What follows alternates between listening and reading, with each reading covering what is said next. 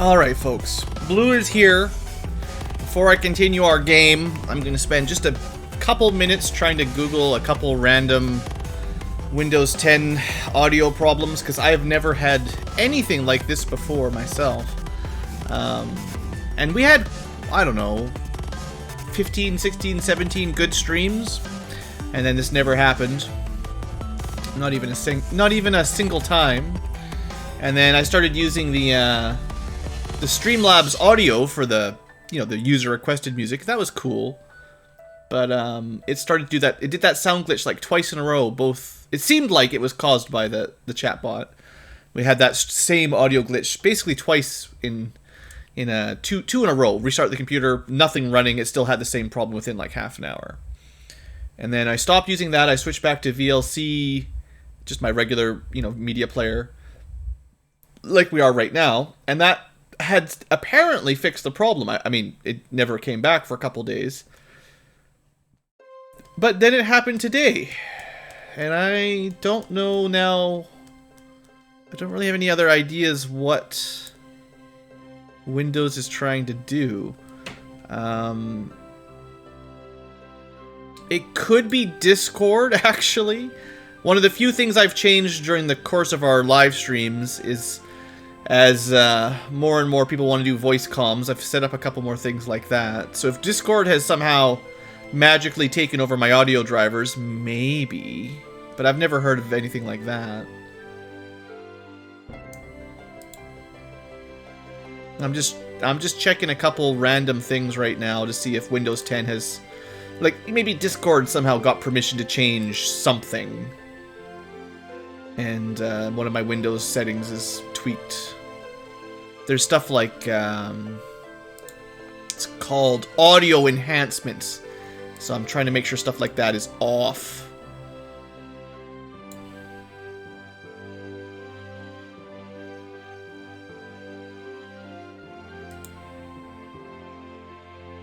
But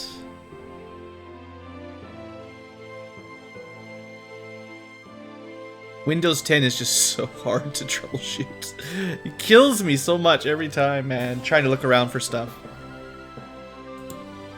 I must be getting old. I miss the other Windows systems that was comparatively a lot easier to find my settings. You just go to Control Panel and everything was there. Get off my lawn. Now, unless you know the name of the software, to just type it in yourself. mmsys.cpl. Sure. Maybe that's gonna work. Yeah, mmsys.cpl is the old sound settings that used to be able to get to easily in Windows 7 and XP and everything around that timeline. But in Windows 10, you can't get there any other. So let's see if anything's changed in here.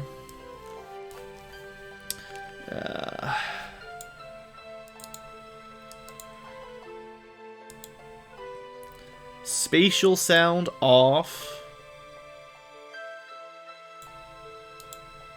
I mean, I never really like it when it says allow applications to take exclusive control of this device.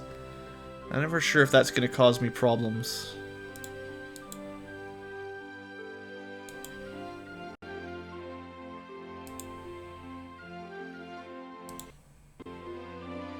That was my end. Don't worry about that little jump. Communications, do nothing. Okay. I like that. It wasn't my microphone specifically, so it's not like I'm worried about that. It had to be like, I guess what I'll do, maybe tomorrow or something, I'll try. Hopefully it doesn't happen again tonight, the glitch sound effect. But maybe I'll try reinstalling whatever sound drivers I can find. Because my guess right now, it sounds kind of like sound drivers crashing. Or something along those lines. Because I can't think of much else. Audio ducking off. No, it's it happened this time without using the Streamlabs music fella. That's why I'm so frustrated, because we had two audio glitches in the middle of the Streamlabs audio session, But now we've had one tonight with just the VLC playing. And I've never seen that before.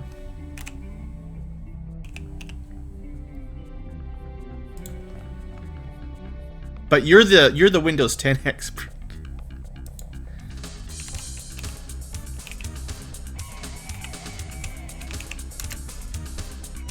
Oh, also for all of you guys on Twitch. Boom! The Ankylos have arrived on Twitch.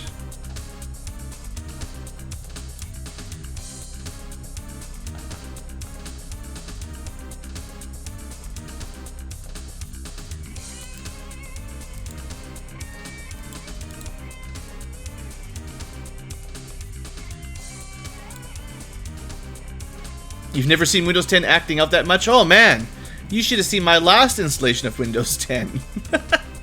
It was way worse than this. Windows 10 has never given me a good time. It has always broken more things than fixed.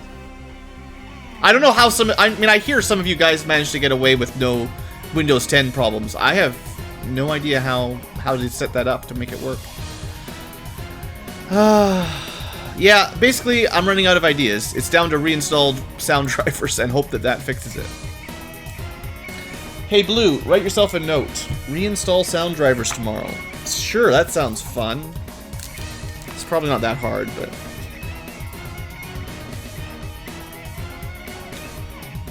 just a matter of tracking down the right ones. Okay. So many BlueAnkylos. Oh, I have not... Note to self. Someone was talking about this last live stream and I forgot about it. I need to make myself more notes. I always forget everything. Resize YouTube emotes. Because there's two that are wrong, like they don't match up. Which is really weird. So I have to try to figure that out too. Okay, well... let's just keep our fingers crossed that the game doesn't, or the Windows doesn't strike me down again. Oh, I should probably take that off. Let's load up a save and figure out what we're doing.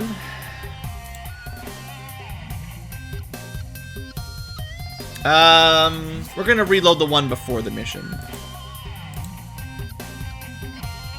It's the purple and orange ones, yeah. So, we've had a couple questions about, like, what do we actually need to do differently to survive one of these civilian maps? And then I got distracted by the whole everything falling apart on me question.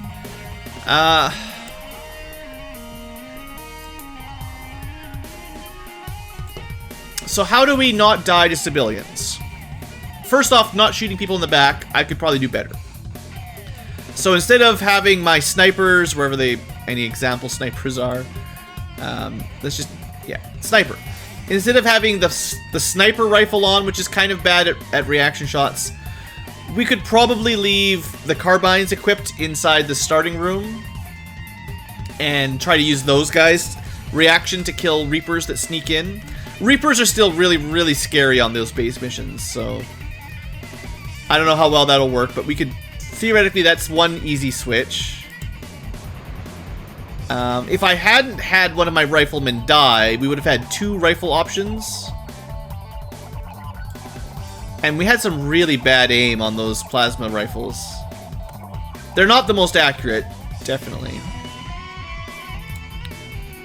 And we could make these. They're definitely more accurate, but they'll do even less damage.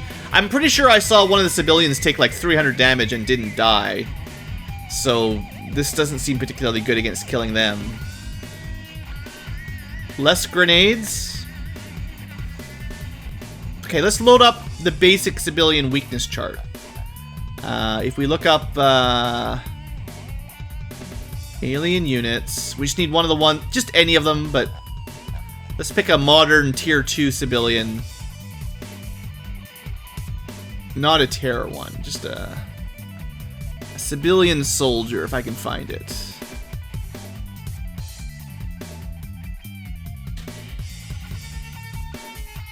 Civilian class analysis. Oh, here, maybe. Miniguns for everyone. So, soldiers are tier 2. We're fighting warriors, the tier 3 kind.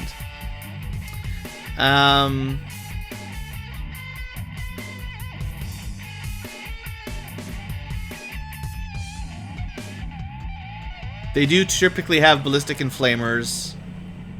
I was looking for... I want to see their armor weakness, though. Like, what type of damage will work best. I'm pretty sure it's supposed to be... I thought it was chemical first, and then laser kinetic fire, or something like that, but... I need a better example here. No.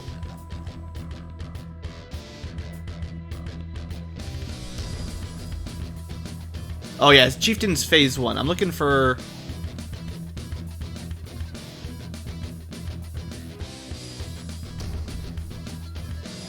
Where's my civilians? I just want like a regular civilian guard. I'm sure it's in here, I'm just blind. Didn't I already skip this song? Come on, game.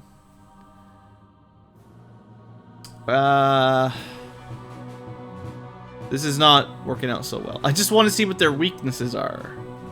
This is probably one of the downsides of X-Division. They add so many entries into the Xpedia that finding the thing you want to find is really hard. Look, I found Sizen Soldier. Where's Civilian Soldier? There we go. It doesn't tell me anything. Where's the guy? This is part of the problem. Okay, maybe the autopsy, the basic one.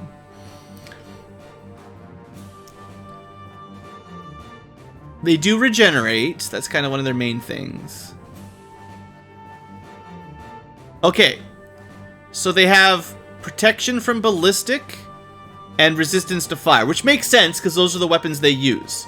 So some ballistic protection, actually a fair amount, and also not particularly weak to fire. So flamethrowers and flame grenades not particularly effective.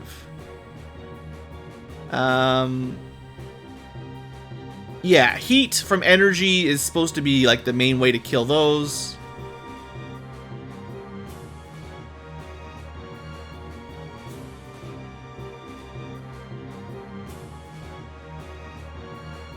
I did test out a couple of those advanced chem grenades. They didn't seem to do much. I guess energy is really our best chance. The chemicals that we used didn't seem to affect them hardly at all. They just ran away and didn't die. And, I mean, incendiary always works, but... Yeah, so basically, energy damage against these guys, and, as usual, kinetic damage against the Reapers. So I haven't really learned anything. Unfortunately, we don't really have enough time to, like, rebuild a whole bunch of new power armor. Like... Even if I wanted to make, I don't know, 4 more sets or something like that. Well, we could probably still wait a day. We don't have a ton of time, though, before the base upgrades and becomes absolutely impossible. So we have to clear that alien base fairly soon. We can't just wait around and build more stuff, really. We have to do with what we have right now.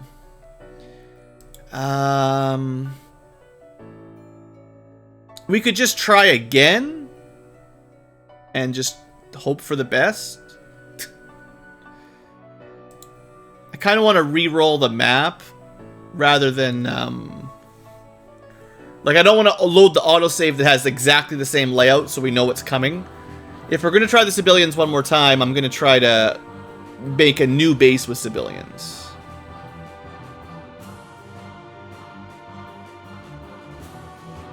I honestly don't think...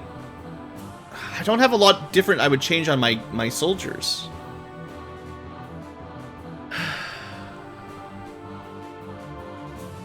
Well, the power armor that we were running through was... The thing is... They do take damage. So you have to have someone following them up with a medkit, because they can't use a medkit if they get injured. Even a small amount of damage causes a wound, and then they're going to slowly bleed out. So you've got to keep somewhere reasonably nearby someone with a medkit. I do have 4 power armor. And 1 shield guy. And a tank. Have I tried overwhelming firepower? If I had more firepower, I'd be happy about that. Their armor does, yeah. In a long mission, too, that's kind of the downside. Now, to be fair, their fire armor is not shredded. It's kind of a weird mechanic. But whatever it says in Predator armor, armors is a weird subject here. Their incendiary and armor reduction, that's minus 55 per incendiary, minus 45 per chemical, will always be that. Those armors don't get shredded. Energy and kinetic share the same variable, so anytime they take a bullet or an energy shot, whatever, plasma or whatever they've got, those 2 armors are both being shredded at the same time, no matter what damage. So those are kind of shared shredding. And these are these are not affected by shredding. You always have that armor. Even if you have 0 kinetic, you still have all your incendiary. By the time you have 0 kinetic, you're dead. So don't worry about that.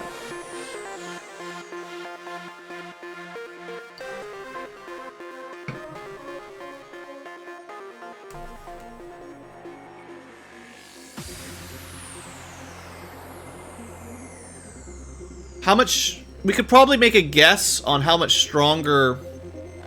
So, like... We've seen a lot of the Phase 3 alien energy weapons. Like... So this is a energy wave rifle that does 80 damage. The photon rifle does 75. So... Those are like the Sizen's Tier 3 basic weapons. Or, well, advanced. They upgraded those from basic weapons, so we can see like the difference here. I'm just gonna make a kind of a guess. So Neutron went from 60 to 80, and Plasma Rifle Alien went from 60 to 75. So between Tier 2 and Tier 3, the energy weapons went from around 60 damage to around 75, 80 damage. If we compare the flamers at Tier 2, a flame rifle. So many flame weapons. They weren't really using cannons, to be fair. It was really more rapid-fire flamers. So these things did 35 damage at Tier 2. What other options? Flame cannon was 45. But that only shoots 1. Makes sense that this does more damage because it's just 1 AoE. They really didn't have a lot of fire weapons in Tier 2, I guess. Everyone in Phase 3 has a fire gun. But I think we could assume that their flame weapons are going to do at least plus 20. Just like the energy went plus 20. So they're probably doing at least 55 or 60 fire damage per hit. And if they're doing 55 to 60... We might be just on the edge of Incendiary not working on Predators. So maybe I need to rely on them more for reaction fire. Because if they still are doing like 0 to 5 damage, we're going to just run them out. They actually don't get shredded for fire damage. And then kinetic is also probably not overnight. I guess it is Predator. Dang it. Do we want to bring more power armors? Like, technically, I could borrow some power armor from Team 2 or Team 3. You know, we've got more sets of it if we want. I'm just worried about not having anyone that can use grenades. If everyone wears power armor, then we can't use medkits, we can't scout, we can't... And we also don't have access to, like, reaction fire... Carbines, snipers. There's a lot of things we miss if we only have power armor. Team 3 doesn't just loan out power armor. You might not get a choice.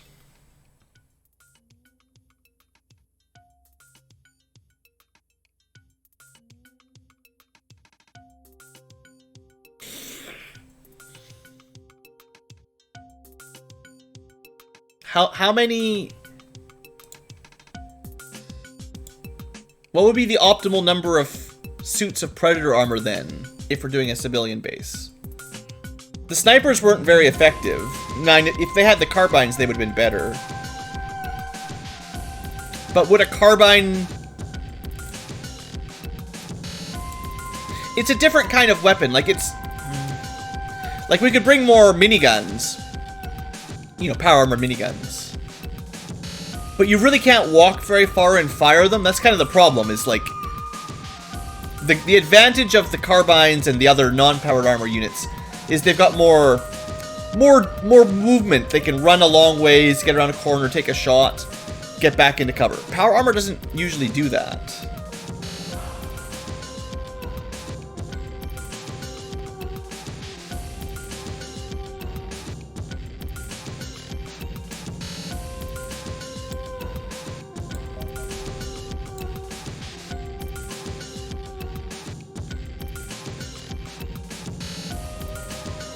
You know what? It's for science.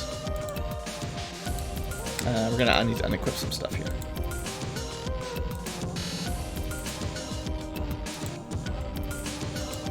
Just, that.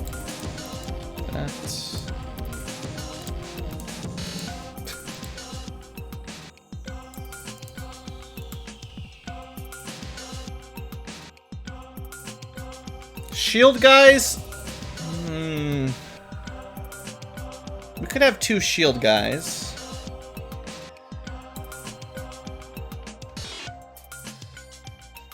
The shield guys have no real weapons to do damage most of the time. This is also basically admitting that we're not going to capture anything by switching to power armor, because power armor doesn't really have any good well, we could try to bring some EMP cannons. 8 power armors and 2 shield guys? What do you think?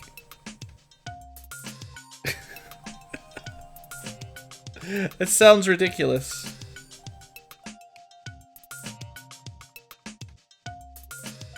We could go... We need more stunning power, yeah, I know.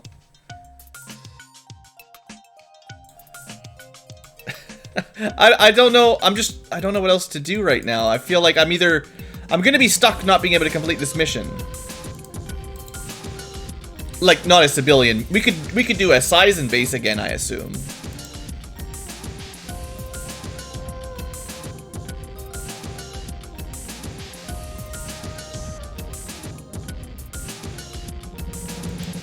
All right, we're gonna try something different.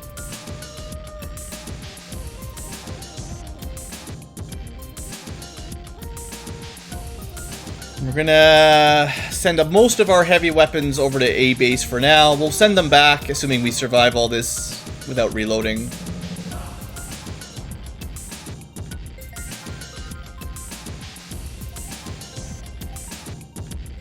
You know, the mag minigun might be good. I don't know. Good, well. That's a stretch. The grenades weren't... They did not seem to be very effective. That is for sure. Where's all the rest of our unequipped armor?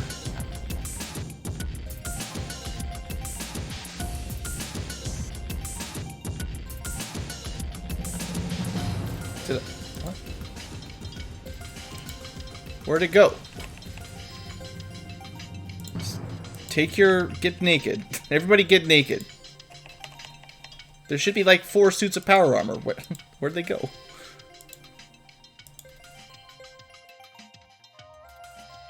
Oh, maybe I didn't sort it. Yeah, that's probably what happened.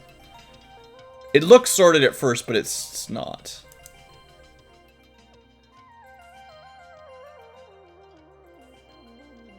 You could send them some backup shock... But no one... If we're going all power armor, we can't even hardly use shock charges. I mean, we can have a couple, but... It's gonna be pretty tough. Well, actually, I'll just build a couple. They build super fast. I mean, we're gonna give this a shot again. I'm gonna try the power armor strat just to see if it works or not. If it doesn't work, it's just for science. You know, this stream is like totally thrown off, so we're just doing whatever. Also, where the heck is our power armor?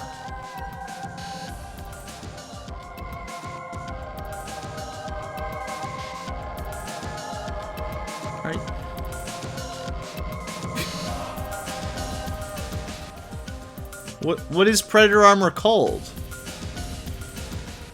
Oh, it's an original, so it doesn't have X in front of it.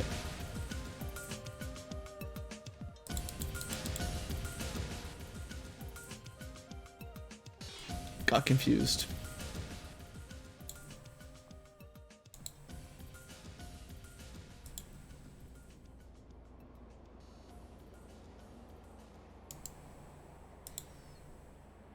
Gotta remember to return these things when I'm done.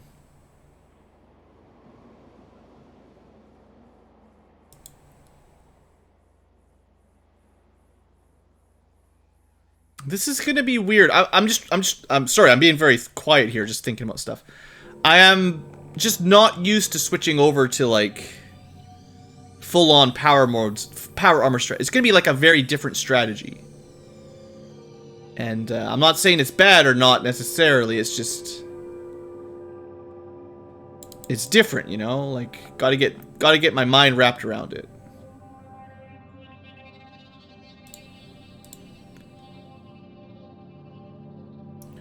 Well, did you guys... if you weren't paying very close attention, Robert, I did send the shock cannons over. It's not like I'm ignoring that I would like to capture.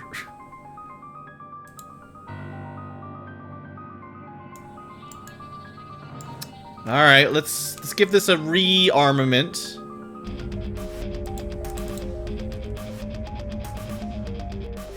So...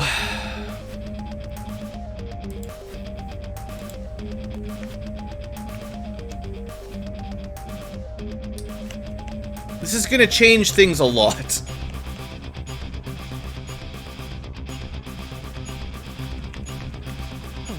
It's gonna be just vastly different kind of strategy here.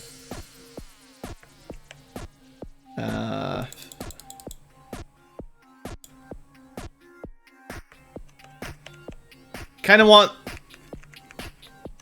like, the low accuracy guys to be the shield guys. Everything's all mixed up today, that's for sure.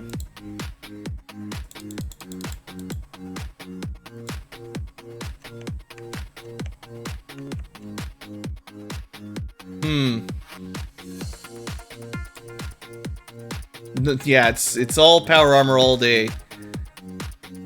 I'm not sure what we're gonna load our guys up with yet for power armor. I'm just gonna... I guess we're just switching everyone to power armor, seeing as that's kind of the strat. Well, it's a strat.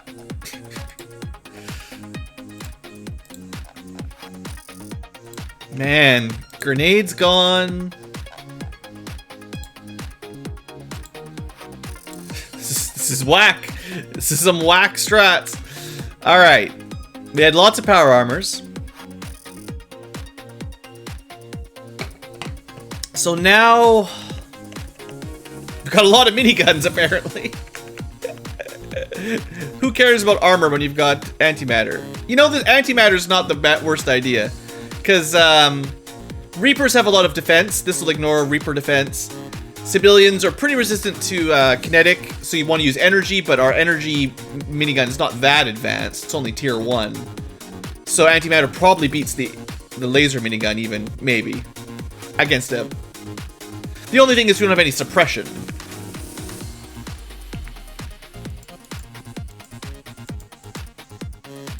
And then, of course, the idea was, like, maybe trying to get some captures.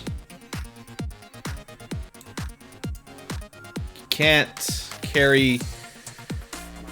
they're too heavy! So what do we do? We're not even doing rockets this time around. If this team fails again, there won't be another mission for them. That's rough. I still want to bring a couple of those, maybe. So, if I don't bring EMP cannons or shock cannons, it's gonna be real hard to catch anything at all. Now, sure, 2 shield guys that both have shotguns. Oh, I need someone with max strength to be a shield guy. It's already hard enough to get them fully equipped.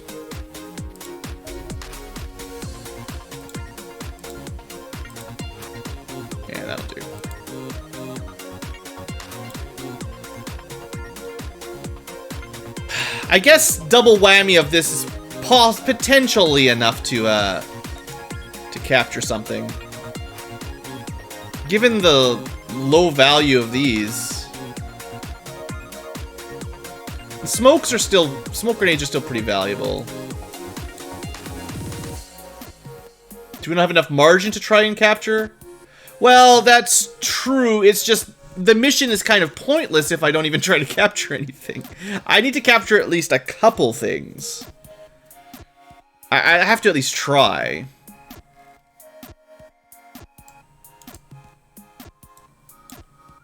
These chemical grenades seem to do nothing.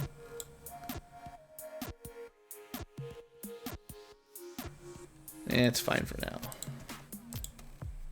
This gives us, you know, 10 shots of shock. These things do a ton of shock, so theoretically 2 of these might be enough to capture something if we get lucky.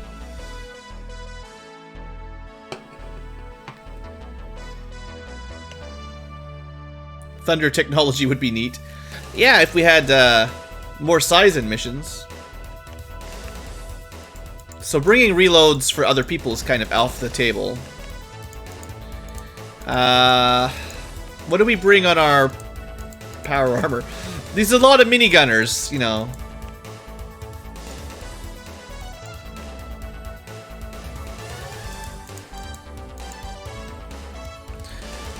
So what do we bring? I think that's all of our antimatter miniguns. We did have a lot, but we've used them all now.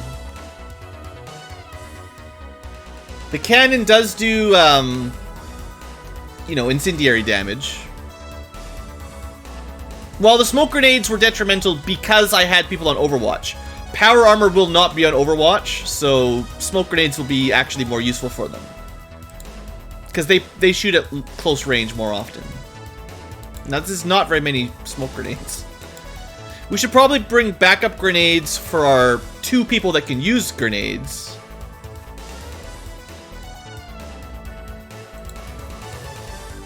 On the other hand, we could give them an axe.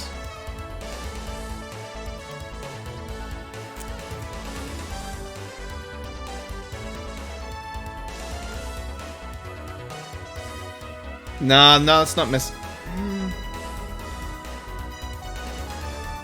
I don't know. It's a lot of damage. 5 weight, so...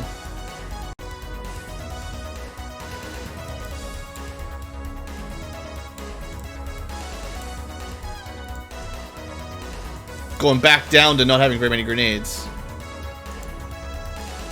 Okay. I think that's still slightly superior. Stun, maybe. Axe killing. That doesn't cost very many time units. You could try to bring a backup shield to drop on the first turn. We'd have to not have a med kit here. This is getting a little bit whack. This whole mission is whacked.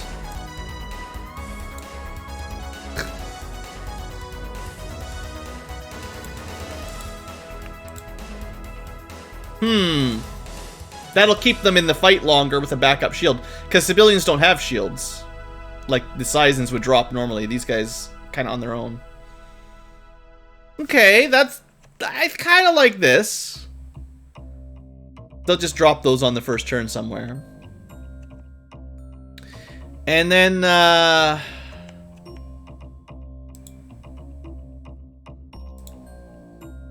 think our only capture is going to be bringing a couple shock reloads for the guys that have shock weapons.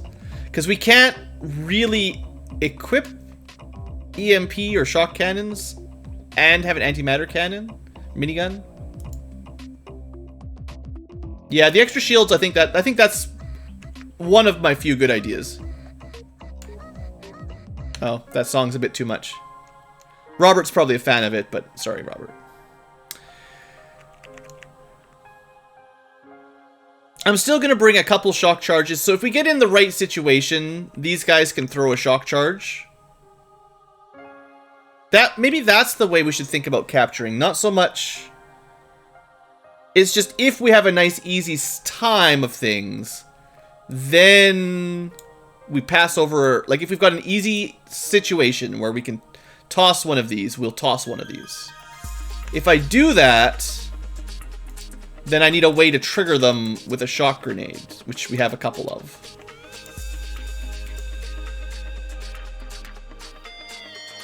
We don't have very many, but we'll bring enough to trigger a couple EMP charges. Okay. I kind of like this idea. I am very confused right now, though.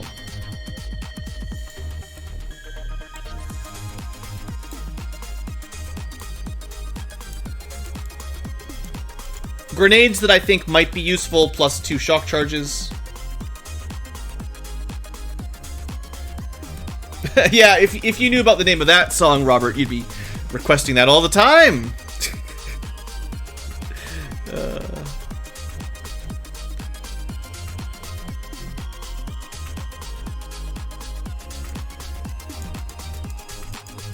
Okay, 2 people with spare smoke grenades. This is 3 shock charges. This is going to be our way to capture. It's going to be these things. And,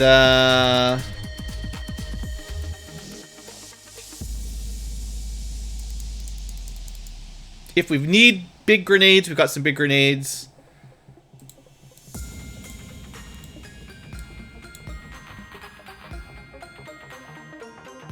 I mean, if we want to try smoke, like stun gas, we'll bring some.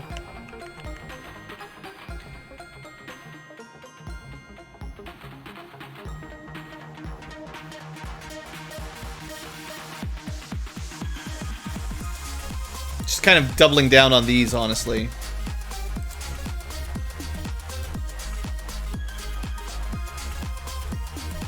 Oh, if I feel like chemicals would help, you know, we'll bring a batch.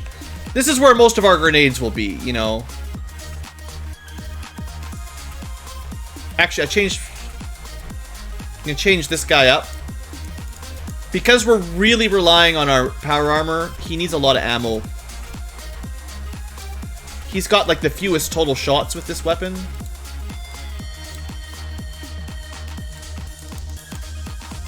And these things are kind of heavy, yeah. That's fine. That gives him 7, 8 full volleys. That's not bad. And we still have some with extra smokes. Purple, green, explosive. I would expect the most used grenade might actually be the smokes, so we'll bring more smokes. Oh, I was gonna... yeah. I think that'll be enough charges, to be honest. Okay, so that's giving us 1, 2, 3, 4, 5, 6, 7, 8. That's a ton of shock charges. That actually gives us some good ways to capture. It's going to be very specific, though. It means one shield guy throws a shock charge, the other guy throws a shock grenade. That's not going to happen very often. And then we've got 2 power armors. They're just going to carry spare ammo for the guys that have less strength or less spare inventory, I guess. I mean, I have no idea how well this will work. This could be completely a fool's errand. And we could still bring some spare med packs. Just like last time.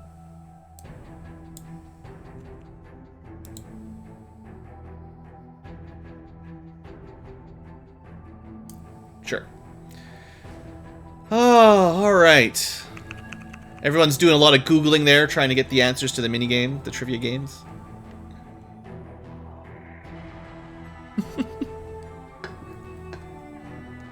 Blue's Google Simulator. Alright. I still think we can drop medkits on the first turn. That's still not a bad strat. That wasn't our problem last time. Having some backup medkits isn't going to be a problem.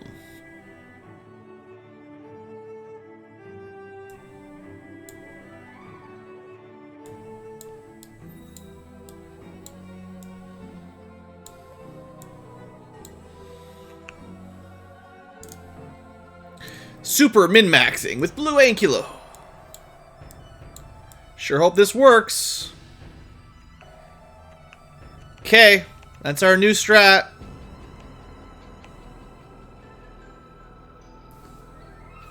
It had to be spellable because that was the secret. I figured that was a pretty good question for the trivia game, honestly, because you have to use her name as an input in the game to finish her quest. So, it seems kind of appropriate for a trivia question.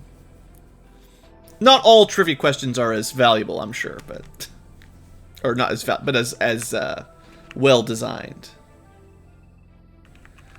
All right. We're gonna start recording again. I don't know. I'm probably just gonna delete that last episode because nothing happened, and then the audio glitched out anyway for who knows how long, and the future tubers don't need to know about all that. You know what? Actually, the future tubers don't even need to know about how many times it takes. I'll probably cut that video up and keep the first half, or the preset before the mission starts, and then we'll just cut to once we get the mission we want. That'll work okay. They'll see a cut, so maybe they'll be suspicious.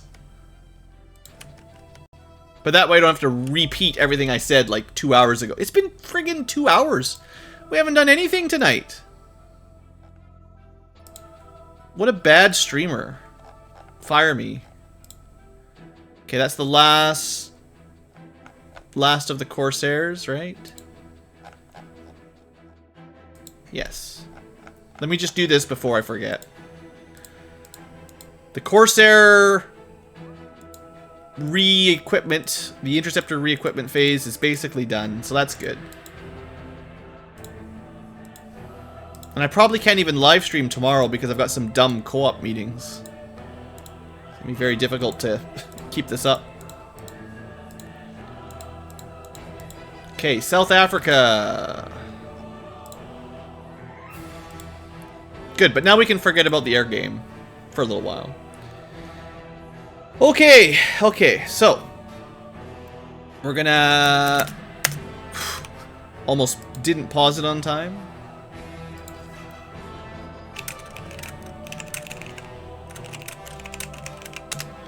Let's try this again.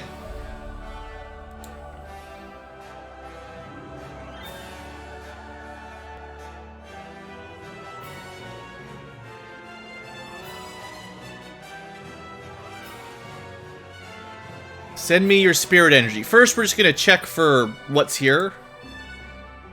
If it's... Because, you know, we have to actually get the right species again. Of course, if it's this base, I'm just going to reload it anyway. Because this is insane. It's an Andron base! Woo! Androns! How strong are Androns, you think? This is why power armor is so good. I just want to see... We're going to... Well, we actually have armor-piercing damage, but... Yeah, I don't want to deal with that right now. That's the other species we haven't seen in Tier 3 yet. But I'm not doing that one. Maybe the audio glitched because I did too much save scumming. You know, it could be related. Do you guys remember the night that that we had the first couple audio glitches? Was that a night where I was doing a lot of... This is another Andron mission. Was I doing a lot of reloading? I wonder if that's the trick. If it starts bugging out as I reload a bunch. Maybe? Something to do with the game more so than Windows 10?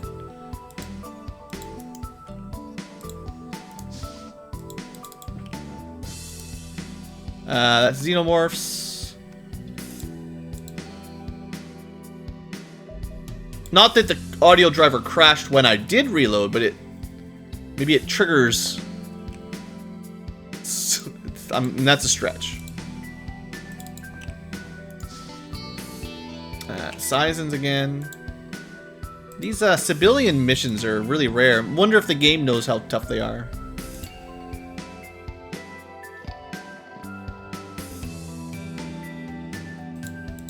These 3-door entrances are terrible too. I don't even want one that's like that. Like, it's gonna be so difficult to hold a 3-way entrance compared optimally we get a room with 1 door. And we're not getting that. Ooh, red space. It's probably Andron map. Yeah. Androns get kind of the red sci-fi rooms. Civilians get the green ones. I don't remember. Seisons have a special room too, I think. Maybe the med bays. Kind of look more advanced tech. There's a little audio crackle. Was that the beginning?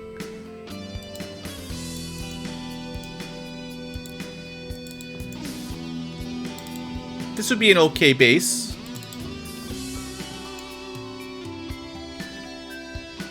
Okay. Okay. One entrance, relatively short passage compared to the last base where it went on for half the map. So they can only snipe us from this corner at max range, which isn't so bad. Now I wish I had my regular team, because this would be... But I'm trying not to save scum for a good map. This is also the first time we saw Reapers.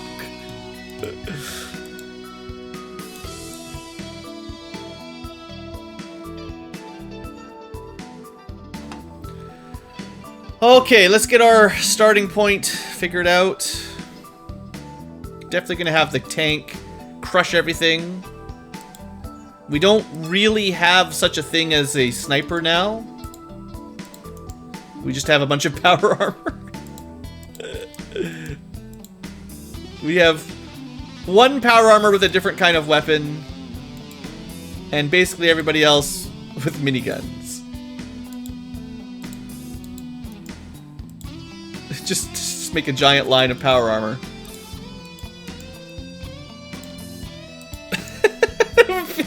Best strategy ever. Come on in. Ducka ducka ducka ducka duck.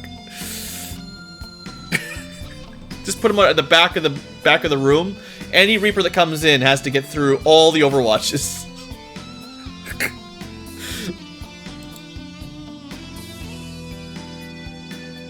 I sure hope this works.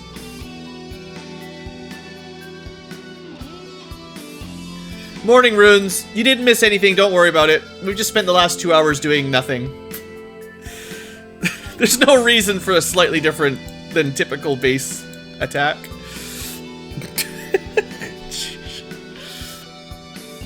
I'm gonna start recording for the future tubers again. Hello, future tubers, and welcome back to... depends on how excited I am in the future, but probably... Probably this is cut in, and then the last portion of the video just cut out abruptly. Because I reloaded until I got the right aliens, and you missed nothing else. Don't believe anything the Twitch chat tells you. Also, the loadout might look a little different than you thought I was sending. That's weird. I don't know what that's all about. That's totally crazy, right? So, like I said, don't worry about any of that. But for real, yeah, the civilians crushed us. They completely crushed my dreams. And, I'm a very sad Ankylo. So we're trying a different strat today. Today's strat is brought to you by Power Armor. Power to the armor. What? He's been save scumming. Don't listen to Tim. I actually haven't... Well, I guess it depends on what you consider save scumming. I don't, and I won't, reload in the middle of a mission. So, if that's your definition of save scumming, we're not doing that. But last mission was such an epic failure that I did abort it and reload to try some different strategy. Because clearly what I did last time was not working. So, there's Robert again. Anyway, the strat is, for now, mostly power armor. If you want a further explanation of why mostly power armor, just because incendiary damage is pretty much kills you if you're not wearing power armor right now. And we don't have any better armor available, so, you know. You can see we brought some grenades and shock charges and stuff for our shield guys.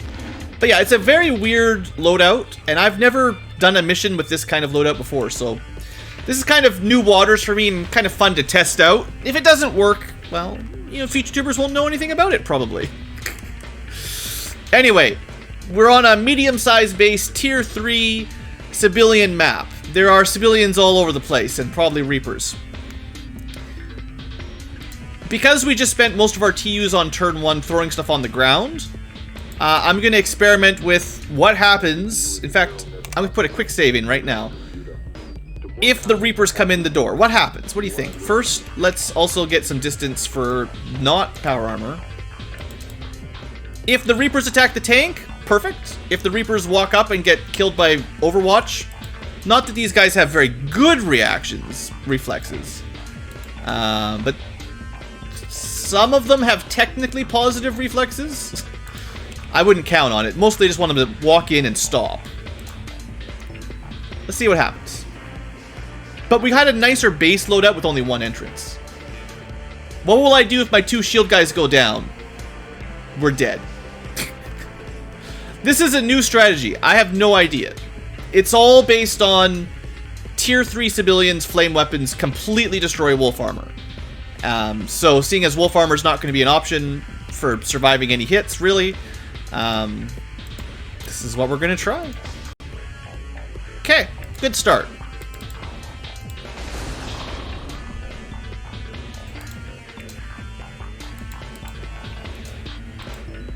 What I'm gonna do is, because the door is open now, I don't want to take any shots from the end of the hallway. So that's a temporary door. And I want to keep everybody away from the door, basically, because if we can survive the onslaught of Reapers, then we can start moving out and killing civilians. There's one. Dang it! Sure, you get your reaction fire after someone gets chomped. Get ready for grenades. We've got lots of explosive protection, right? Don't poke too many holes in my silly strategy. The backup strategy is to just not do civilian missions right now. Reapers are terrible. Who invented Reapers? We got lots of backup medkits, but okay. Let's open the door and kill another Reaper, or at least try. I might just block the entranceway with the tank either way now. If I go through it, I break it, but if I stand here, well, the tank can take a hit this turn.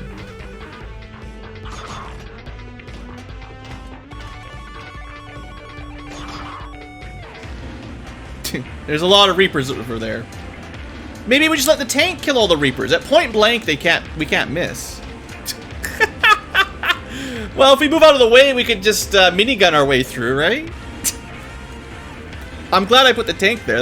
That seems quite smart in hindsight. So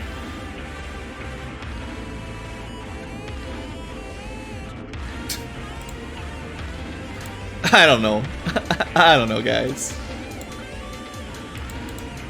We're gonna try to kill the most dangerous one.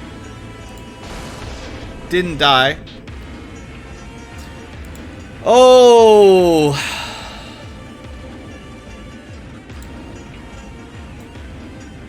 Boy, I wish I had a flamethrower now. No, you gotta get out of the way because you kind of waste your TUs opening the door. Should do some damage. It's cool. We got a lot of antimatter here. I've never seen them group up quite this way, so this is kind of fun.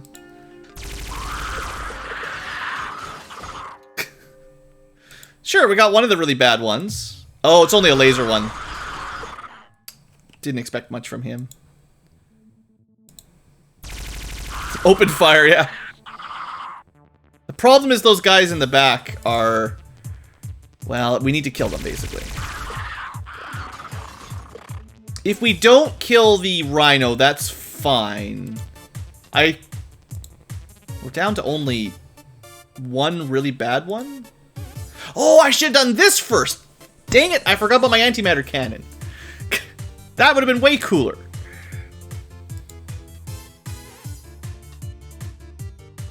That's fine. The main thing is I just need to thin the herd down. so the tank can survive a turn. Ignore the RPG. Well, it's such a situational weapon. Yeah, this was the perfect chance. I know. I just didn't think about it. Would have been awesome. I'm sorry. If we get another situation with 15 Reapers all in the doorway, I'll try it. Yeah, those guys don't hit as hard. See, there's more. Don't worry.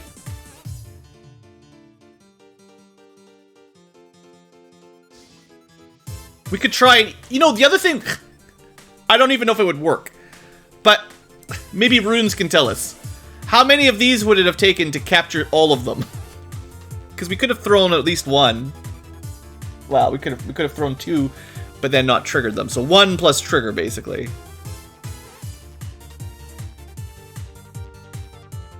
I wonder.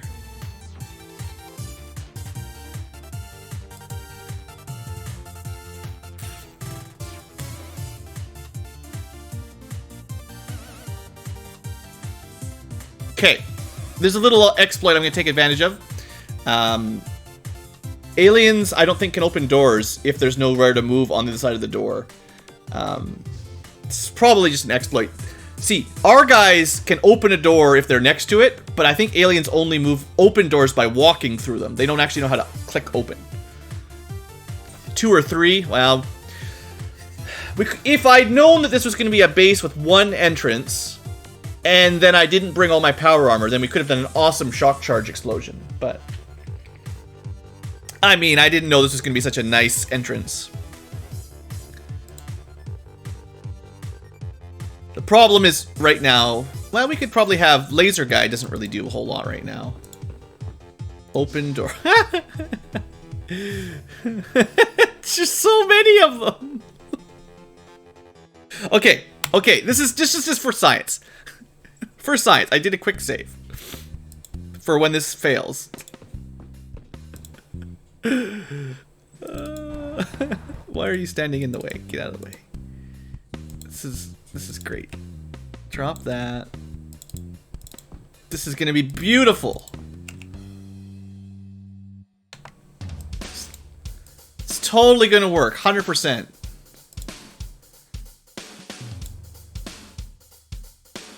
Optimally, the blue goo doesn't hit our tank.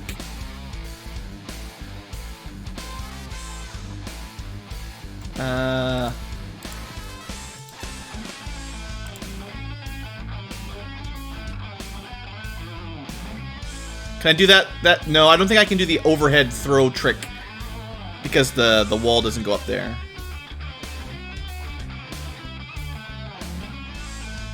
That won't hit the tank.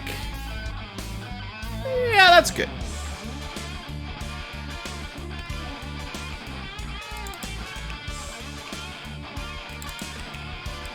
I don't have a ton of faith in this working, but hey. This is what science is for.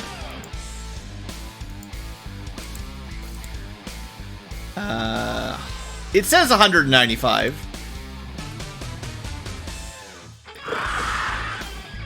I think we got one of them. Alright, the rest of you guys open fire, though. Seriously.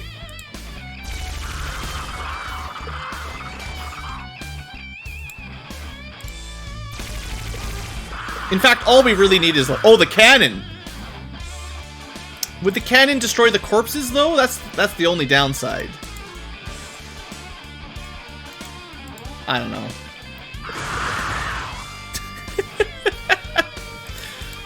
The guy that fell asleep might be dead. But that's a good call. Doesn't destroy loot? Really? I was under the impression that this would definitely destroy loot. Neat. Okay. That's a lot of dead Reapers, though. That's pretty cool. I wonder how many Reapers a medium base has. That's got to be, what?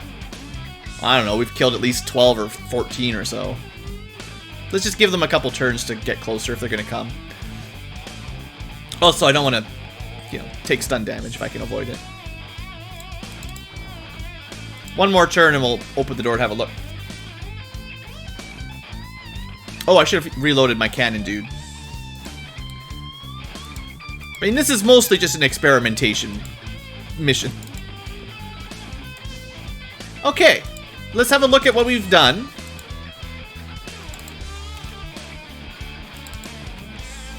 We've got a captured Omega, a dead bull, that's 2.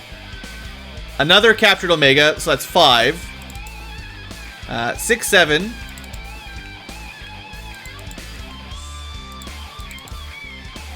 We'll continue counting with someone else.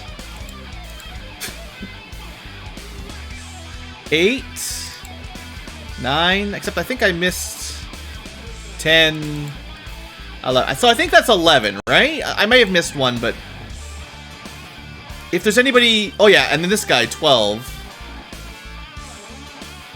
I think we're at 12 then. Antimatter cannons don't destroy loot like other cannons. Oh! Well, that's definitely a +1 for antimatter. I didn't know about that. That's very nice.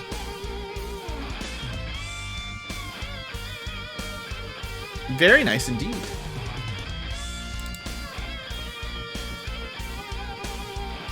Does it say that on the weapon tech screen? Because I didn't read it very closely, probably. Alright. So, good news. Probably most of the Reapers are dead. There might be a couple left, but the trade-off is low ammo. Well, that's alright. I mean, I wouldn't say this is the hardest part of the mission. It wasn't well, the Reapers technically got 1 kill on us last time, because that's what caused the friendly fire, so at least that part's done. Now we find out if power armor can actually clear this entire base with a couple shield guys.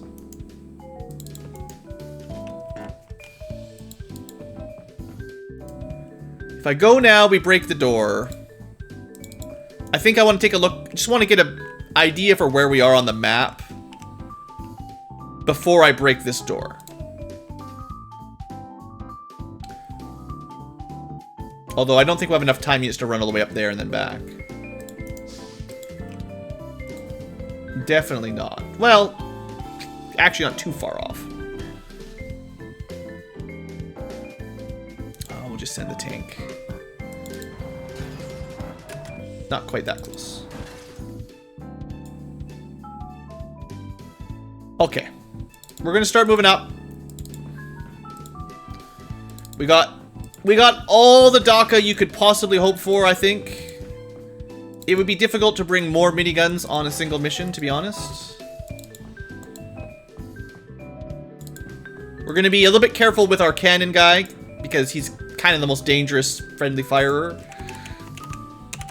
And, you know, just waste some of his TUs for fun there. Okay, so now I just got to play smart. That was pretty effective, though. I mean, okay. This wasn't just my strategy. The point is, one choke point in your starting room is a really nice base, so that is definitely one of the better starting bases. We got ourselves a this is the tier 3 civilian leader, I think. Be kind of nice to catch him, but you know, we're not really worried about that. I don't know if the tank's gonna be able to do much here. We technically have, like, we've got more EMP charges. Is it worth trying to get him?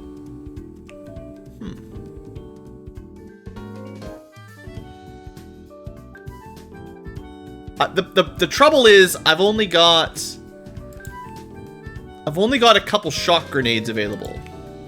I already used one. In fact, that does remind me. I have one backup. Yeah, here. Let's move that over. As my, as our shield guys use grenades, I should try to remember to restock them. Like, I used one smoke grenade as well, so, for instance. Switch that over. Because we can keep them stocked on grenades pretty much the whole map, as long as we're not so totally dumb. Well, let's see if he comes closer. He probably won't, but if he comes closer, there's a couple options. I don't think he did. Yeah, not getting a shot from there, but from here.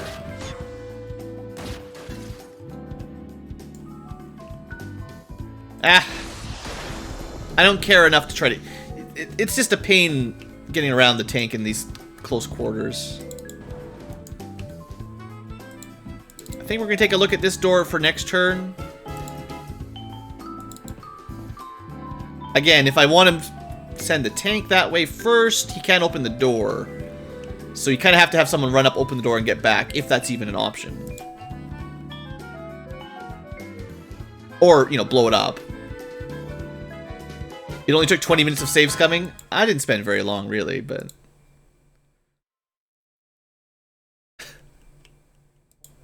It's not like Chad has ever trolled anyone before.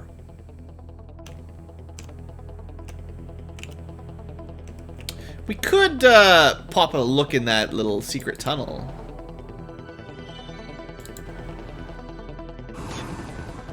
Fire.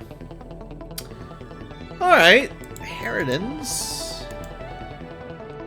I don't know how much longer this tank's gonna last if at this rate. Taking quite a lot of damage already. But I can't just switch them out.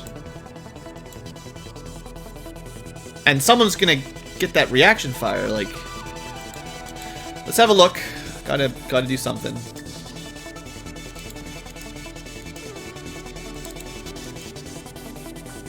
Alright, nothing guarding the door. Maybe we kind of send our guys this way. He's done for. Okay, I got a plan. We're gonna give the tank a space to back up.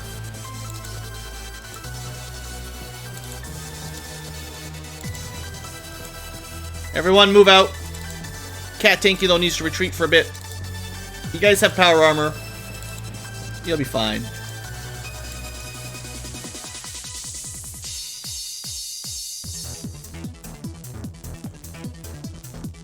Okay, they didn't even move. You know what? We could just kill it. It's got fire armor. Or not fire armor, fire weapon. I didn't need to run away. Just peek around the corner and kill him.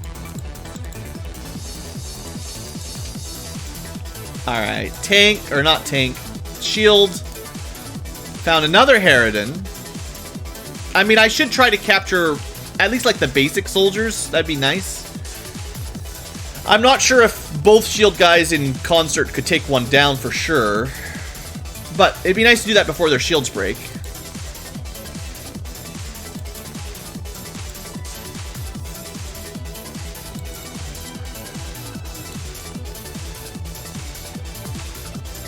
We're just gonna take it real slow. Yeah. Alright, grenades. 63 damage grenade. Oh, I missed my fox armor, sort of.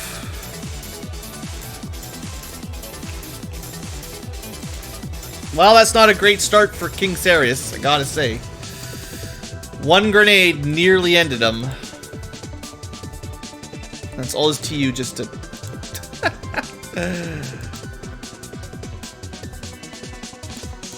Alright. Time for the power armor to really earn its keep.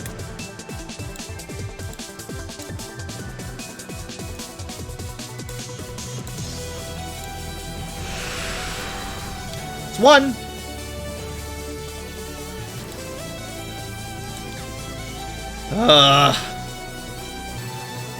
No, I expected grenades, but... My point is, what question do I have? What options do I have?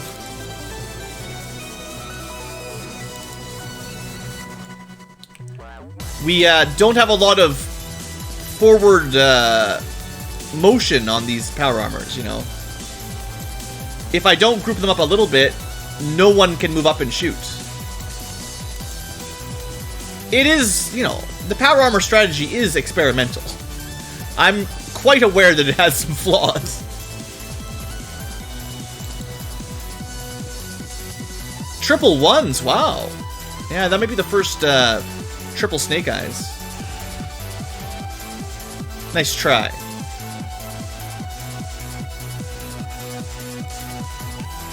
Alright, let's try to keep our shield guys alive. If they go down, we do have a problem.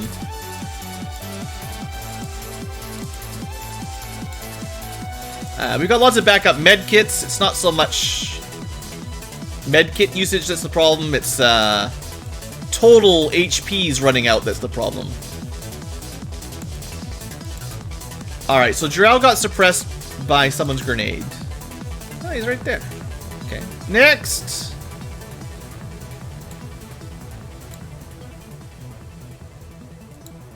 I think we'll be able to get to hear Turd and shoot.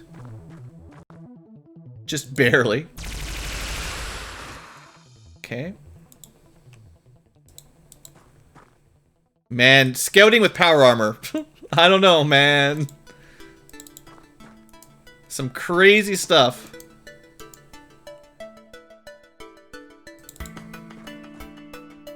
This is why it's so experimental, because I don't really know how well...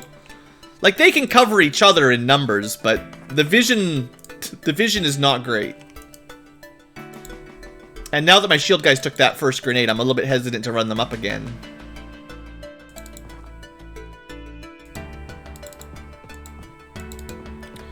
The tank, you know, we're not even going to hold there. We're going to hold here. And the tank's just kind of our rear guard for now. That's probably fine.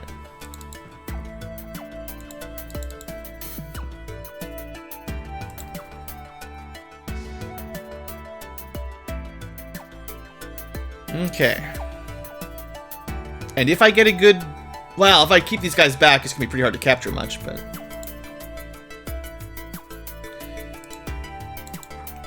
Anything guarding this door? Of course! Regular dude. Let's take a shot from here so we could still... move out of the way a tiny bit, or... No, we're going to play it brave. I figured we'd probably get the kill. Just getting a little closer. Samus doesn't really speak of other than other M. There's one time in every game where she speaks. Ever since, like, Super Metroid. Maybe even Metroid 2.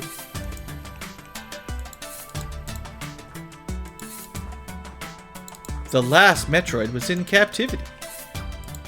The galaxy was at peace. But yeah, she doesn't talk a lot. So there's only a few places where you'd have to look.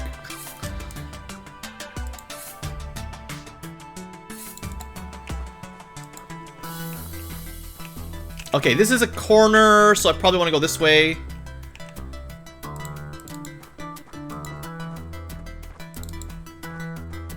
You don't want to look it up and cheat. Well, I mean...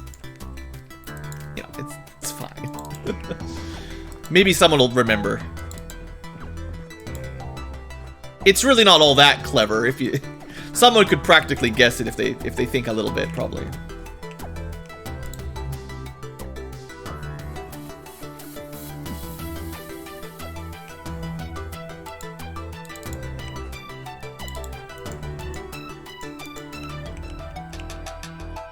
I wonder if there's no room over here.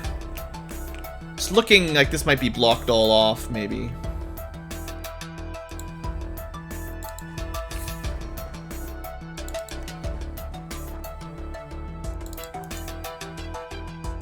Yeah, okay.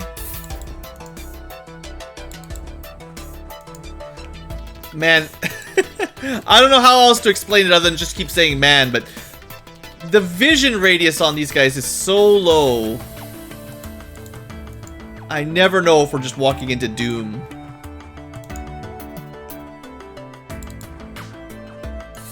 This is why I was so hesitant to try a power armor mission. But you guys talked me into it, and, you know, it had a better start than our classic design squad mission.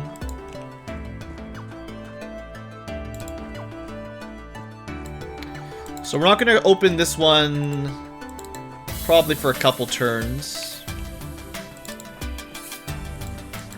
We've got 4 power armors. Oh, yeah, just destroy any cover. Couple shield guys could go wherever we want right now. There should be 4 over here. Oh, forgot one. Alright, Dave, get over there. Hey, Blood Angel.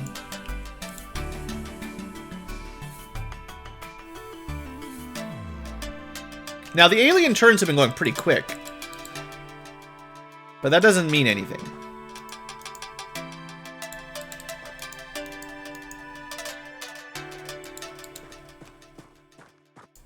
Although I am surprised at how few aliens we've found so far. This feels unusually quiet. It's too quiet. There's going to be an alien right in there. 10 Ankylo points on an alien guarding this door.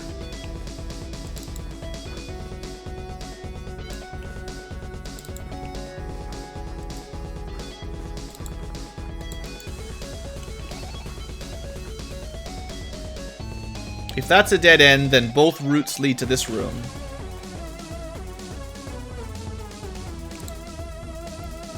I did kill 12 Reapers, yeah. That seemed like... I mean, that's a plus. I mean, you know, medium bases, I don't know exactly how many aliens they have. Well, we found someone that we should try to capture. What kind is that? He's got a shirt and pants. That's, hold on, I didn't actually get my spreadsheet ready. Let me find, all right, my game crashed. That's why I don't have all my stuff up. Stream cap list.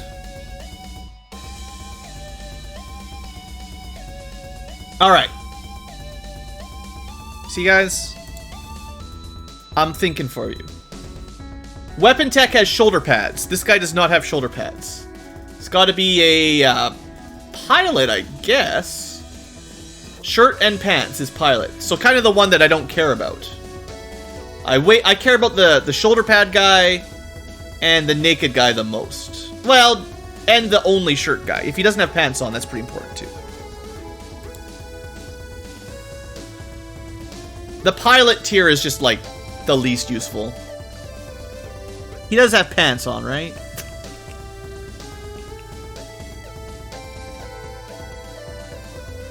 Alright.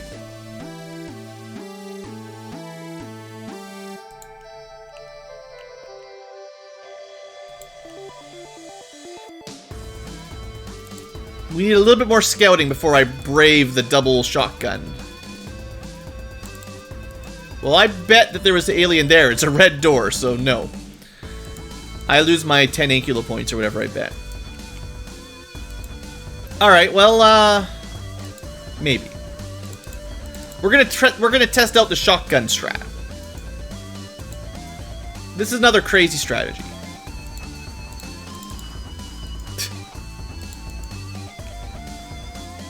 Imagine if Metroid was a girl, though. Yeah, but I read the instruction manual, and it definitely referred to Metroid as a man. Still good to capture everything. This is not the mission for it, though, because if you've noticed, all my guys have power armor, practically. So it's going to be very difficult to capture anything. This is not our standard loadout. But, you know, specialists are probably worth a try at the very least. He's disappeared into the shadows. Probably over... well... nope. Yes.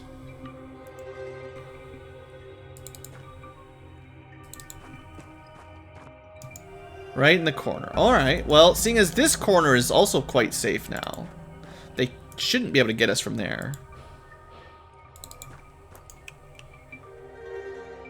I wonder if these guys even get grenades. Because we need to get pretty close to fire these weapons.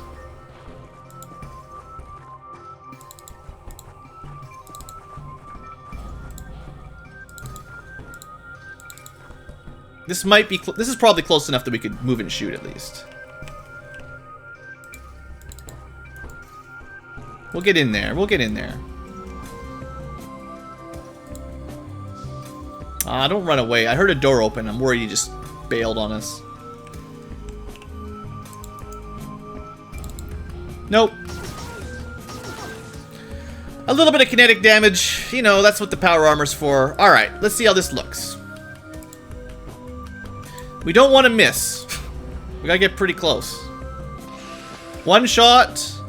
Not enough.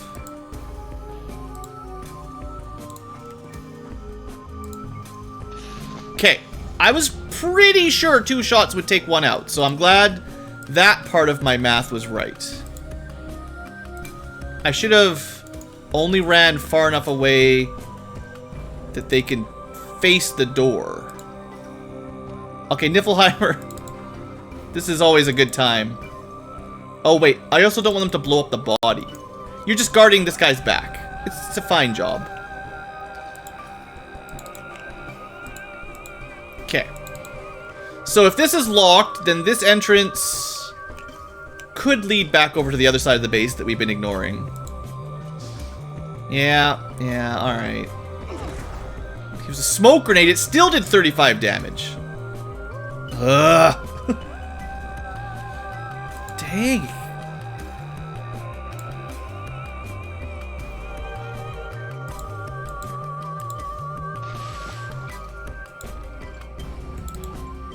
I don't think smoke grenades should do that much damage either. That's pretty brutal.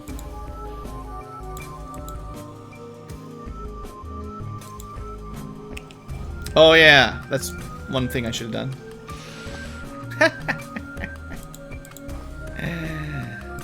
I think I should have axed him. Why didn't I axe him? Because I was trying to save up for some med. Oh, the era of the double shield is pretty much over. Too many grenades that bypass the shields.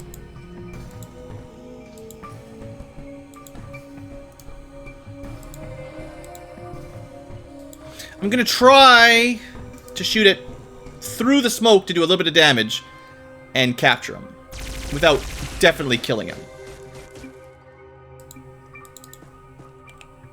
He is captured. So that was this cool Vindicator heavy. He didn't even use that. He just cheated with his grenades. That would probably have killed us anyway, to be honest. 100 ammo. Alright, well, boy, Sarius taking all these grenades like a champ. Here, you can hold on to that. I should really try to keep him alive, though. Stop it! That's the small base, or the medium base operator. Well, we've wandered into a nest here.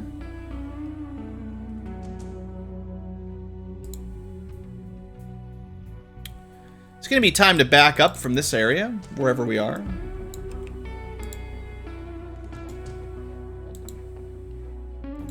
Alright. Sarius still has 27 HP. The only thing that's hurt him so far is 2 grenades. One was a smoke grenade and the other was a whatever, explosive of some sort grenade.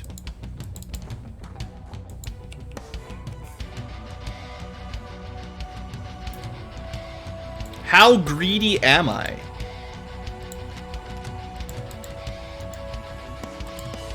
Greedy enough that I'm gonna wait so that we can kill everything else except for the one guy I want to capture. It's pretty greedy. I don't want to group up. I don't know how the AI prioritizes their dumb grenades. We need to reload this anyway, and I kind of wish I had more people over here, to be totally honest.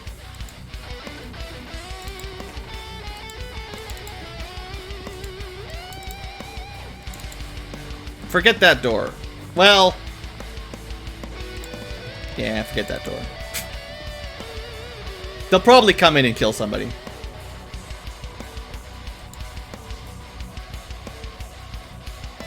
I wonder if I'm getting close to, like, the command room. I haven't seen any of those lined doors, but that does not always mean anything. Okay, one thing we could do is... we probably have enough ammo to destroy a couple doors with minigun. You know, it's not that hard.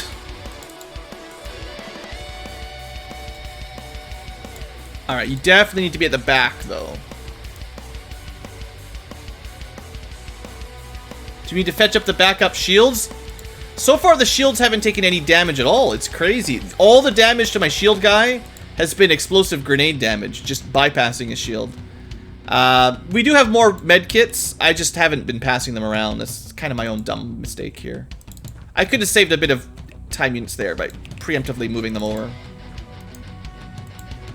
I just was a little bit lazy.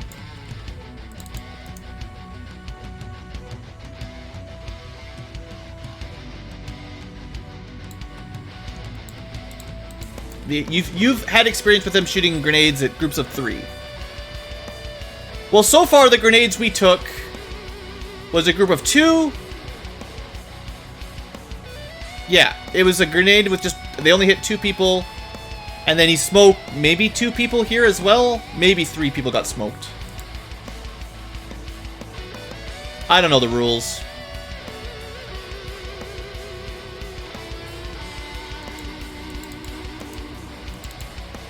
Alright, power armor sniping. That's just a regular soldier. Kill him. Thank you.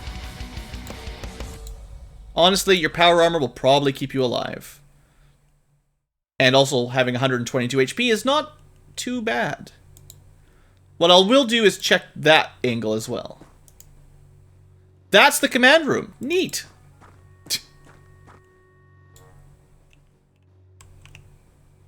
Interesting. Well, this room's going to be pretty heavily defended then. I'm glad I didn't rush in there with 2 guys. Huh? Boy! What if we just threw a shock grenade in there? A shock charge. We got a few of them.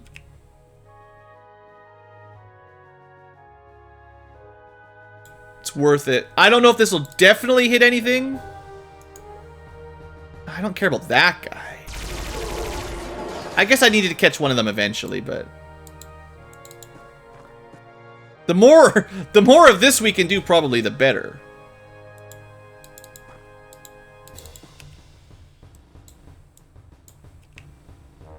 Shoot the door down.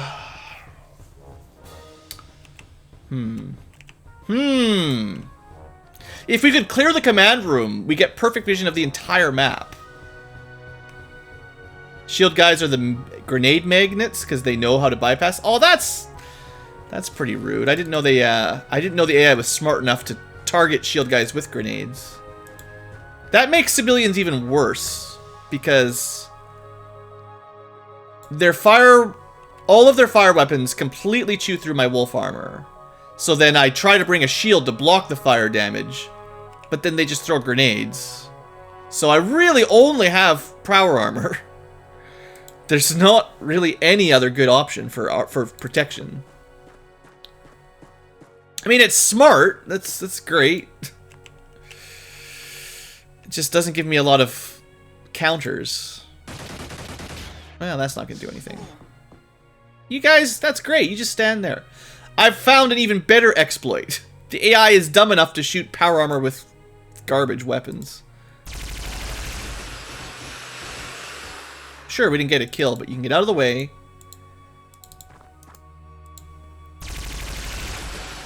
Oh, I knew the lizards would be the toughest enemies. I'm not surprised that this map is very difficult, but we're seeing some difference in who's good at shooting here.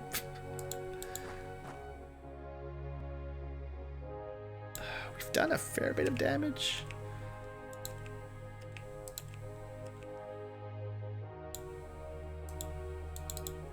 Kind of in the way.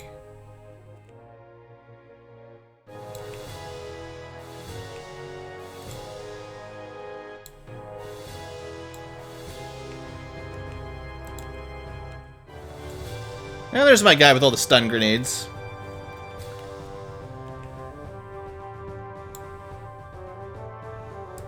I'm gonna try this strategy.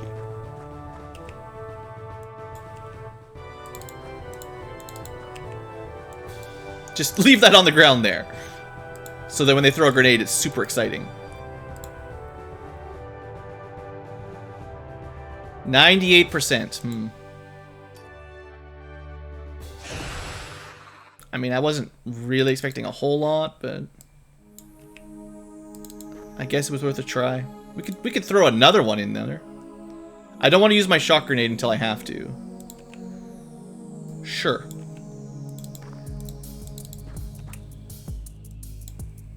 This is also partially sciencing.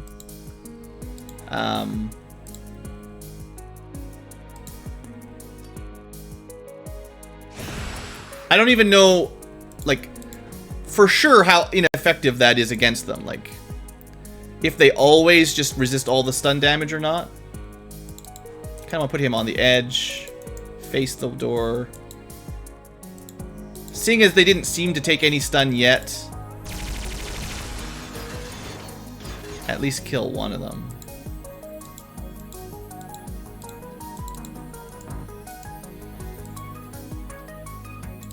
I knew shooting through the black smoke wasn't going to be particularly accurate.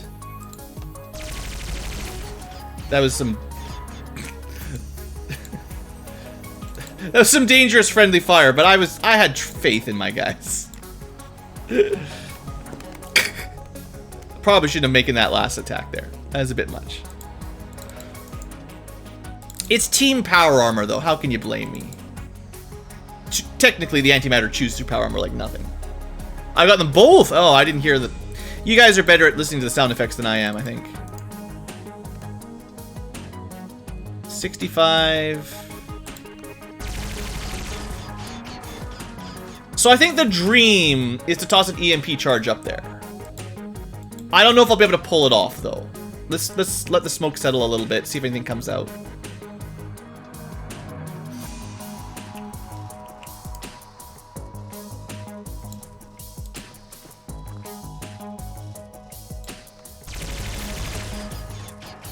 Are these doors invincible? Is, like, if they are, you can probably tell me that much.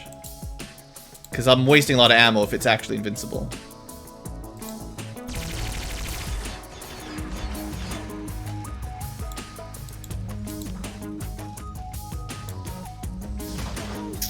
Ah, that's the operator. Cool. The more of these idiots come outside, the better. I do have to keep an eye on my ammo supplies, though. Alright, well, rather than that, let's see.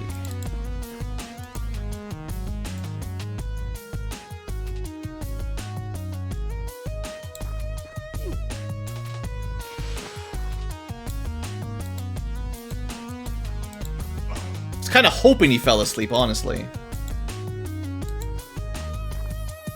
He'd be more protected if he was asleep. We got him. So I'll, you know, try to split up. I don't know. This is a bad turn for my shield guys.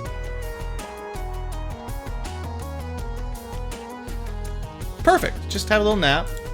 Nothing to worry about. We certainly have enough medkits to wake people up for a very long time.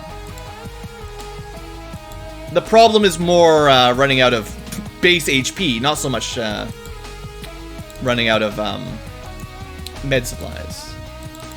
Okay, so that gives us an operator. Or not an operator, well, technically an operator, a medium base operator. Oh yeah, this part. Downsides. At least they don't have too much gear anymore. It's pretty quick. Okay, so what's next?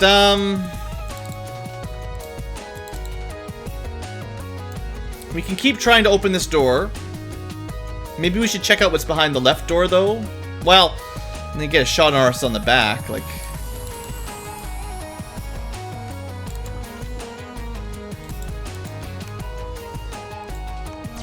Oh no, it opened up easy enough.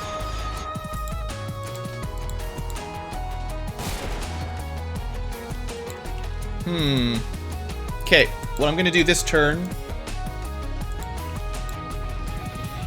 I'm a little bit concerned.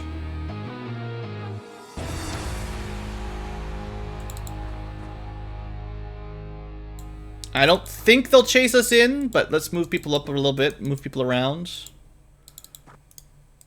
Maybe pick this up. Yeah, but maybe we can... I'd rather throw an EMP charge up there. Hey there, Lord Tenebrous. Oh, this would be amazing if we can somehow pull this off.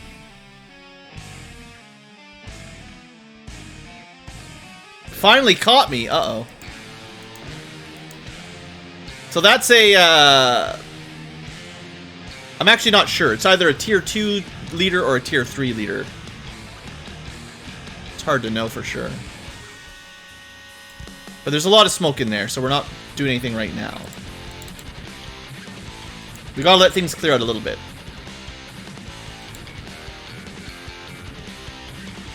Yeah, the progress has been pretty quick on this Let's Play.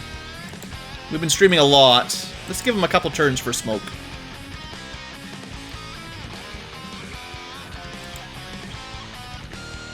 I don't want to be too greedy here, to be totally clear, but the command room is usually where all the good valuables hang out anyway. And if we can clear this out somehow, as crazy as it is, it'll make clearing the rest of the mission out a lot easier. Because we found it so quickly. Like, we took a beeline here. It's like I knew where I was going. I promise you I did not.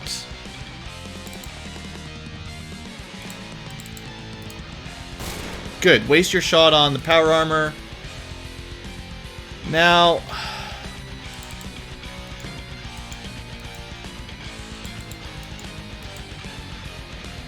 might not be the best EMP charge, to be honest, but...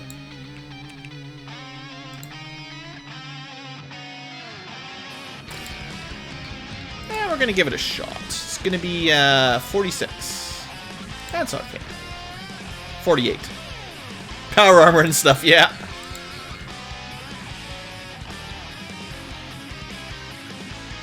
I'm gonna let it explode naturally. If they're smart enough to get out of the way, you know, good for them. If they're smart enough to come out and kill my guy, bad. But I've got lots of shock charges and only a couple shock grenades, so in this scenario, we'll see. Ah, he's too smart. It's only a suppression grenade, thankfully.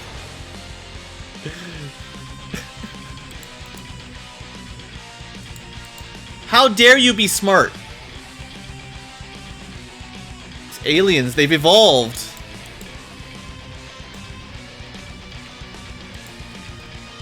Okay.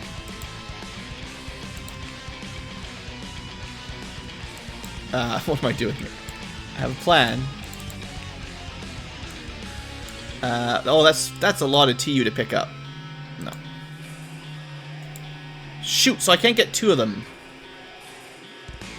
We're probably going to end up having to kill this guy, but that's fine. Oh, he was suppressed anyway, yeah.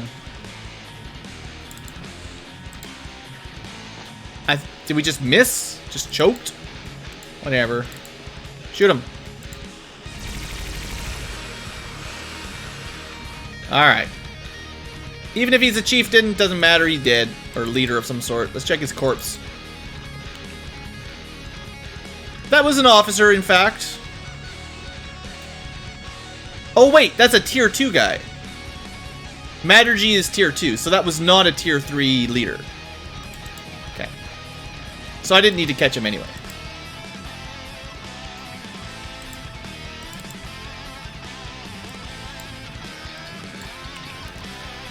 Okay, let's reorganize. I don't think we probably caught anything with that shock charge, but it did lure him out into less protected shooting, you know.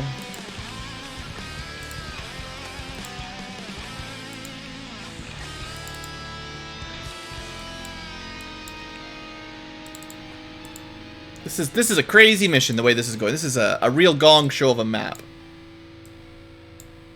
We should give him another med kit. Let's just take a turn, get people kind of organized a little bit. Maybe reload if you're a little get low. Gotta remember not to waste too many of these minigun shots.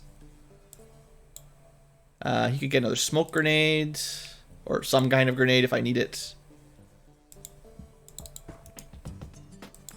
Next turn we'll go have a peek. See what's going on.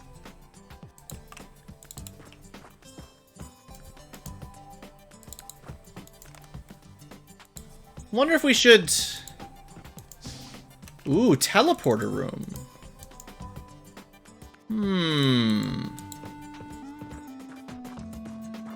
That's unfortunate. I was hoping it would just be a dead end. Sure would be a shame if somebody snuck up from behind us.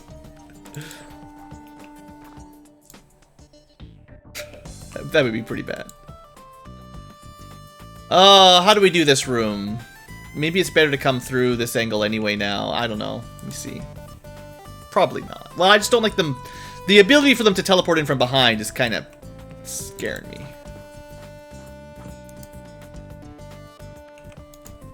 Let's park here, see what happens. Just one guy. They're not going to grenade him, right?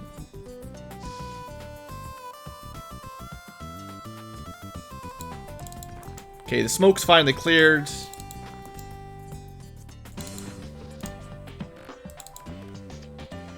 I wonder if that's going to be... Is that a different outfit?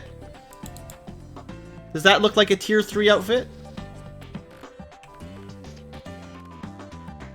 I think he's darker than the other guy.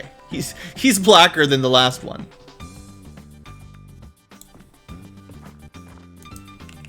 Maybe he'll chase us?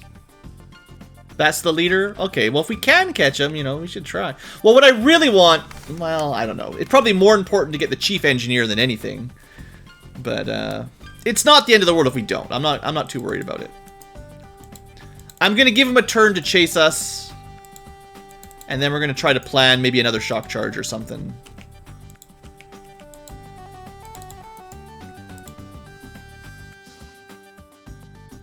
Doesn't look like he fell for it.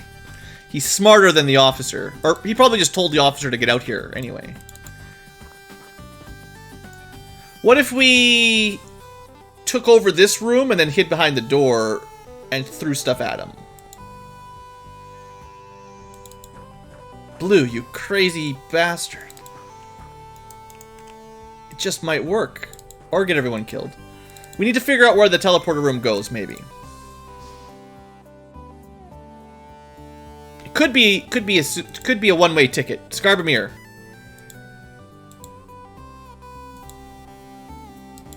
What you're gonna do is actually just open the door, and someone else is gonna take the trip. Niflheimer will find out if it's suicide.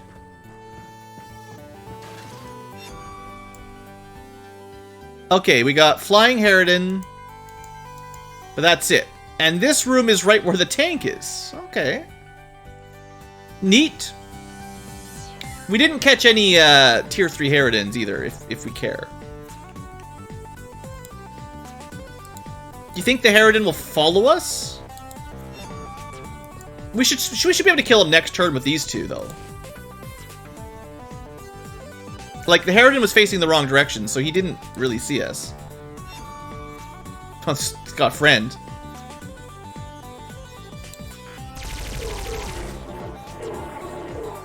Wow. Should have sent another guy.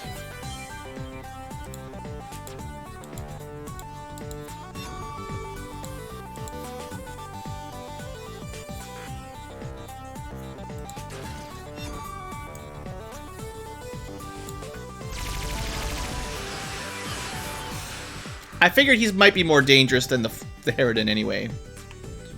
The Harridan's damaged pretty bad. At least we're not standing on the teleporter. It's probably going to fly through and shoot them in the back.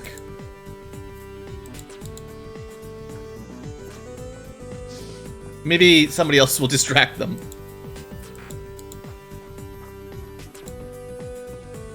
It's a crazy strategy. Is it a strategy? Is it just random movements disguised to look like strategy? It's power armor. We trust power armor. Okay. Whatever. He's just going to fly there. Kill him. He was very nearly dead. See, I think we had a good chance of killing him the first time. We just didn't quite get enough damage. Okay. With that room clear, I would expect the odds of any more reinforcements popping up behind us to be a little bit pretty low. Not zero.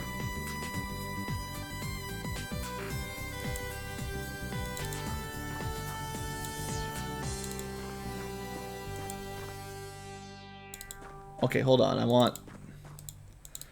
We gotta be careful. One of our shield guys is very low. Random movements can be strategic. The aliens can never predict these movements. It's probably good against humans more than against robots. This is not what I was programmed for. Blue plays too erratically. Alright. I need you guys to check if that leader dude is over there. Or at least try. Sure, take a shot. Note to self, Kleber is shredded armor significantly. But we're going to deal with him right now. Alright.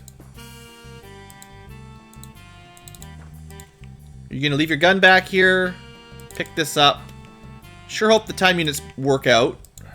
This is going to be close.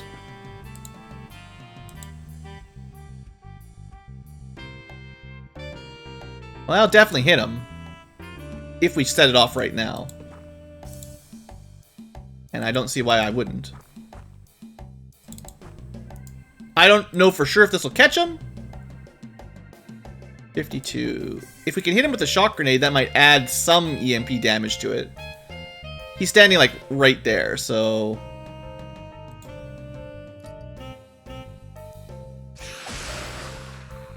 Sounded like we got something.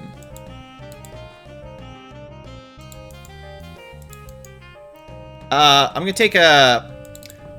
Basically, Niflheimer is bait. He's far back, he's behind cover, and he's ducking. So if I wanted them to shoot at anybody, that would be the ideal. See, Robert? You got some Ankylo points, and we're using the blue goo. You can't be mad. It's a good day for captures. Something got captured on the end of the alien's turn. I heard the tss. Oh,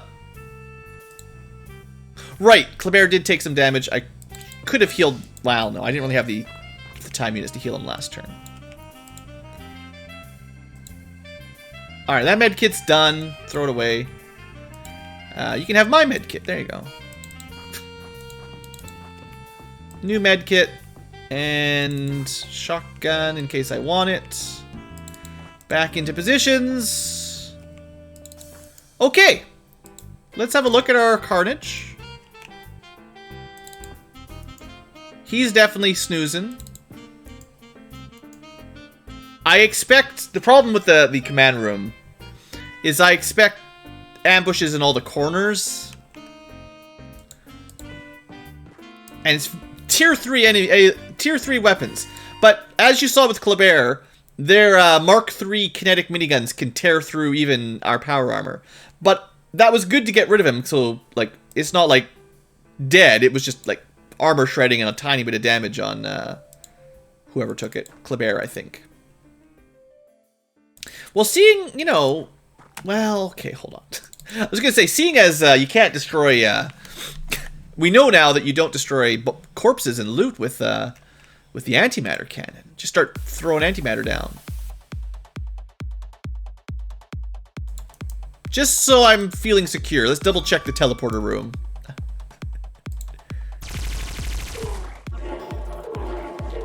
Still alive. How did I know? Blue's using map hacks. Don't suppose you can get there and shoot? You can. If I do this, we can't get out of the teleporter. But that's okay.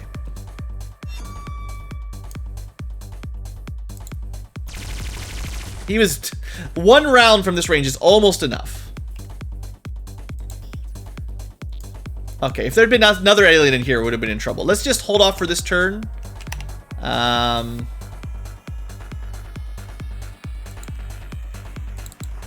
Just checking if they're, like, regrouping here. No. I don't think they're going to make a push out now. Also, we could let the tank into that room if we wanted. Tank covering our teleporter back That seems kind of good. Let's see how this goes.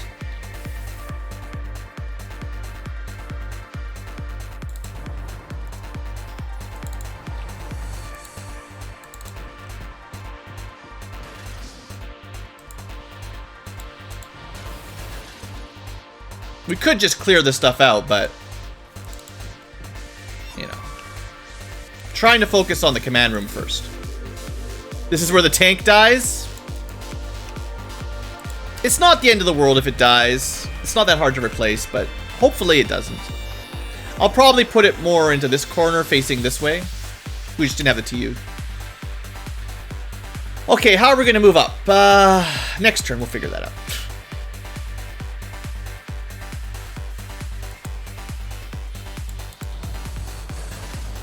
Alright, Tank's Garden are back.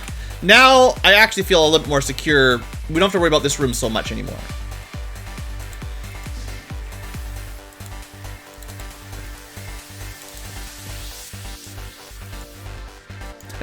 I just don't trust them.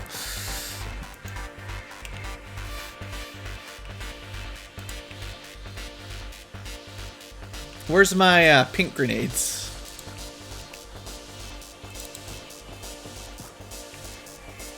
Alright. This turn strat revolves around pink gas.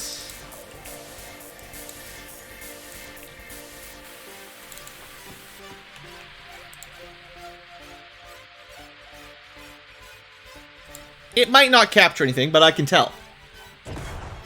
I didn't hear any sizzling.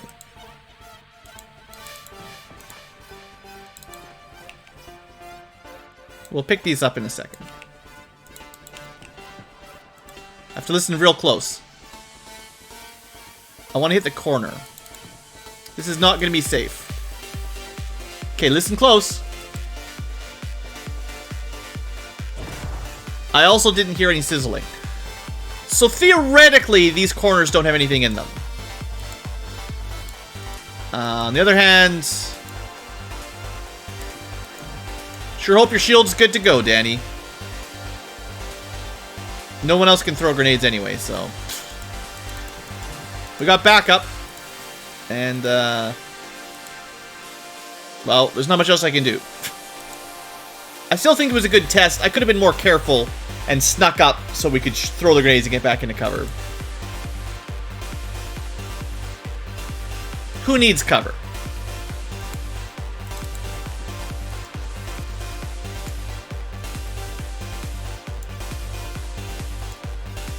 I mean, maybe I'm being overly cautious here.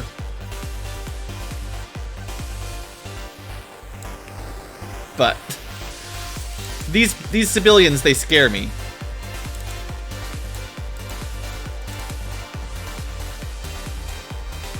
Okay. So next turn, we're going to start moving up with some power armor.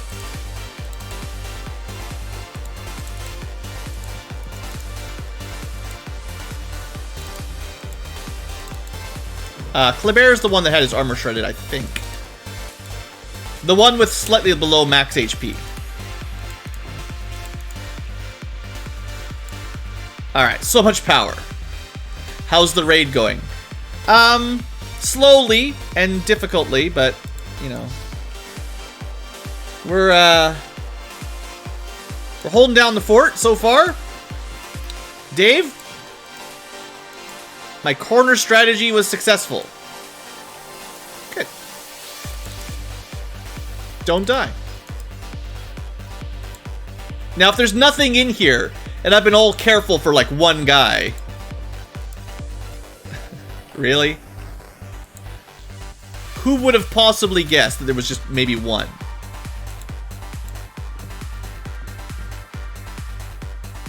There could still be somebody hiding behind this wall. Wow, really? Just... Okay, we're gonna plan on shooting them next turn. I still don't trust this room very much. But this might be a done deal.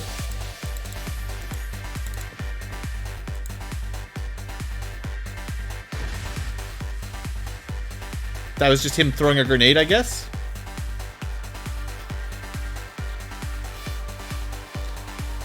Okay, did I capture any aliens? Oh, a couple. A couple. Well, you had your chance. That was it! That was the command room! And we would have had an awesome back attack if I'd done that instead. Cool. Alright, so what do we got left? 8. Number 1. Hiding over there. Hiding over there. There's the big group. And they're sealed in with more Reapers. Wow. Boy, am I glad I got perfect vision. Yeah, that would have been a really nasty room. Because as soon as we sort of activate these 3, they're going to move and the Reapers are going to come at us. Oh, man. 1, 2, 3, 4, 5, 6, 7, 8, 9. Is that, like, basically everything? Everybody's stuck in that room. Yeah, that's the whole group. Except for him. So how do we want to do it?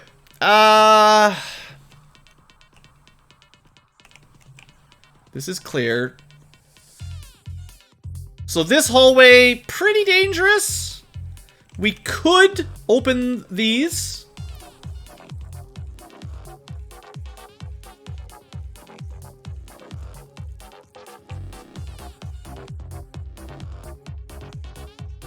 See, I don't really care about capturing anything. It would be nice to capture a Harridan, but we've got one of the Reapers already, and we've got one of the Warriors already.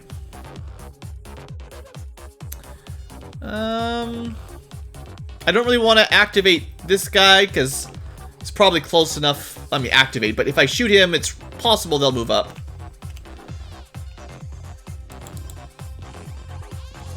There is no weapon sergeants or operators. Or this must be another tier 2 officer. The tank will die. If I open the doors, the tank can probably get to here, but it would definitely die. I guess this room might be our best way in, because it's a very narrow choke point. The Reapers will come at us as soon as we break these 2.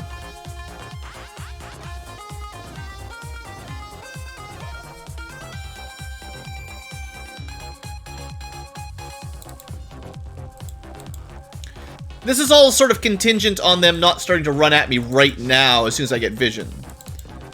I'm not exactly sure how the AI works in that scenario. I've never... I don't know if I've ever cleared the command room before clearing everything else in the base. This is kind of a new experience.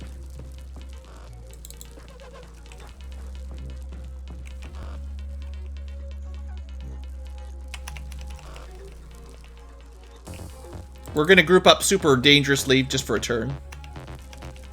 Is that everybody? That looks like a full squad. Don't forget to pick up the guns. No, alien guns get added to the list of gear when we win the mission. Poor Reapers. We have to remember to pick up our guns. But I did not throw any of our guns on the ground. Okay,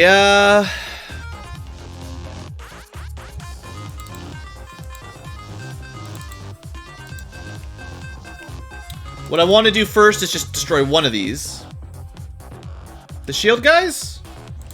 Don't forget to pick up what guns?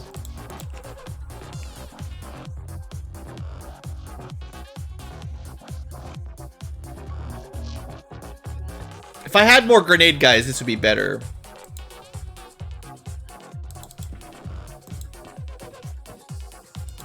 Could bring my tank over here and just run over everything. Get a nice big open area fire. I'm a little bit scared, but I'm still just sort of planning out what I want to do. I'm just thinking about it, getting a little closer to the door.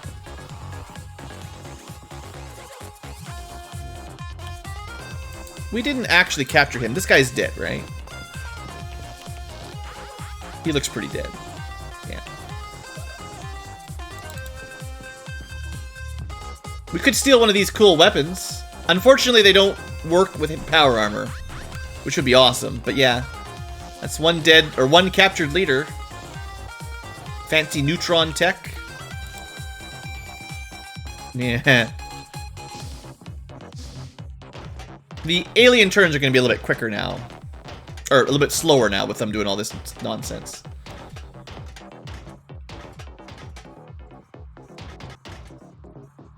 As long as those three don't move, though. So...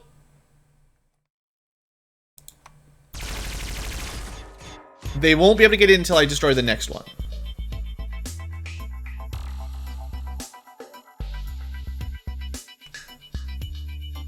The biggest threat is the first turn of the Reapers charging in, which is definitely going to happen. I wonder how far they can run in one turn and attack. Like, if we're back here, would we be safe?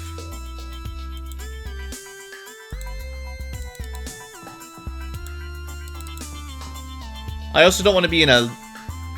Okay, it's probably better to go on this side of the room, because I don't want to have a long-range Harridan just fluke shot one of my guys.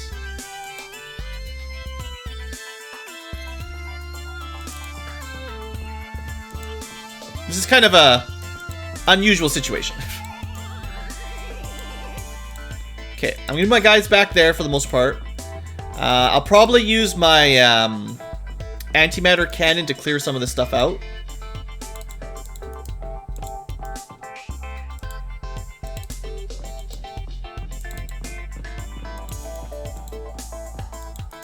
Just want to make sure we've got distance between us and the Reapers.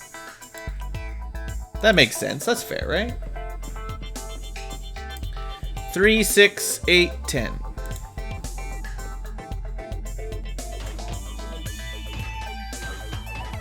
Kind of prefer they were back on the right side of the room like they used to be.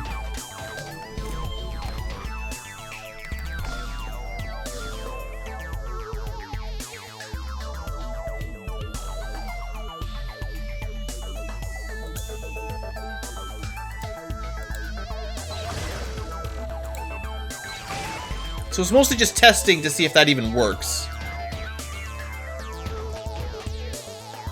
I gotta get this moving though. It's gonna take forever just waiting for them to run back and forth.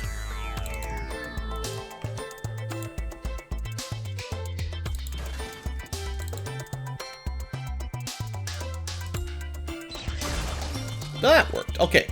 So what we'll do, or at least what I'll try to do, next turn is I'll fire a single shot here to blow up the door, run away, maybe throw a couple grenades. What would be valuable here? Well,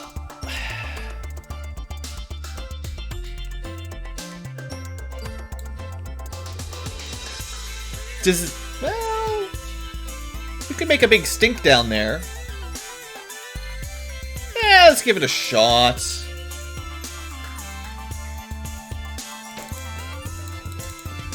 I really don't know if this is going to have any real great effect. Oh.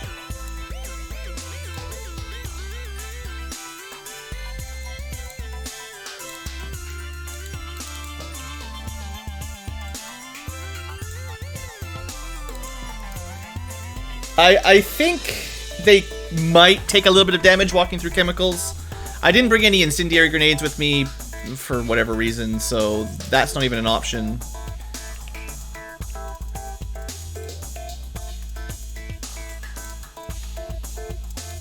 I don't think trying to stun them will do anything. Yeah, this is probably our best shot. Slowing them down a little bit as they come through, and then next turn just kill them all. Are you kidding me? He's like... He ends his turn right by the door?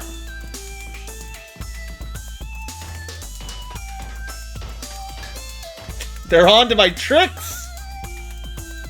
I don't like that at all.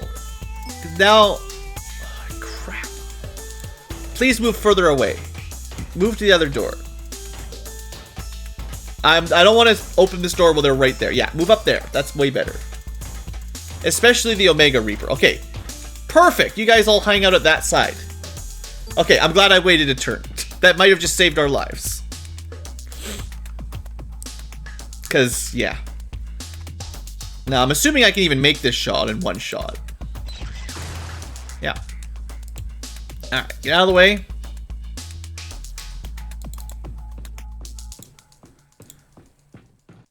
122%.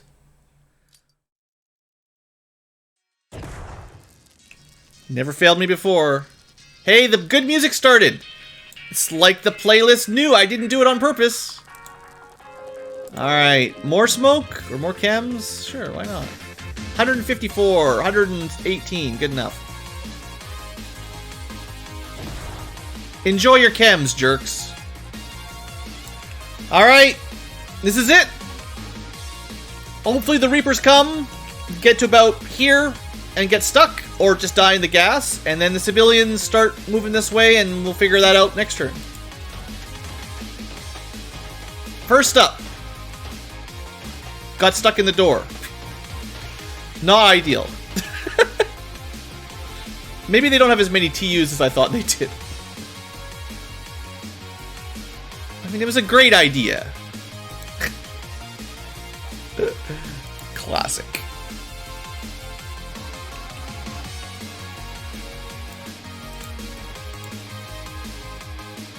$110%.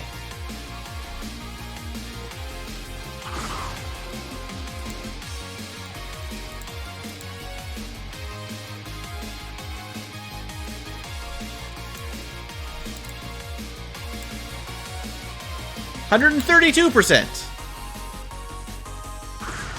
We did a lot of damage. Well, now what? Do you think he's going to be able to attack us if he gets out of there?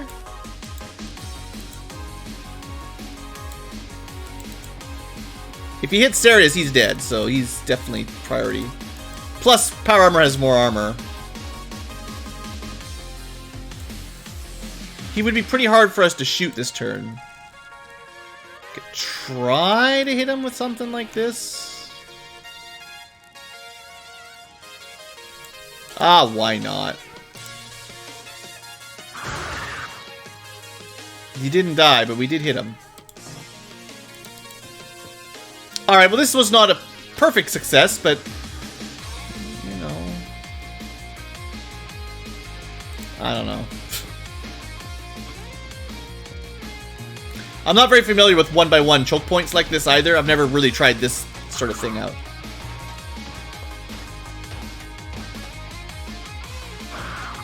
I think he did have enough TUs to attack. That guy certainly did. Could try to catch him.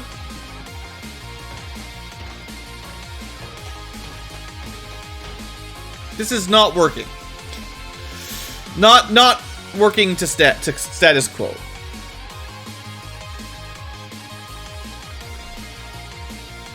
We're not going to catch that jerk. Destroy all cover.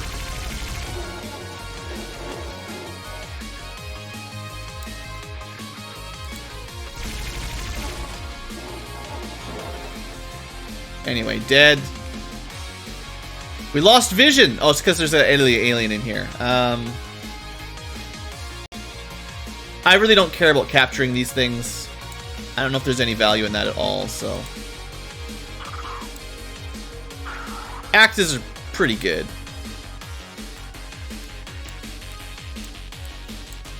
Okay, the problem is this Omega Reaper. And we learned last turn that they had enough TUs to move in and attack somebody.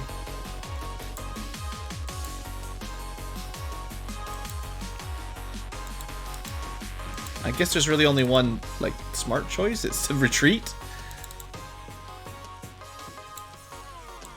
I just don't know... Oh, I did a couple shots.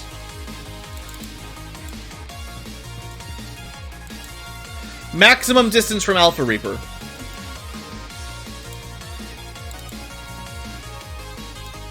Or Omega Reaper, that is.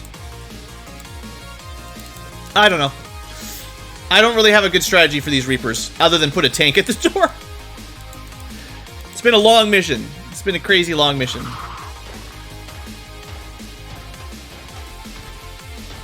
Okay, the pullback to max distance worked. Just barely. Good. If we can finish off the Reapers, things will be a bit better. Okay. Still no interest in capturing these things.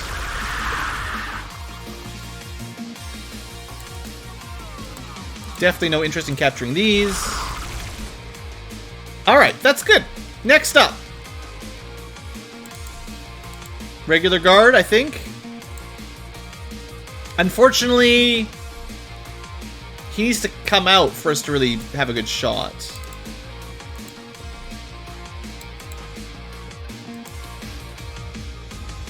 Let's only leave a couple people in this room, because he could probably grenade us. And seeing as I'm trying to do this without any deaths, let's put Sarius even further back. Alright, let's see what he does. Looks like he's on full defense mode. He's not actually moving up.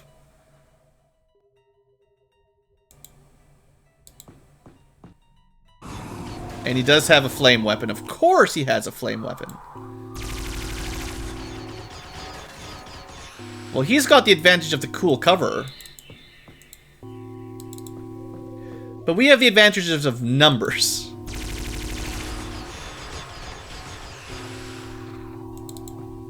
Yeah, not ideal.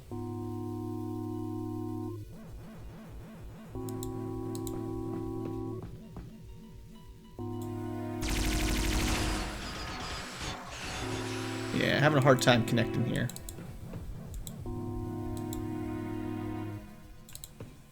If maybe that'll lure him up to take a shot at Niflheimer. Actually, put him in cover there.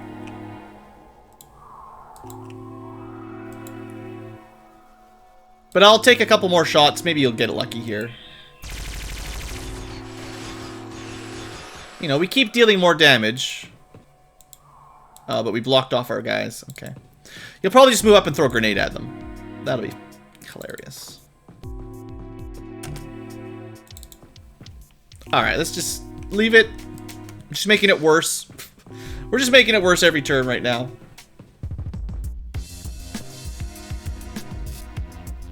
He did not move up. I wonder why the aliens are so bent on defending that one room. We could probably have pushed into there, right? I was scared of the Harridan here. I didn't want to move up too much. And we got him. Alright, so this is taking a lot longer than I figured once we have vision, but mostly because the aliens didn't actually move up. Oh, there we go.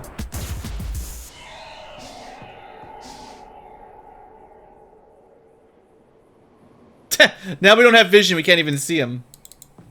Hilarious power armor. He's invisible.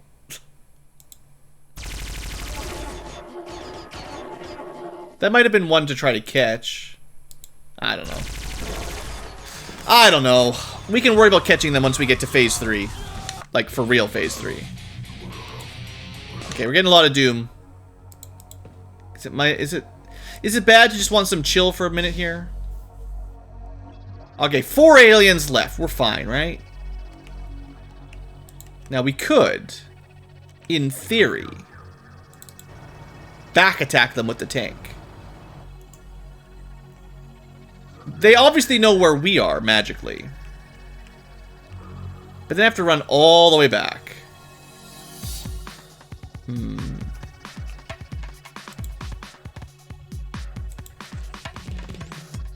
The last song wasn't Doom, it was Donkey Kong? Oh, well, too much Donkey Kong then. Whenever I hear the yelling heavy metal, I'm just like, it's gotta be Doom.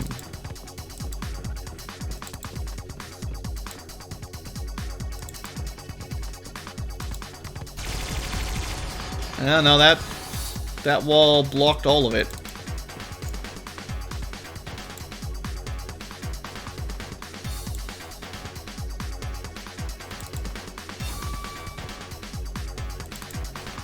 What I want to see right now, this is just a little bit of AI knowledge here.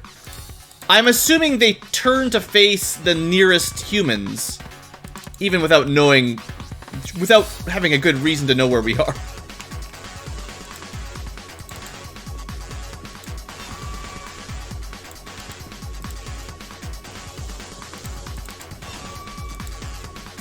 But we're gonna do a pincer attack.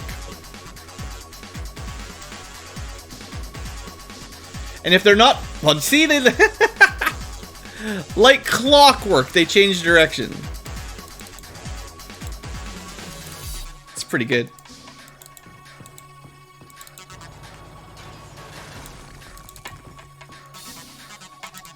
And they say the AI doesn't cheat. They're total cheaters. This is just a game of who can cheat better.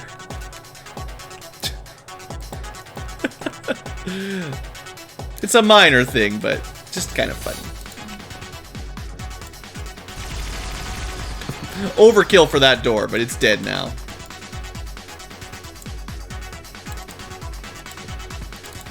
Okay, so perfect scenario, we shock charge the Harridan and catch them all. Oh! They've split up. See, that's what I knew. Like, just remember, if we'd moved into this room earlier, that would have released the Reapers. Now they're facing us.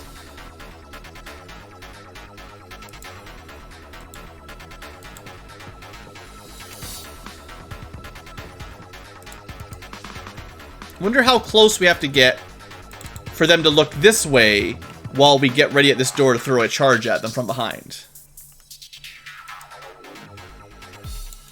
What kind of crazy Ankylo strat is that? See? Sometimes knowing how it works is good sciencing. Alright, so what we're gonna do is the same thing we do every night, Pinky. Oh, you're the one that has a shock grenade. And you do not. No, I did it right. Okay, we'll do it from this square and this square next turn. Assuming we can throw that far. If I could capture one of these Harridan, that'd be pretty awesome. I've got the tank to cover them if they need it. And I know there's a couple guys over there. We'll just pull out of the way.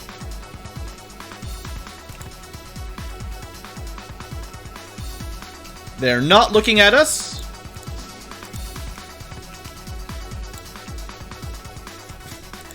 We're trying to save the world. But yeah.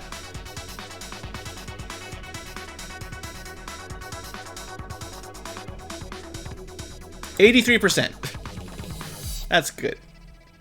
Alright, now run, because you're the guy that's going to die if I'm not careful. And, 98%, 73%. Greed, good throw. Nothing. Okay, well, hey. Sometimes you gotta gamble to play the game. Maybe they'll just wake up in the blue and fall asleep. The blue definitely does some pretty good EMP damage or whatever, stun damage. Okay, 2 guys left. You know, you could probably predict what kind of weapon they had. Maybe we'll just let the cat Tankilo deal with the first one. What do you think? That's a lot of damage, man. Alright, cat Tankilo, I believe in you.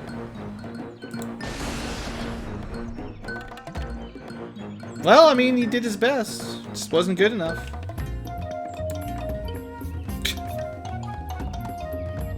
How did he not kill that guy? Oh, cat Tankilo. I was pretty sure that'd be enough damage, but... that'll show me.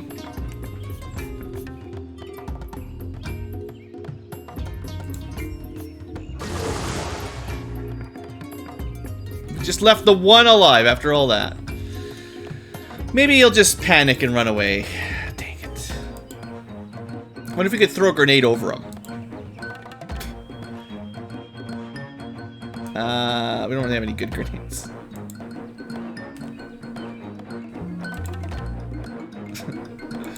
I didn't bring any good grenades with me.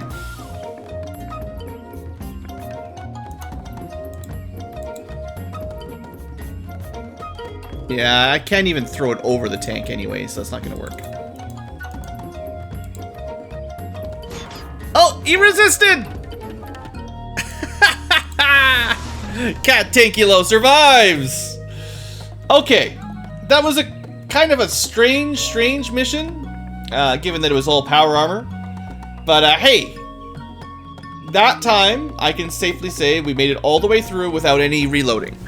The first attempt just was a bad start, and I got messed up really early on. And then we just tried it the second time.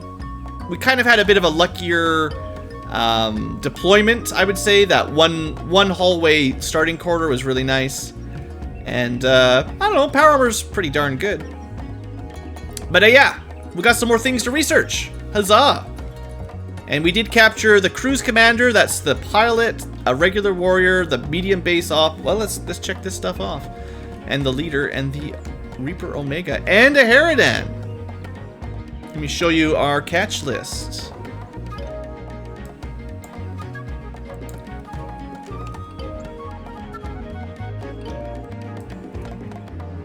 Alright, so looks like it's the same genre of Reapers.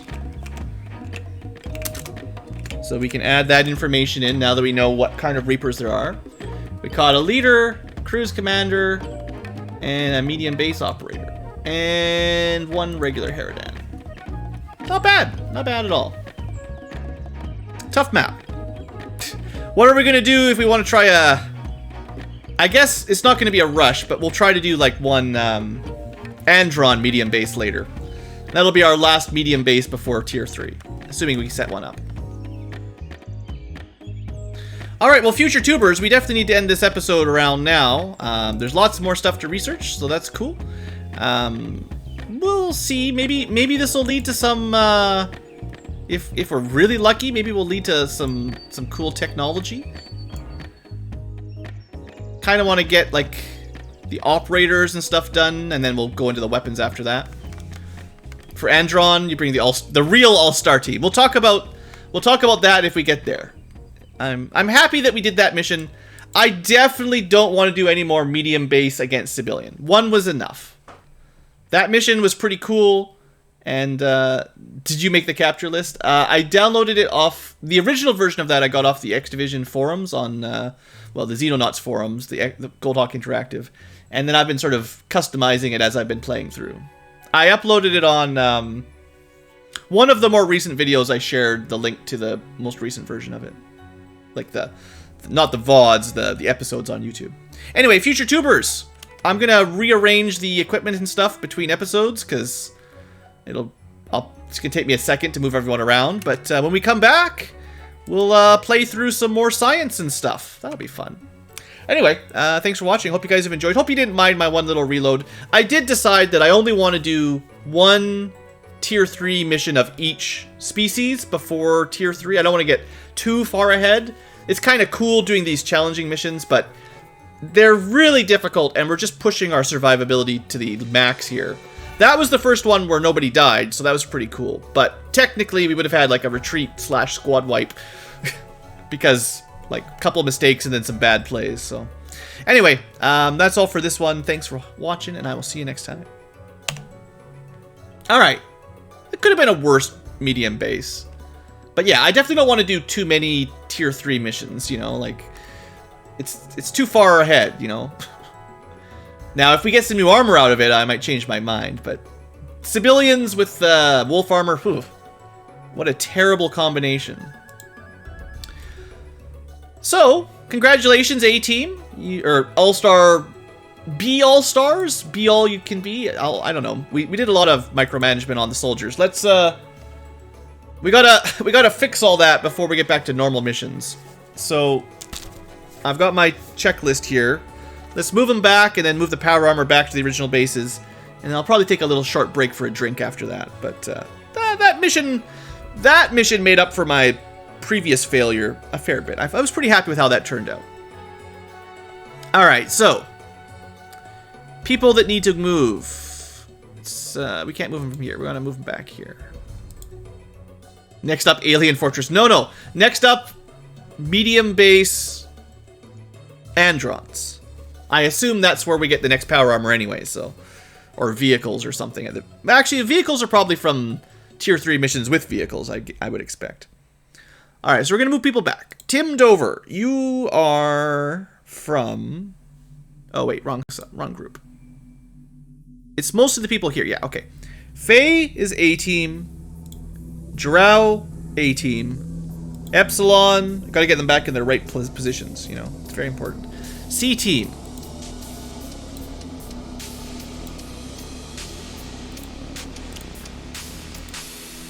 Clabert. B-team.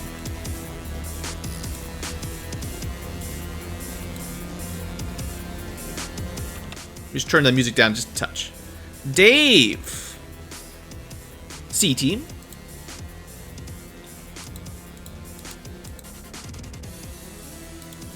You're just kidding. No, come on. We could do a tier 4 mission, right?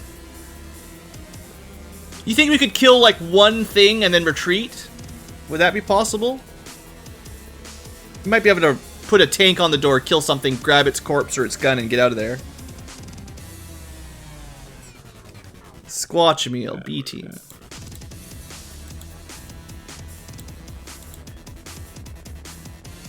Niflheimer is C team.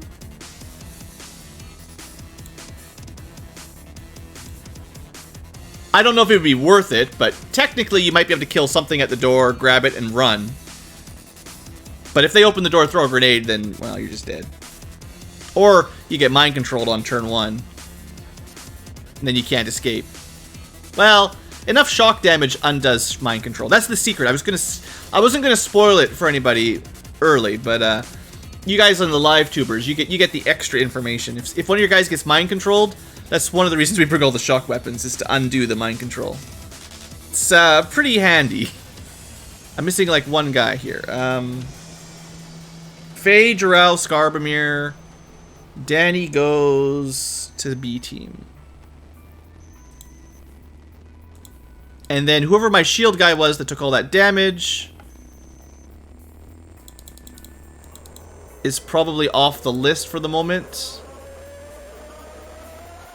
King Sarius there took a ton of damage. So we're going to transfer him in a body bag nearly.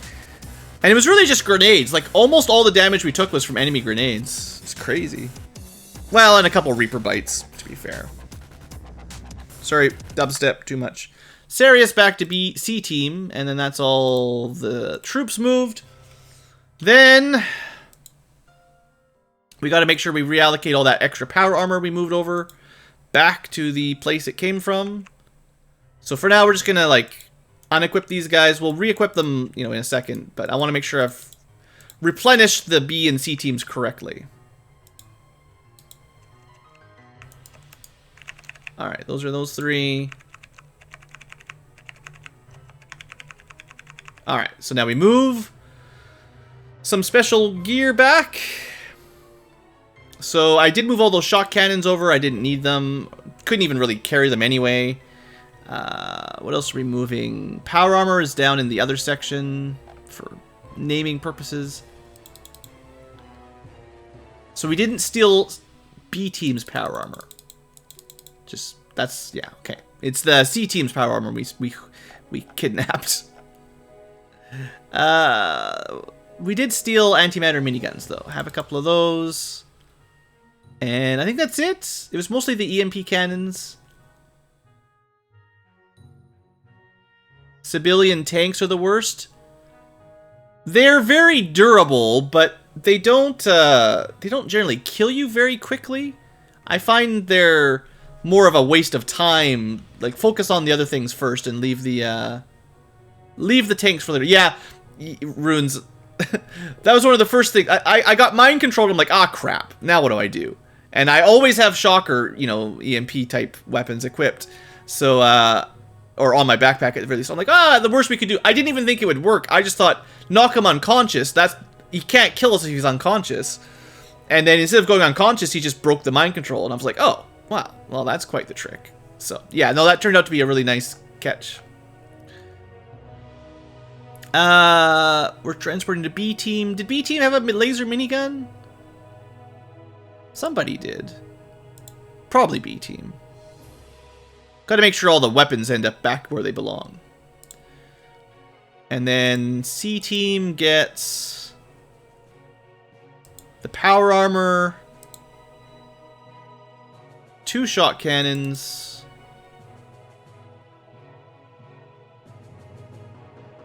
maybe we don't send them any more miniguns. Oh, they can have this garbage, just in case they need something. Here, have this division piece of garbage. They can have, Oh, that's right, they had 3 antimatter miniguns. That's what I did. So we don't have to move that. Maybe we just build more antimatter miniguns for everyone anyway. I'm hopeful that maybe we'll unlock some Mark IIs. Wouldn't that be nice? Some Mark II antimatter tech today? I am quite hyped for getting some new research done here. Resources... No, it's armor and shields I'm looking for, wherever that is. Yes, I always zoom right by it. Okay. Hopefully that's the gear back to where it belongs. And, yeah, I'm going to take a short break. Nothing too crazy, just to get a drink and all that. That was a pretty long mission, of course, so it's nice to have a little rest. You know, one thing... I kind of set the bases up to do this on purpose, and I didn't cue it right. But I've got 40 researchers per base. I kind of like to do... Or, you know, I've got 120 total. You can only do 99 per research. I kind of like doing, you know, 40 per assignment. I'm not sure how the research speed works, but they're always excellent. I mean, we've got so many spare researchers, it's just nuts. But it's cool. Anyway, I'll be back in a couple minutes, guys, and we will carry on. I can't promise that we're going to do a lot of regular missions in Tier 2, but I still think we could do a couple more terror missions if we see them. And we'll let another base grow if there's... I'm pretty sure there's enough time, so we'll let another base grow when we get it. Alright, back in a minute. Oh, I should probably save. Yeah, don't forget to save, Blue.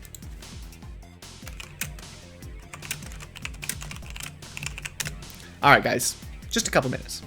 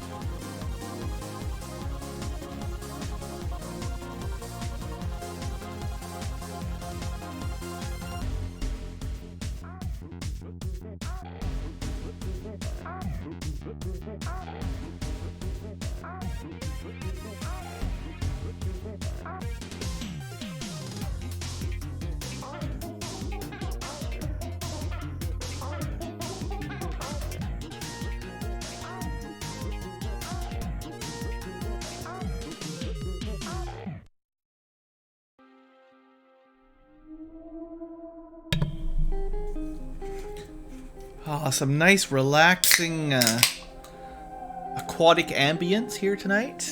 After that little bit stressful mission. Mostly just crazy because I didn't know what to do with my power armor. Such a weird strategy not having tons of people that can throw grenades, or just everyone has a minigun basically. It was pretty powerful, but definitely a strange strat. I wouldn't really recommend it in general to go mostly power armor, but it's kind of fun. Nice little showcase anyway. Mind you, playing against civilians in Tier 3 with Tier 2 tech, I kind of think power armor was the way to go. Whether 8 might have been a little bit too much, but probably at least 5 or 6 power armor would be the right way to do those missions. Probably, yeah, I brought 4 the first time, but I didn't really get much. I would say, if you want a balanced squad, I'd probably have brought like 6 power armor, 2 shields, 2 or 4, no, 2 shields, and then the other 2 could be carbines. I think it would have been quite useful to have the mag carbines for taking out the Reapers. Like, we got lucky they all got stuck on the door. If they hadn't got stuck on the door with the tank, some of those reaction shots might have been the way to do it. I mean, you could try a melee reaction shot. I don't know. I don't know if that would be worth it.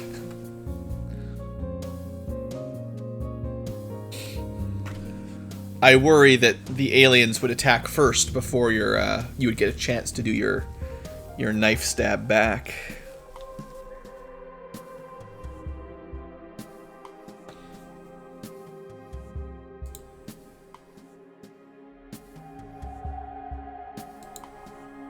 Alright. Just making sure everything's working. After our previous audio issues, I'm just trying to make sure nothing's broken on that little break. Looks good to me. So let's get on to the exciting part, which is my favorite part, which is looking at new technology. I do like the ground combat and the geoscape management, but sometimes just researching new tech is just so satisfying. I think it's, in these sorts of games, it's almost always my favorite. Especially when it's like a really extensive tech tree that goes on for multiple layers, and X-Division certainly accomplishes that, even more than like the vanilla Xenonauts did.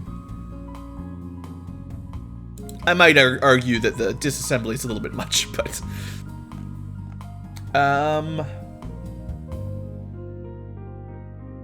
there's probably not a lot of stuff to disassemble for our main base yet. I guess there's a base, and probably rest of the stuff is going to be Tier 3 things that we don't know about yet. Actually, there should be some Reapers. We caught 1 Reaper bull. Okay, not a lot. Hey T-Dogs, got any cool guns? We always have cool guns. We're even gonna research some cool guns soon. This game is full of so many cool guns. Alright. Let's get back to recording. Let's let a little bit of time go by, shoot some UFOs down. Maybe do some missions if we're feeling like doing some missions. We'll see how I feel. Hello, base survival tubers, and welcome back to Let's Play Xenonauts X-Division with me, BlueAnkylo, of course. Last episode, we eventually managed to take down a medium base full of civilians. I would not recommend doing that again. We're gonna probably not do any more Tier 3 civilians until we've got Tier 3 on us, because that was pretty brutal. But the power armor strat was pretty fun, so we had that. Do we have any weapons that explode on impact? Seeing as someone in chat is asking, we can certainly talk about one of the MVP weapons. The antimatter cannon fires 6 rounds of explosive armor ignoring damage that apparently doesn't cause any damage to gear on the ground, so you don't even have to worry about destroying your bodies. It's very nice. Hopefully we get some antimatter Mark II shortly. For future tubers, I've rearranged some of our research a little bit just to get some of these interrogations done quicker. 40 each should be fast enough. And with that, let's get going. I was moving around... Oh, soldiers. Yes. We sent everybody home, that's all. And as well as the equipment that we borrowed. Okay, so civilian medium base operator. Perhaps will give us some encrypted data hacks? Nope. That's fine. Let's... kind of want to get all the vivisections. We'll start looking at the weapons in a second, but I want to get these vivisections out of the way. Oh, I was thinking, it seemed like for our medium bases with the tier 3 stuff, nothing special for the Harridan Warrior. Oh, some of these are just automatic autopsies, yeah. It seemed like they didn't have weapon sergeants or engineers in them, which if it's done on purpose, and I kind of think it might be, it means you can't really jumpstart the next tier of technology too far in a previous tier. If bases don't have certain specialists, then you'll always have to wait for that actual phase to get those guys. And if that's true, that's actually quite good, because I didn't really want, just, you know, spoilers, but like, you know, there's going to be Mark 2 and 3 pulse weapons. I didn't really want to get Mark 3 pulse weapons before Phase 3 even starts. Just unlocking the first phase, that's pretty good accomplishment. And I know engineers and sergeants, weapon sergeants, really unlock the majority of the higher tech. Anyway, a civilian leader. No data hacks. Okay, when we did the Seisons, that unlocked like 2 data hacks, so bad luck for those 2.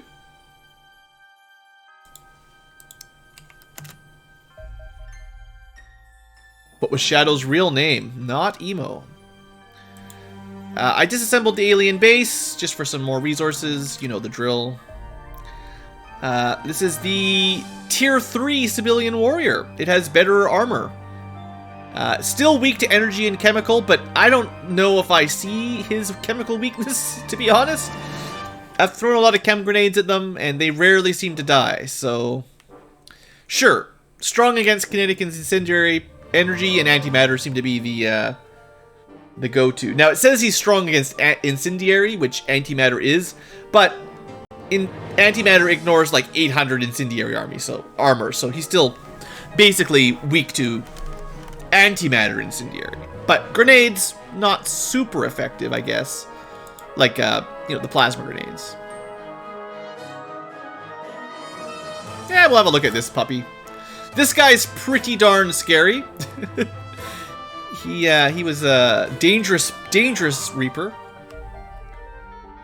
I wonder if we've got any of these, if it's worth keeping an eye on. Oh look, we captured a X-Bear Warrior. Realm's dad. You gotta listen to all the rests at the inn, all the secret Shadow backstories to know those.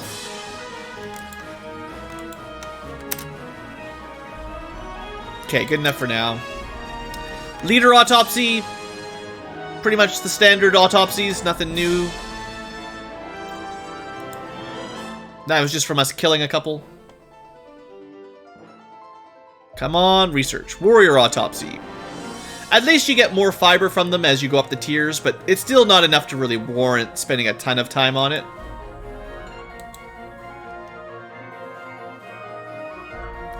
Alright, Vivisection. Harridan Warrior, Tier 3. You can process their armor by killing the wearer. For 32 fibers and 16 dents. Not bad. These guys... I guess they're pretty darn resistant to energy. That was something I was aware of, though. The lizard's weak to energy damage. Harridan strong to it. Kinetic is the main damage dealer for these guys, although incendiary is fine.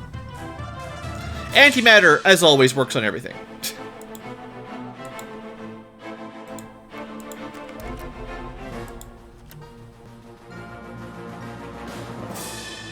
I probably wasn't requiring the last name for most of my questions for chat, because if you're putting in the last name, I'm going to say 90% of the time you Googled it. So if you can remember the first name is usually good enough. Reaper Omega. So let's see, what do these say? Like the Reaper Alpha, except they're stronger. Weaker to kinetic than energy, like, you know. Completely immune to chemical, not surprising. But we do a little bit more damage to them. And some more toxic glands. Nothing too super. We didn't unlock anything cool. Let's start looking at some Vindicator tech. That'll be our Tier 3 ballistics. And I assume I caught a couple of those big Reapers. Yeah, 3 of them even. That shock charge did a really good job capturing them. Leader Vivisection, 64 fibers. I'm not going to read it all this time. You guys get the drill.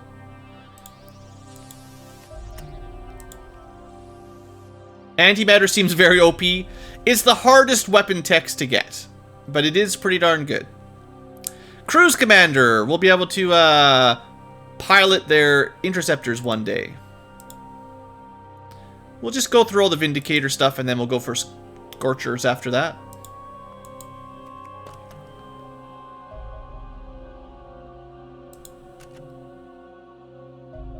So, Vindicator Pistol. 80 damage, kinetic. Luckily, most of our armor is pretty high kinetic defense, so this is not the most dangerous weapon in the world. Kinetic seems to be one of the more chill damage types for the aliens, because our armor tends to be pretty good against it. Now, their kinetic miniguns still kill us pretty fast, but generally, we can shrug off a couple of the bullets. A couple bullets. Vindicator Rifle, still looking at 80 damage per pop, kind of similar to their energy versions from the Seisons. Hypersonic. Pretty fancy. Alright, now we get our own Vindicator tech. Or not really our, but we learn their overall Vindicator tech. Should unlock our own tier.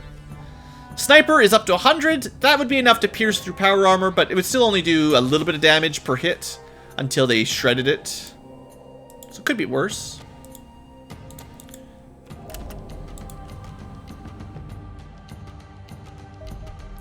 Heavy weapon, 65. I assume this is the one that fires a volley of like 6 or something. 6 or 10 maybe. I don't think it's like an area of effect. It's not a cannon.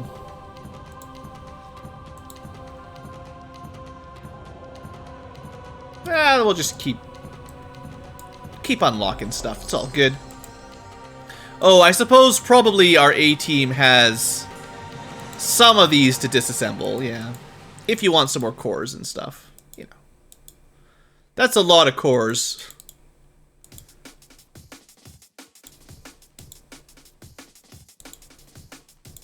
And I didn't check for the final wave of live ones. Okay, I'm not going to worry about all that little bits of fiber and stuff. It's fine. Okay, well, you know, some more air game. There's that minigun. Only 50 damage per shot, but they do fire a lot of bullets. These things were pretty scary. See you later, Runes. Thanks for hanging out.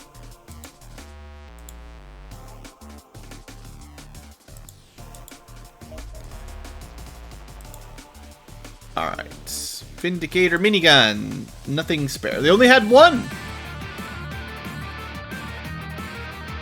Thordum yearns for action, yeah. What do we get? Bunch of bombers. Air superiority.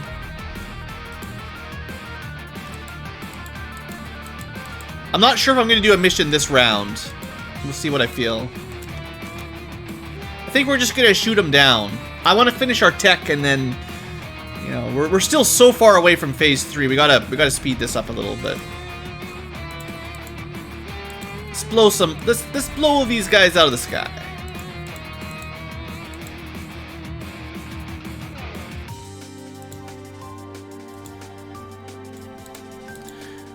We should, unless I forgot, we should have all of our bases upgraded to Corsairs. Most of which have the upgraded Magstorms. I may have missed one or two, but yeah, we should have a full suite of upgraded interceptors, which is pretty darn cool. I may have missed a couple guns. 2 chat mission squad wipes. Wow. Yeah, I'll have to have... Oh, terror mission. That's just bad luck. Nothing special there. Alright, I'm re-equip the guys that need to be equipped.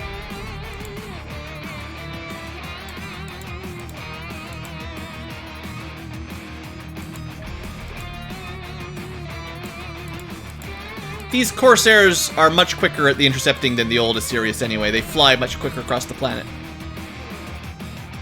Side bets on the outcome of the chat games. You could just have an honest personal bet with someone else and then give them away honest if you win or lose. Alright, he's just letting the interceptors come at him. I don't really want to... Yeah. I just don't want... I really don't want to.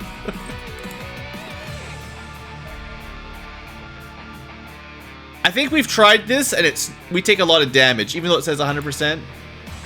I don't know if it's worth it. It's faster, but it's not like... It's not great. It's not that hard to win these in manual mode, right?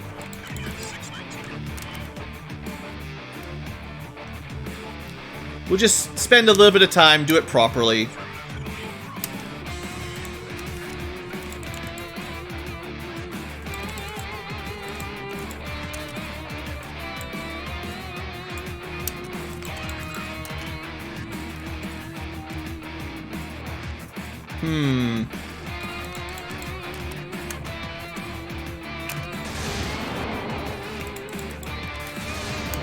Okay, that'll do. And then it's easier to just wait for a Foxtrot to come shoot these down. But it's also kind of fun to do it like this. So let's do the little sneaky little Corsair trick.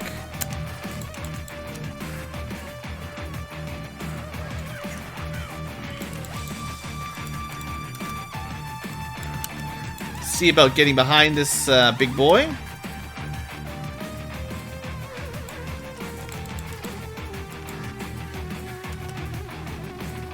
And once we got a little bit closer, turn towards him, slow it down. I guess sometimes I'm better than the auto-resolve strategy, right? At least that one I can win on my own. Scorcher rifle, 75 fire damage. Oh, I think I was estimating like 60 or 70, I think. Because the tier 2 one did like 45 damage. This is a lot of damage. Wow, no wonder we were getting shredded by these. Yeah. This is the problem with civilians right now. 75 per shot on a multi-shot weapon. And our classic armor is minus 15. So we're taking 60 damage per hit. 2 hits, you're dead. That's crazy. Buzzard takes even more. Fox would not have made much difference. And Predator's the only thing that keeps you alive at all. Wow. And that was only the rifle. That wasn't even the heavy. Okay, we're going to skip this wave. I think the next wave of UFOs, I'll do a couple. I don't know if I'll do them all, but, you know. We'll try to get the time go by a little quicker by skipping a wave of UFOs. Skip one, then do one. Skip one, then do one kind of thing, maybe. Scorcher Heavy, 65 damage. I think that's... It's actually less. Okay, so the rifle is a lot of fire damage. The Heavy's a little bit less. Is there actually anyone who has survived the alien flamer Heavy without a shield? Good night, Duke. I assume this is the one that shoots like 6 or 7 or 8 or something like that in a burst. And yeah, who could survive this without a shield? Maybe the power armor, if you're really lucky, but gross. Tier 3 fire tech is way too strong. Wow. Well, unfortunately, we're kind of running out of research projects real fast. We haven't unlocked much. Scorcher Cannon, 80 damage. I assume it does an area of effect explosion of fire, that it bypasses your shields and just kills you in one hit. Hey, look. I was kind of wondering if we'd get that. More flamethrower technology. Ooh, my. That might be some hype there. You guys might have something to look forward to.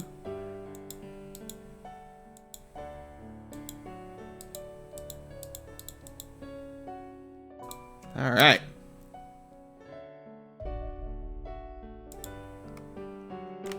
Come on, tech. Give it to blue. All right. Disassembly completed. Alien Vindicator tech. So, basically just their tier 3 kinetic, I assume, for the most part. There's some pseudoscience in there, or techno-babble's probably the right term for it. It talks a little bit about how they work. There's some magnets. Whatever. Super accelerated hypersonic weapons of some sort. Maybe we could call it Gauss tech. Coil guns. Magnets. Well, let's learn about Gauss technology then. What are you more hyped for, fire tech or Gauss tech? If Fella was still awake, he'd be hyped for the Gauss. Alright, the flames have turned blue. After studying the alien Scorcher, we've come up with our new flamethrowers. Based on plasma. So look, it's a plasma flamethrower. Cool. It's basically 2 Alenium flamethrowers. It's pretty good. Larger area of effect is very dangerous. Also longer range.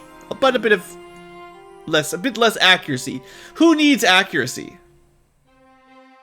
Gauss tech, how does that work? Magic.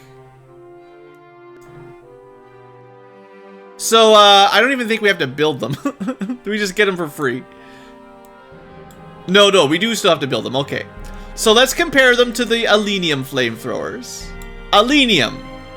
5 range, 60 damage, 10 damage reduction. Plasma. 6 range, 120 damage, 20 mitigation. So a little bit longer range, like +1 range. 60 and 10 all the way to 120 and 20. So straight up double damage. It shoots a volley of 10 projectiles per shot. That's so much damage. Compared to 10, okay. 45%, 60 and 10 is the same for both of them. 45, 50, oh, a little bit less accurate, okay. A little bit more range, a little bit less accurate. And it said a larger area of effect. So radius 2 instead of radius 1.5. Well, if it's weak to fire, this is now the way to kill it. 100%. So we're going to build a couple of those. No doubt about it. Our first tier 3 weapon that I'm going to build. It's not even very expensive. Let's build like, I don't know. Let's build 4. There's nothing else to do with our engineers, so there you go. I can't see bringing 4 at a time. You guys don't have enough ballistic cores here. You guys need some more. I don't think they have anything to disassemble, but just doing a quick check for ballistic cores available. Alright, well we do need to do some missions eventually. Anyway, plasma flamethrowers, sure. Hype. Alright, Gauss technology. So, that's probably cool. The physics behind the line of weapons is well known. Magnetic fields that fire projectiles. Simple. How does it actually work? It's just like mag technology, except more sensible. Coil-shaped electromagnet pulls blah blah blah blah blah blah technobabble. As usual, let's just build some weapons. Blue doesn't have time to read all this stuff. Maybe even we'll get an aircraft weapon. We can upgrade our aircraft to tier 3? Let's get this right away, because it's almost certainly better than the Mag Storm. And if we can build it, I'm going to feel real dumb for building all those Mag Storms. We'll see what this looks like. I mean, we'll do them all. So the way we do it here is research, and on the third base, strip off the weird numbers, and sure, vehicle Gauss sounds cool too. Okay, give me the guns. Give me all your weapons. Gauss pistol Mark 1. We'll do a weapon comparison once we have the full Mark 1 tree, because it really doesn't take very long to research these. So we'll go have a look at them all in a second.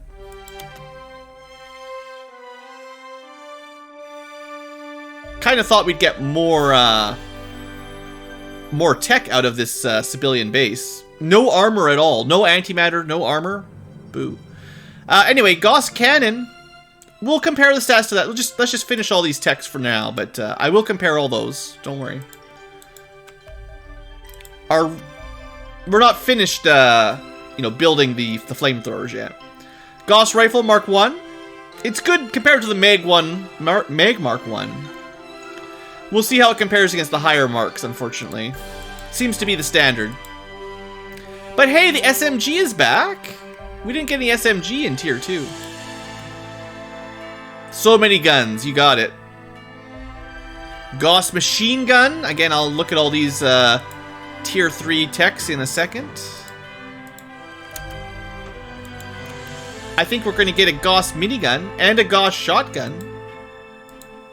Actually, I don't know for sure if we get a Gauss minigun, but I would guess. SMGs. It's been a while since we've had a... We haven't had one since Division Tech, Tier 1. Sure hope it's good. Alright, well... Scientists didn't last for very long. We probably have more scientists than you're supposed to have, I think. Kind of seems that way. Did you see the new flamethrower? Oh, yeah. Gauss Heavy, we'll have a look. And we're basically out. Unless this leads to a minigun. Maybe? Gauss Sniper minigun. Boom.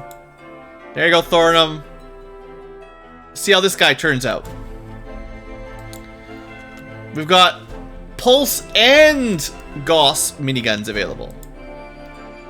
Alright, so everyone's done their plasmas. So now we got lots of flamethrowers. We can burn the world. And our last tech. Gauss minigun Mark 1.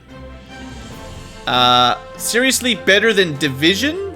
Tier 1 Mark 1? But worse than Tier 1 Mark 3?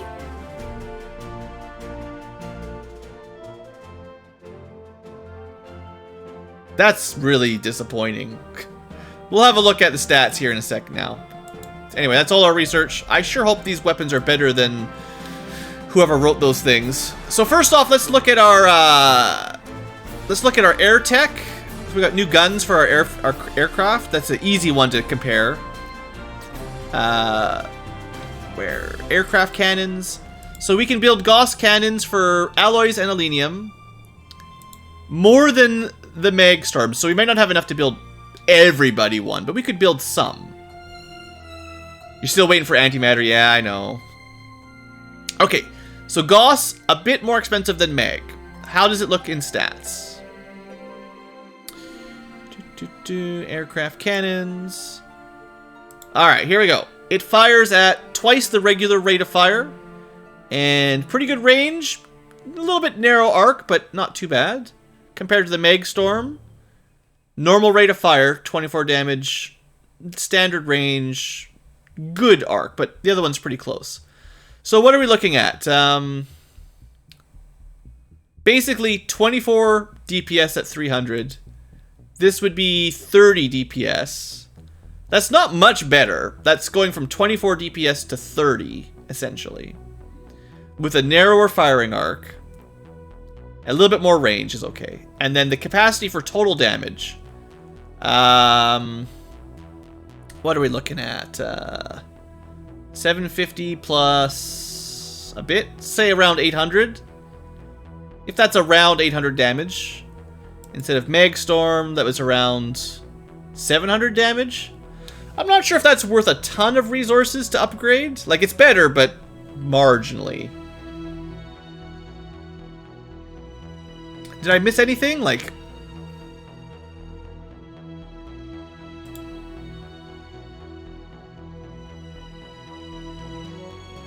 I feel like I haven't missed anything. Unless I did the multiplication wrong.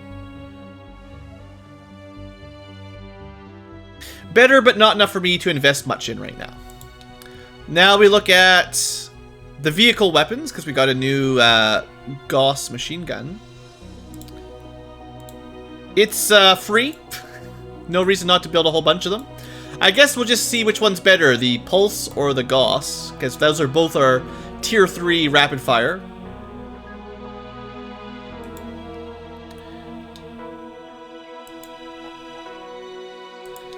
Gauss machine gun, 22 range, 55 damage per shot times 16, so it's pretty high hitting, pretty hard hitting.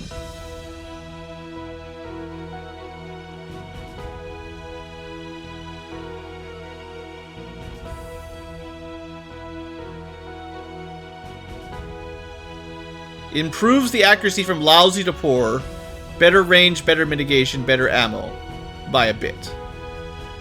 But does less damage. That was comparing it to Meg. Tier 2. It did bursts of 30, so you get 10 shots total. This does bursts of 16, so you get 12 shots, and then half a one.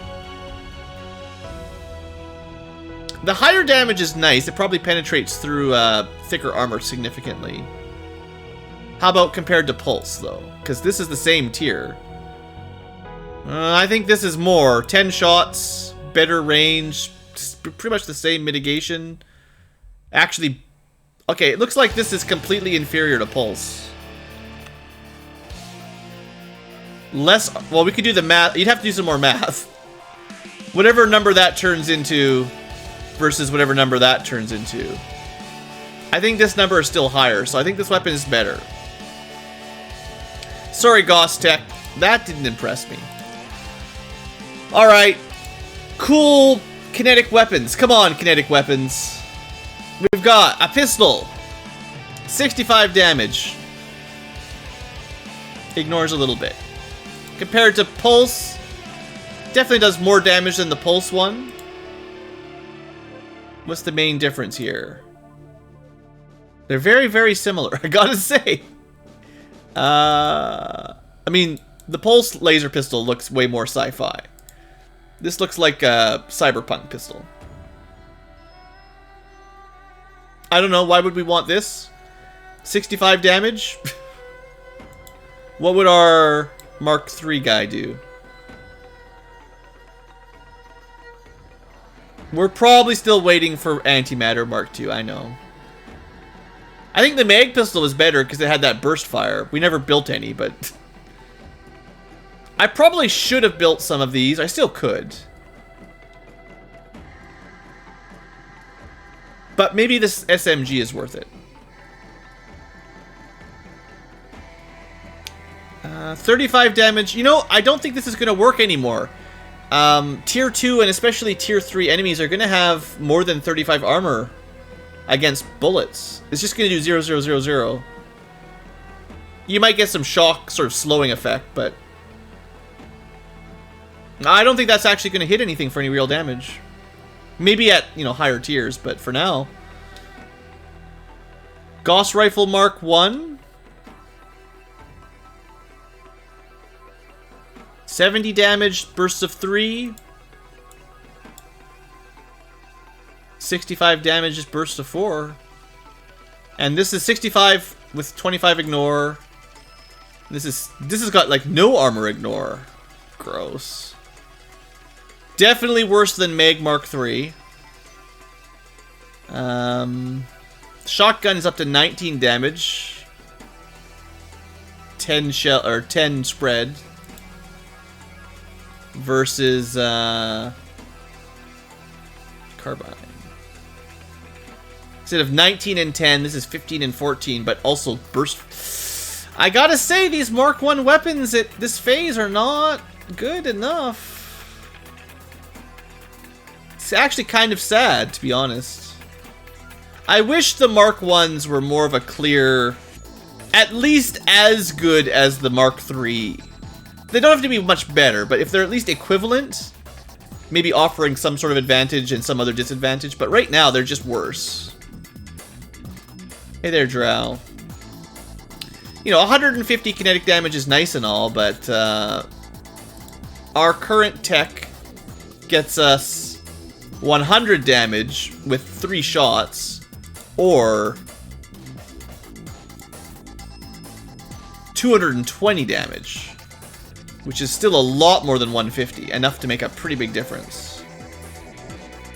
We do have a Gauss Heavy. I've never liked these much anyway, so I'm not terribly worried about that one. And there's your minigun. Kind of garbage? 24 shots is the worst minigun in terms of total bullets. 4 accuracy might be the worst in terms of accuracy. 18 range, 30 damage.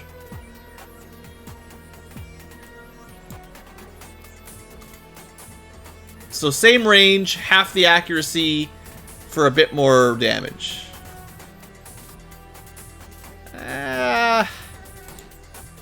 I think nothing has even come close to the antimatter minigun. It's getting a little old in terms of how long we've had it for, but I don't think anything can even come close.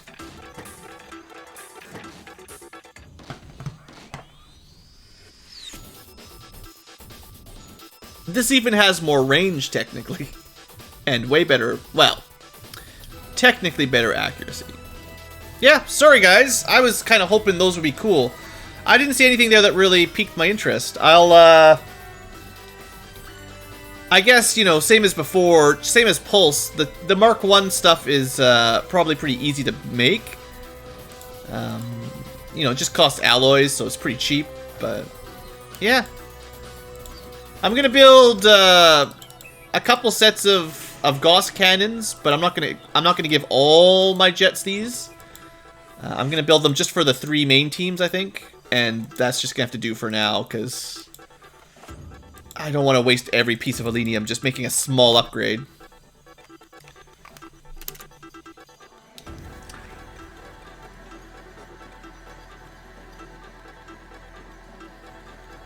Well, there's only 3 gurus, so we've got a 1 in 3 chance, right?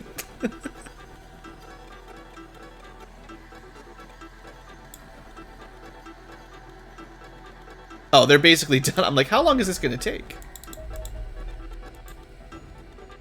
It's an old game, hard to remember. Well, we're going from blue guns to orange guns. I'm not sure if that's better. I figure blue ankylos are better than orange ankylos.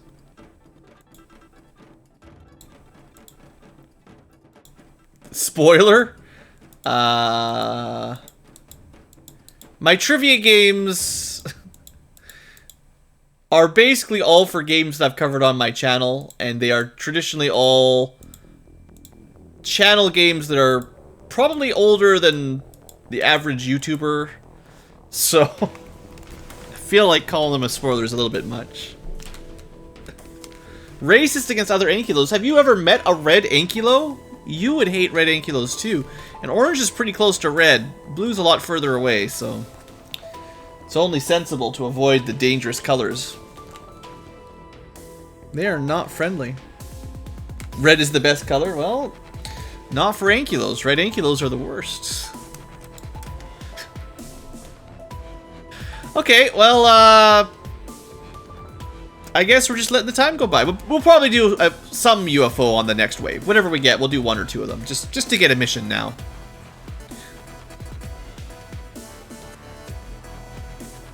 I don't want to, like, grind up a whole lot of resources, but we can do some. Oh, let's see how our cool new cannons work. It'll be way different. Yeah, we'll deal with that shortly.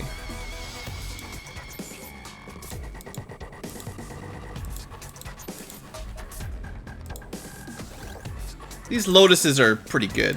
I'd like to build a few more Lotus if we can, or at least a couple more.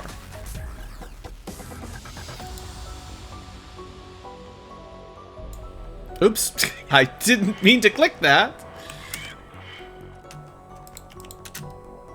Alright, so this is a straight Corvette. Does it have, like, anti-missile tech? I don't even know. It does not. So that's a pretty bad matchup for it.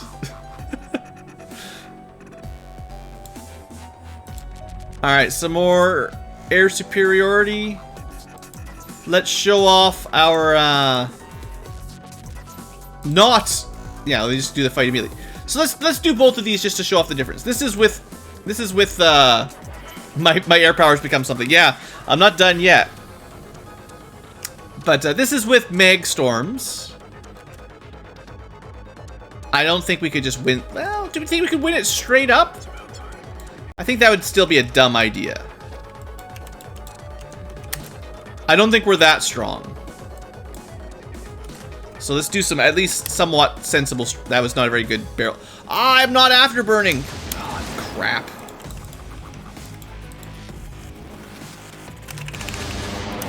Okay. We had to do a double barrel roll to get out of there.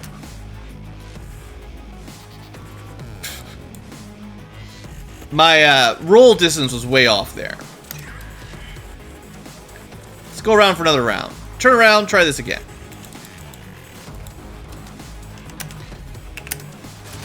That's better. Getting the hang of those barrel rolls, that's the trick. Okay, so that's with Meg Storms. We'll check out Gauss Tech here in a second.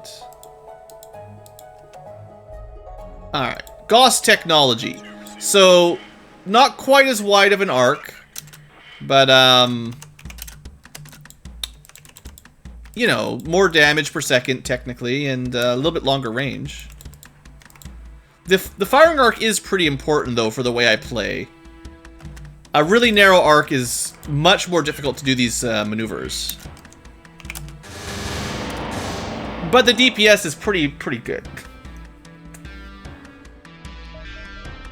We should start it on Afterburner. Yeah, it's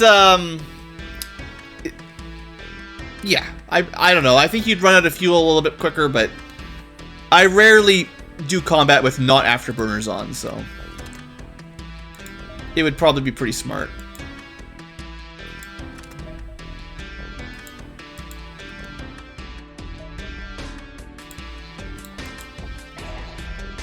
I wonder if the Gauss tech is enough for us to do these auto safely. When I do these with Mag tech, we usually take 50% damage. We took less. Maybe if we came in with full ammo, we could just auto-resolve it. That's why we need to upgrade. Then we can just auto-resolve those just easily. Okay, well, what are we doing for missions? We could do one mission for each base. Strike Corvette, easy. Strike Corvette, easy. Light Cruiser, pretty easy. Bomber Cruiser, also pretty easy. I don't know. Think I should do 3 missions? Well, future tubers, I'm going to end this episode here. We had a good technology and progress episode. Next time, I don't know. I'll probably show you one of these on the future tubers, and I'll do 1 or 2 more off camera. I think I'm going to do 1 mission per base. Just so everyone gets a little bit more practice. It's been a while, really. 14, 7, 3, and 2 versus 15, 5, 3, and 1. I think I'd rather do this one. That's a lot of Harridan. Let's go for the one with less Harridan. We're just gonna nuke that one. Alright. Thanks for watching, future tubers. I'm gonna get my squads geared up, because that's gonna take a minute or two. And I'll see you next time for one of these missions. Hope you've enjoyed and have a great day. Yeah, the Harridan flyers are a little bit more annoying. One tank, same number of Reapers, civilians, you know, not that much different. None of these missions are going to be super difficult. Or at least they shouldn't be. 1 a.m. Well, we'll do 1 or 2 of them tonight. Or we'll just spend the entire mission getting everyone back on the chopper. After that medium base, everyone's mixed up a little bit.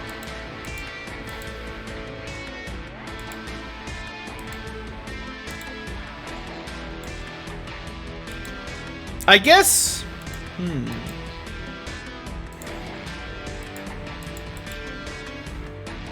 You know what? We're gonna let the Brigadier Generals sit it out. And bring people that aren't Brigadier Generals. It's crazy. We're gonna actually let those 2 guys not go on a mission. And train up some of the... not bad, but not quite top of the list. Isn't that insane? Yeah, I thought of that, Thornham. I thought of it. Nice.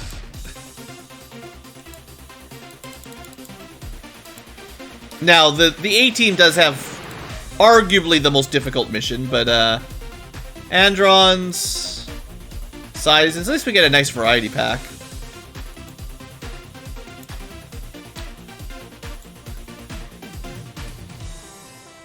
So what's considered a rookie on C-Team? Or what too experienced? Kind of only want to bring like a maximum of 2 actual rookies. If you really are a private, then it's not going to go super hot.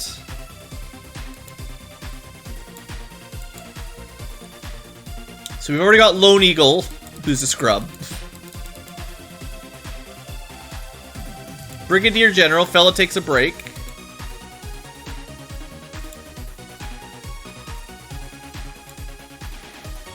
I feel like I see Pixel a lot. We should give him another chance. He's gone on a couple missions.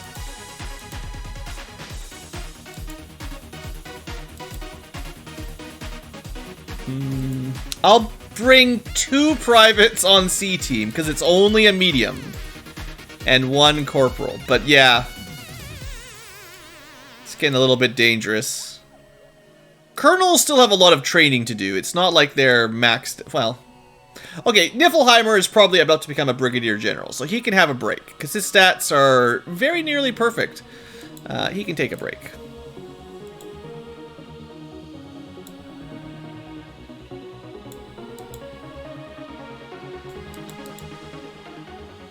Alright.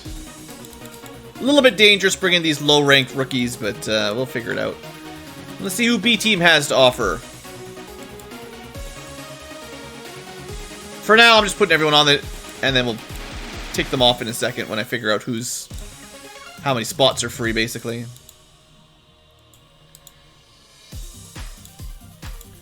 Alright, so we've got Lieutenant and a Corporal that should probably go. We've got a Brigadier General, can definitely take a day off. Only the 1. Granola is also very nearly done being a colonel by the looks of things. So I'm going to say he's high enough that he can take a break. He's so high. And then that gets me Duke, who's a lieutenant with pretty bad stats. And rides with Queens. And I know I've still got a couple like rookies that haven't gone, but... Well... Maybe if I find 1 more with good stats. This is another medium UFO, so it's not too scary. Squatchamil, pretty good except reflexes. I do have a sergeant in here as well. Corporal Sergeant. You know, B-Team, you guys can handle bringing more rookies, right? Couple lieutenants.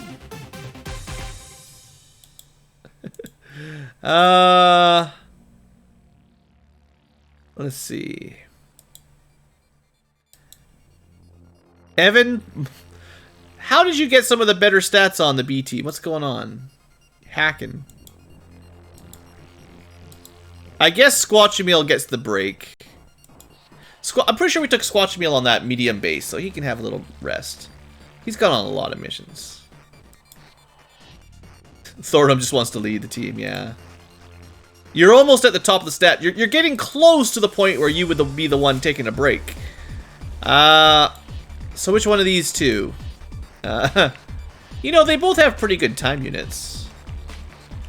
We don't even need strength the way things are going to work. So Murderface, with good time units and good accuracy, is one of the better rookies we've had for power armor. If I was recruiting more now, that's kind of what I would prioritize, is... you'd want to find someone that has good TUs. Strength doesn't really matter because they can wear power armor, but good accuracy. So, like, Victoria here would be a little bit low HP. You might want to go... Wow, this person's just awesome. Look at those stat totals. There's, like, nothing below 50. That's almost perfect. There's some pretty good rookies that showed up here. I wonder if there is a mod, like, I wonder if the mod gives you better stat totals as the game goes on. Maybe. Alright, so, Stevie's, you know, maybe one day. It's hard, man, it's hard. There's so many guys that want to go. There's only so many spots on the bus. So there you go. Private, Corporal, Sergeant, a couple lieutenants, a couple majors, some colonels. C team's got double private, corporal, some good stuff in there. A team's a little bit more statted up because, you know, A team. And I have unused rookies here. I probably have a couple more names I can pull from my list if I need to, but we haven't really had a lot of use for the rookies lately, so. Okay, so C team is Andron, so let's do them first. We just need to find, should probably order them by rank here a little bit, just so I can get the snipers on top, probably.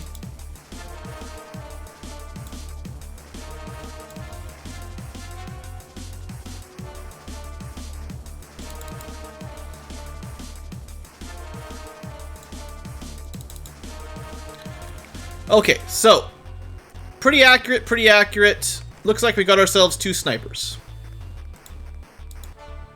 And we're going against Androns, so we can just use the cool loadout. Alright. And then Majors. I guess we can leave Soltraz as rockets. And then Dimitri and Dave are going to have to pick up the guns.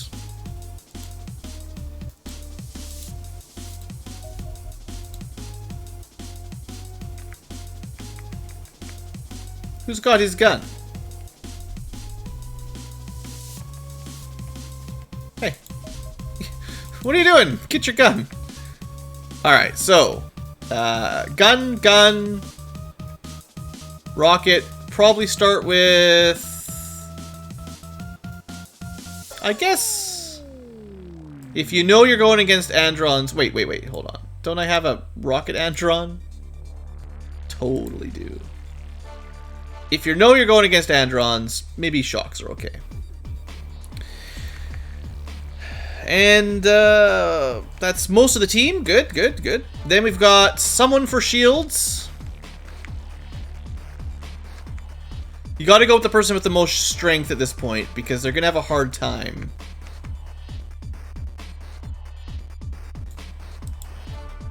Unfortunately, shield guys...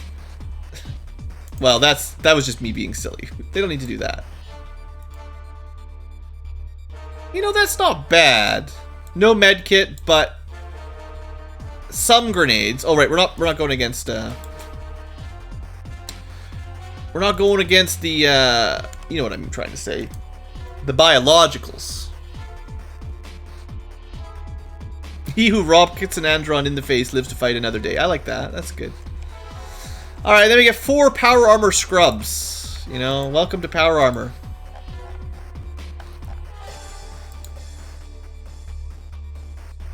We'll bring 2 antimatter miniguns and 2 EMP cannons, both of which work pretty well against the robots. We do have the cool new plasma flamethrowers. The problem is Androns aren't really weak against incendiary. I've tried the flamethrowers a couple times. It would work, but not as well as these weapons. And shock weapons are definitely better. 44 time units. Well, they're rookies. What else can we do? Is one of these easier to reload than the other? Let's see here. EMP cannons are 40 to reload, so that's not bad. And then the antimatter minigun is 60. Oh, ouch. Well, alright. We can make that switch. That's fine. Kind of a nice perk for those EMP cannons then. A little bit easier to use for rookies. Alright. Everyone can even reload their own weapon. This guy won't see a single round of combat. Shock cannons are easier to fire. I kind of like this. This makes it a lot easier for them to move and shoot. Because these are only 45%. The miniguns are 65%. We've done it in the past where if you can't reload, you just toss your gun over to someone who has lots of time units.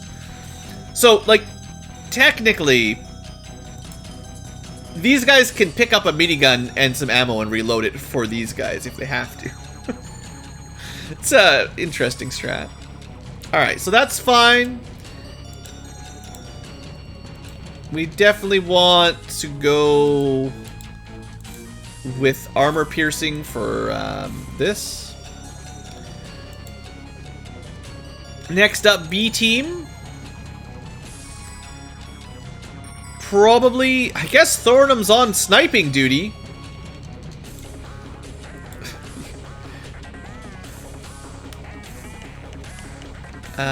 Kleber is next most accurate.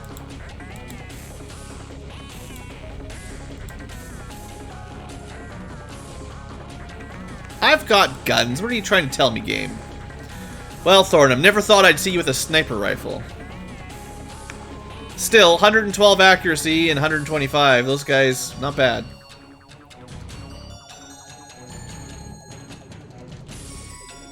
The reflex... Oh, yeah. Reflex goes down by 39 to minus 16. Basically, unless you've got really high reflexes, you're never getting a reaction shot in power armor. It is possible to use reaction shot power armor, but it's hard. It also has a... I think it has a very low modifier. Where is it? So miniguns have a reaction modifier of 0.1, which is really bad. 1 is like the average, 0.1 is like 10%. So very low chance of reaction fire. At least the antimatter cannon has reaction fire of 0. I have definitely seen some problems where someone got really smart and used their minigun as reaction. It was a little scary. Yeah. Anyway, that's the drill with those. Alright. Sniperiest of snipers.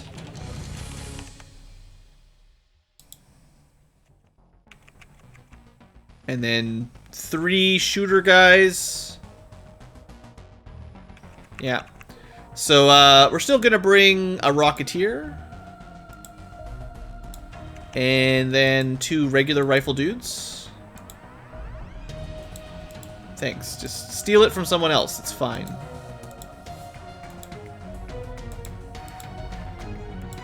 We're running out of stuff, clearly. I'm not sure why. Well, I know why, but...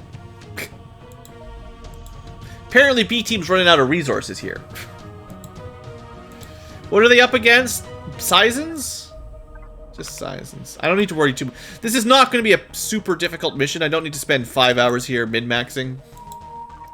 At least I shouldn't. Just blow stuff up. And capture it if you really want. Don't worry too much about every piece of equipment. We need, So Duke actually has the most strength of the remainder. So he gets the shield. Oh, I gotta change that too. Where's your gun? Why are you not getting a shotgun? I stole it from B Team. I forgot to give it back. Oh, I'm sorry, B Team. I knew I would miss one of these.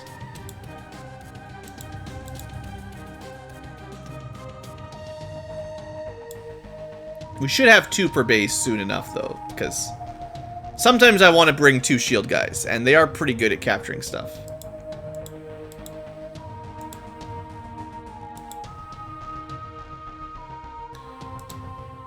Bad Blue, stealing guns from B Team.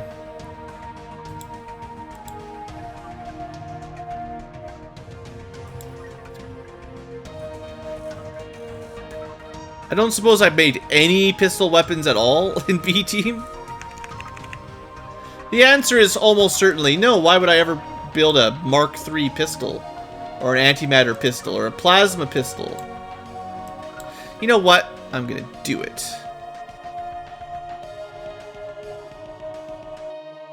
I'm only gonna build one. It's special for B Team. Nobody else gets it. It's probably a waste of cores, but I'll build one.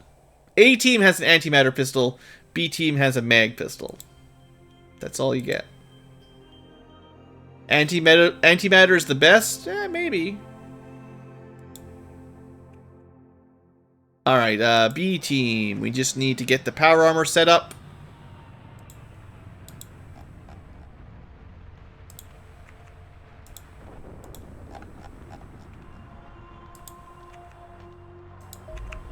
Yeah. Wine.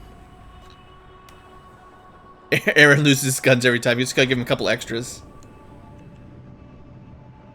Alright, we're transporting a gun for Duke, and you're not leaving on your mission for a little while. So we just need to remember to equip that before we get started. 60, not 60. Let's give Shinga something other than one of those.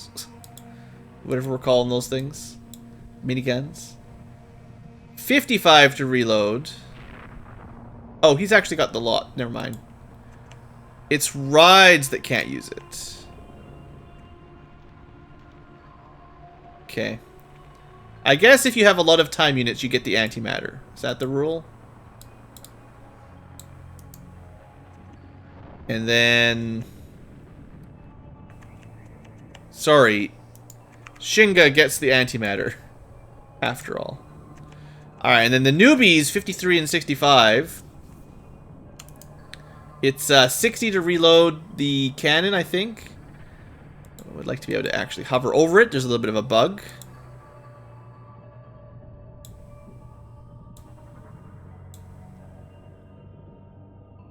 It is 60 to reload this cannon, so we can do that. 5 years later. Oh, there's also that strategy.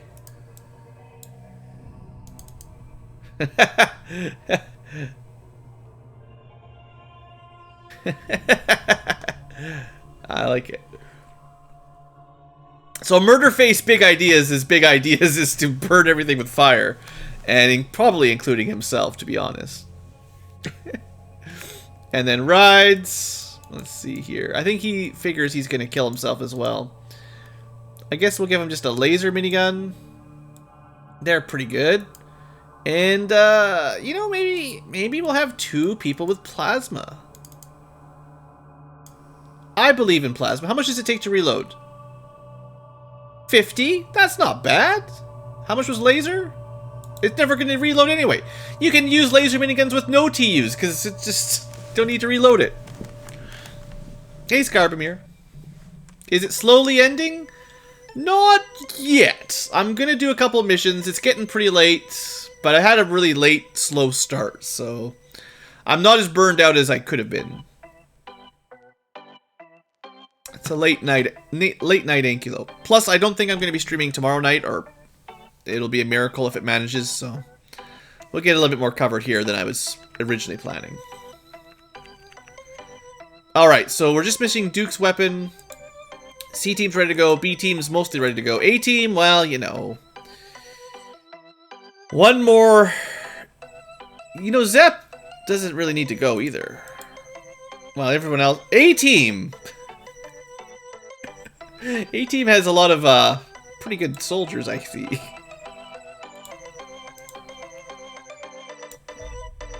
They're looking pretty well set.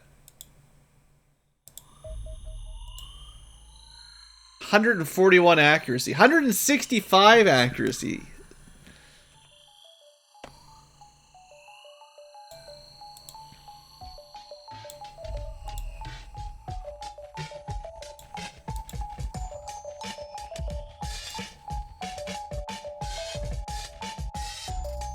I guess Blood Angel's going back to normal rifles for now.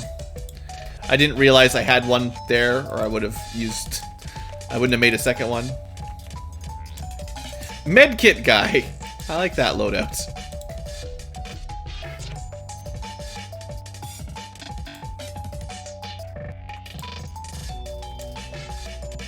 I gotta remember to change this.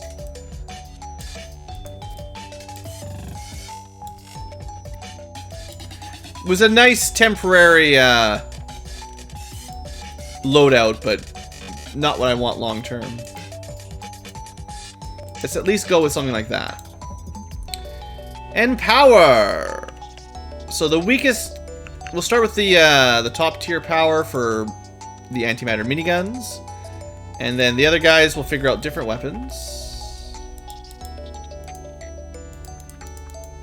Probably bring a couple flamethrowers as well. You know, I think they're going against civilians, but fireworks on Harridans, maybe? I don't know.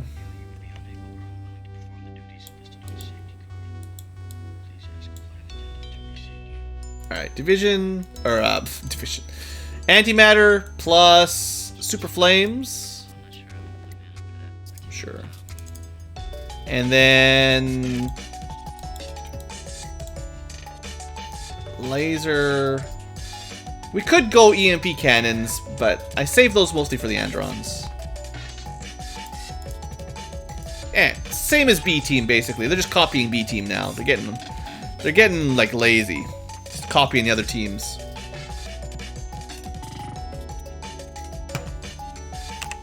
Hello, multi-mission tubers, and welcome back to Let's Play Xenonauts X-Division with me, BlueAnkylo. It's pretty late this stream, so we're just kind of playing along, kind of casual-like here. I set up all the teams in between episodes, and we're going to go do some missions. I'm probably not going to record them all, but I'll pick one, maybe the A teams, to show for the future tubers. And that'll be interesting, hopefully. I mean, I don't think any of these three are going to be difficult, but B and C team have, like, only medium missions. B is Androns, or sorry, C is Androns, B is Sizens, A is a large civilian. But honestly, they shouldn't be that hard to manage. Do we ever get upgraded power armor? In Mark 3, we sure, or in Phase 3, we sure do. We're still in Phase 2 tech. The only really good armor in Phase 2 is the Predator power armor. So better armor will have to wait till we're actually in Phase 3. Or if we're really lucky, we'll do a medium base that has Androns in it and get better armor out of that, if we survive. Anyway, future tubers, it looks like, well, we'll do like the first turn kind of half quickly here. This is an Andron map, if I remember correctly. So we actually could be scouting here with some flying fairly safely. Not too much that can reaction fire. Could just fly right into this buildings. Look how convenient that is. Hopefully there's nothing underneath. Sure, you just hang out up here there. Good job, Soltraz. You hang out up there. I don't use the buzzard very often, but you know, it's neat. We did. Oh yeah, if you're a future tuber, you might not know. We brought quite a lot of rookies, so there's definitely some opportunity for failures here today for some of the guys that didn't get a lot of options. So if this is your first time with your rookie going on a mission and I'm not going to show it to you, I apologize. But I also think overall it'll be a very easy mission. And the rookies are pretty much in power armor, so, you know, maybe what I should do is just, you know, grind some time units on these guys. I'm not going to do that, but, you know, we could certainly grind up some of these guys to have... It would be very nice if everyone had, like, 60 or 70 TUs. Like, 40 or 50 is not great. Anyway, we'll end this turn, see what attacks us, and maybe just leave it to the end of the mission, future tubers.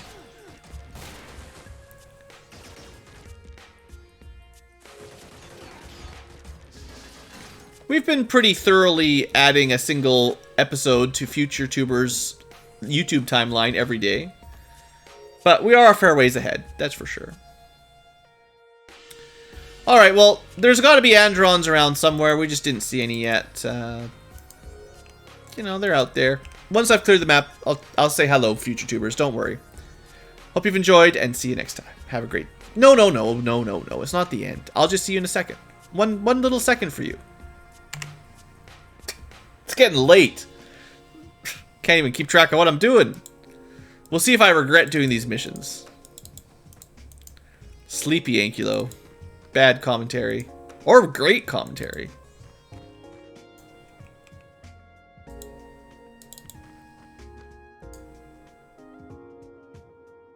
You don't have time to keep up with the live streams. Well, I can guarantee that the videos are less total time to watch than the live streams or the VODs. That's why right now we're not recording for the future tubers. Because a lot of episodes are rather redundant, and we do them for bits of fun and keeping things interesting for the stream, and to collect some materials and experience. But they're not really necessary for the Let's Play on the full channel. So I don't know why he decided not to walk backwards there, but now you're in trouble. Alright, Lone Eagle. Not great. Pixel probably can't get close enough to help this turn. Just gonna say it. Probably doing that little ducking trick was a bad idea. And Rodica also not probably gonna help much this turn. Good thing they're all in power armor, right?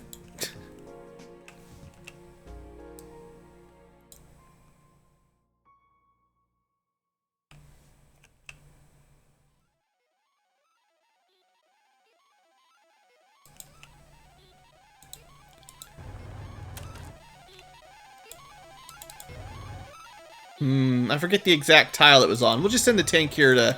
That's a good way to keep him alive. Just some blocking there.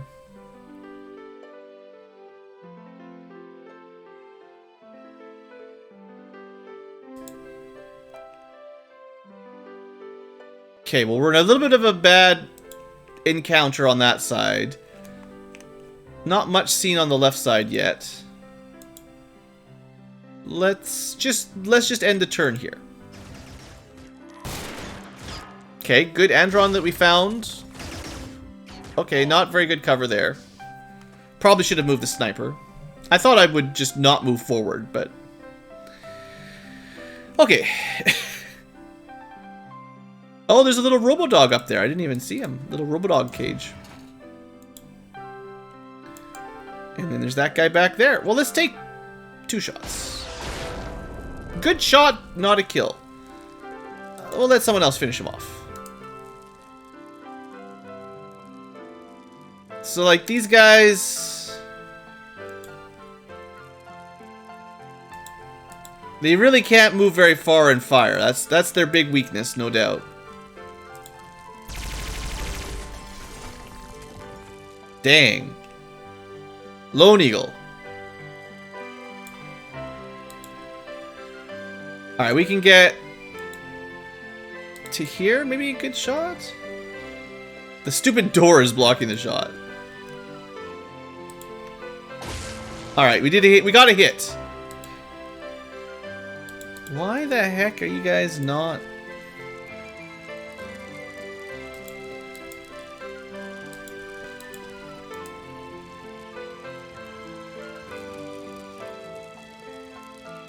If I could just select the tile I wanted. There you go, just shoot him. Easy! Rodica! First kill, probably. These rookies, you know... they get pretty hyped up when they actually hit something. And that was 2 good hits. You just need some area of effect weapons, so you don't really need to be super accurate.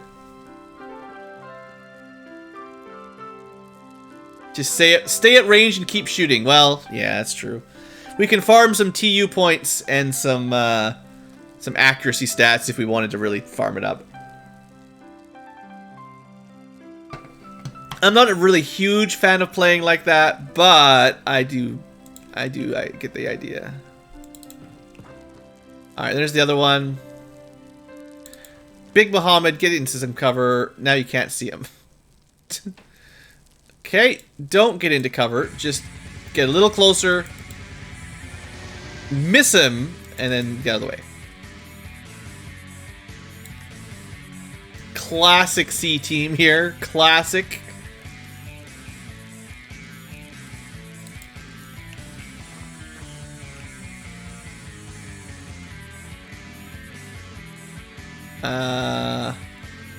I mean, these are the experienced soldiers, and they're not hitting anything.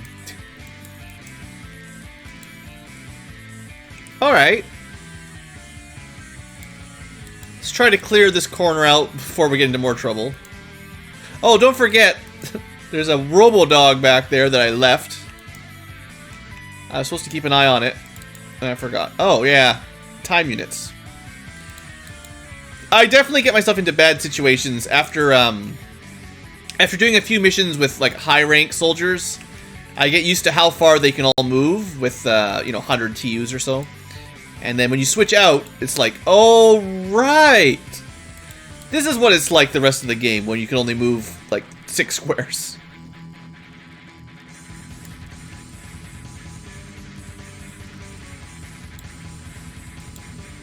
Oh, I didn't even see him there. Well, it would have been nice to kill the drone, but I don't think it's going to happen. Oh, I forgot about this guy, too. Here I am forgetting about everybody. Alright, Soltraz, you can keep an eye on the dog.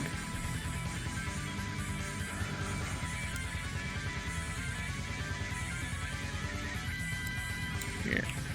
Don't need to use anything special. Just shoot him when he gets out.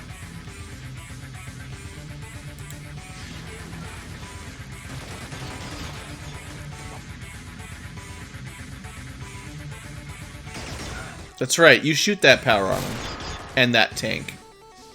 Ah, they're hiding. That's kind of the problem with farming the stat points, is the aliens are usually smart enough to move out of cover, shoot you, and then move back into cover. So it's hard to just get in a spot where you can just trade shots back and forth. They usually get a little smart on you.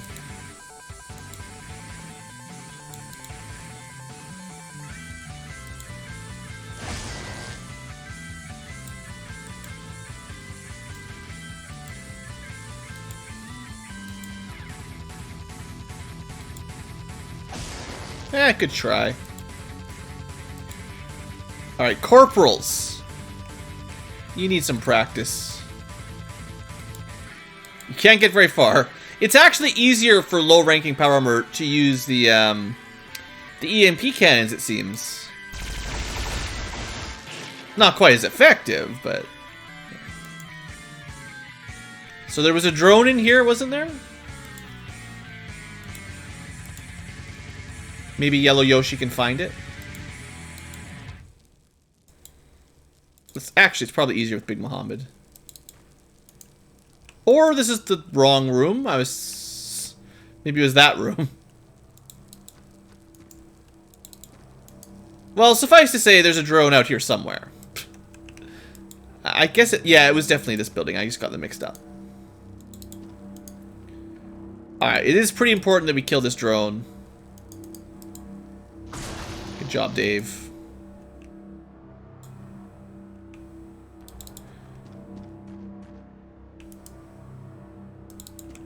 Okay. We've killed a fair number of aliens for medium, not too bad. Let's just get rid of some cover. It'll be easier for our rookies to have any shot on the punk over there.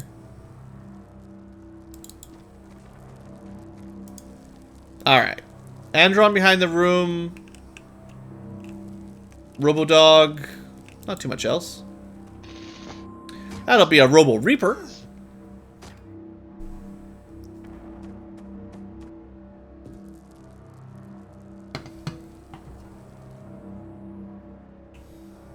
Robodog is still snoozing. I wonder if we could just destroy all this wall or something. Probably with like a cannon, but not so much with our current.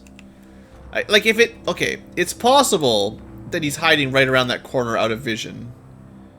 And you could like blow him up like this.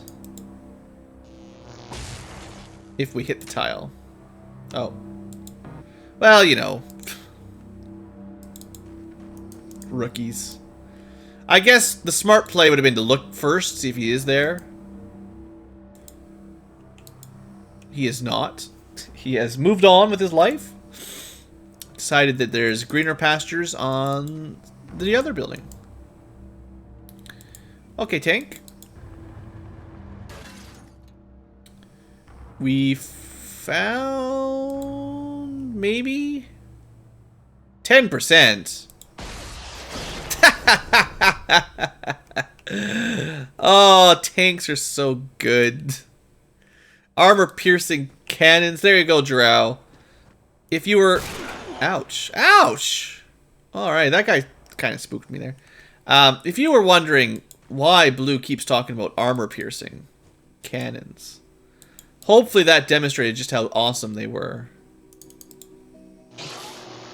Also, shock weapons.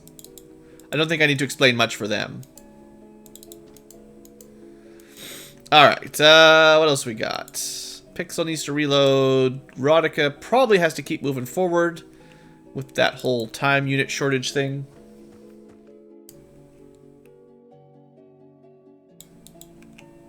There is a Robo Reaper down here. Right there. Okay, so Robo Reaper... Oh, and also a drone. Ooh, sneaky. Can't get to a good window shot. We can take him out. Big Mohammed. Good. I hate those drones.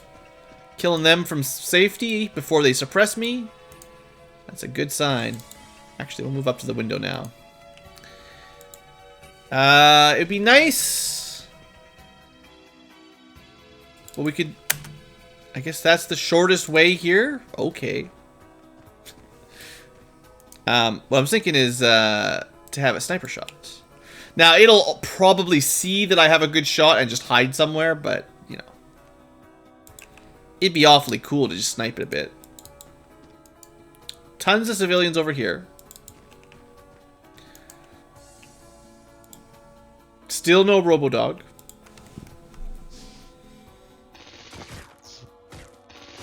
Oh, look, it's hiding out of range of my sniper. It's almost like I've played this game once or twice. Just one or two missions. Still no Robodog. This Robodog, though. Let's get the tank out of the way and let, you know, the rookies get some shots. Or at least we'll try.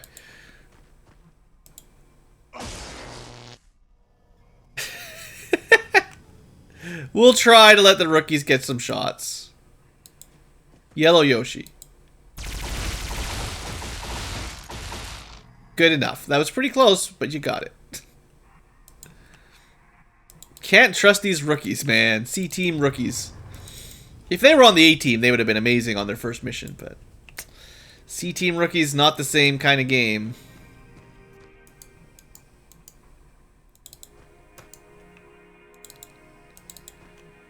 Okay, clear, clear. There's just a little bit way to go to the corner.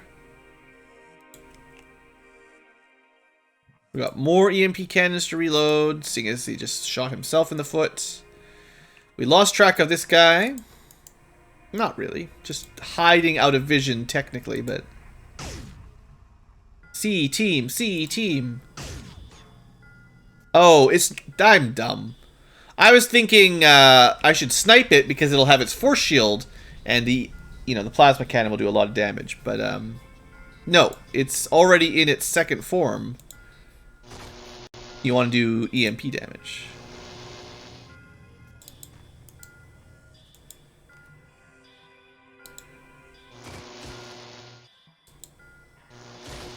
Okay, wow, that didn't really work. C-Team in general is not very trustworthy. That does seem fair. Robo-Dogs, okay. We don't really have much backup for Almiron back here, so... you just head over this way. Robo-Dog's gonna come chew on you probably a little bit. That Robo-Dog's asleep. Could probably wake it up, but... not this turn. Let's make sure we've got enough people that can kill it if we need it. Although I don't think we'll need the backup. Alright. I kind of don't like that the Robo Reaper attack seems to ignore your shield. Stun damage is not applied to the shield, which is kind of weird. Well, that was really easy. Robo-Dog, dead. There's the other Robo-Dog. Unfortunately, Almiron got sapped a bit there. No game, no dice. Like I said, he needs some backup. Dave, kill Robo-Dog. Good job, Dave. No wonder it's Major Dave. Okay, I think... we'll get just into the green range. There, we got him into the next phase. Now we back up. That was not where I wanted to put my dudes. Whoops. You've lost 500 points to missions? Which missions are you going on? The exclamation point mission, it is a high risk, high reward kind of minigame.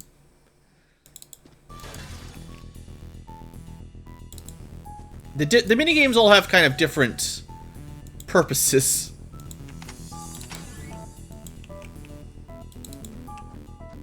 I would say, like, the dice minigame is much lower risk. Potentially higher risk, but low odds of high reward. Typically low risk, low reward.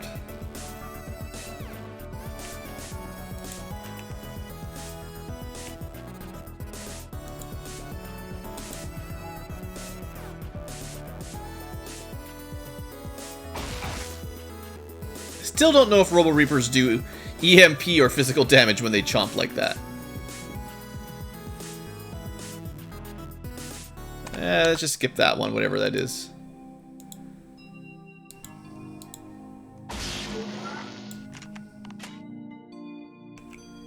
Okay. I think that might be everything outside of the UFO now. Time for our very slow rookies to move it on up.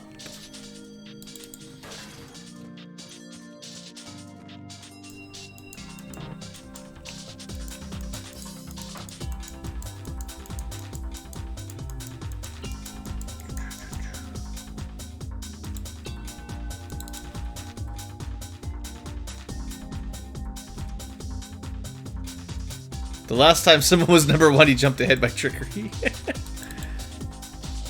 Technically, I have infinite points. Someone's got to be able to generate points. It's me. I'm like the Federal Mint.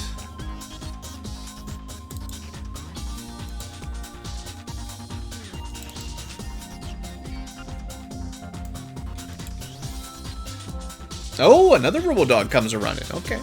Not too bad, though.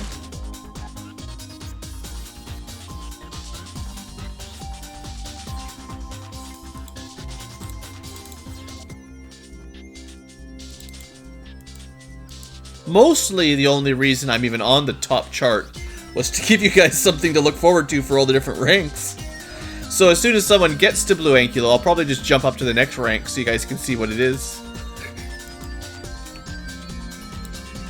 Or whatever's past BlueAnkylo, that is to say.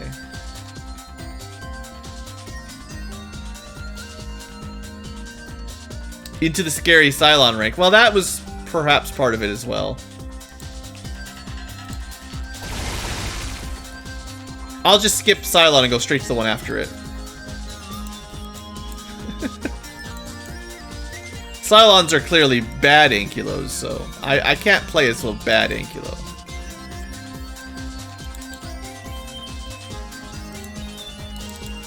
But at Thornum's rate of point gathering, we're gonna have to keep like exponentially adding rank tiers that are rather difficult to afford. Never really checked this room out. Let's have a quick look. Alright, good. On we move.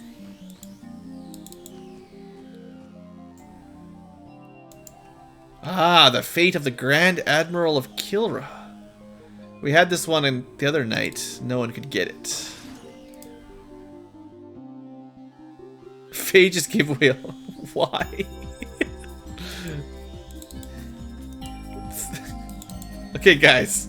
Thornum's a mod. Mods don't technically have infinite points, but they have a lot more points than you do. You don't have to give your points to the mods.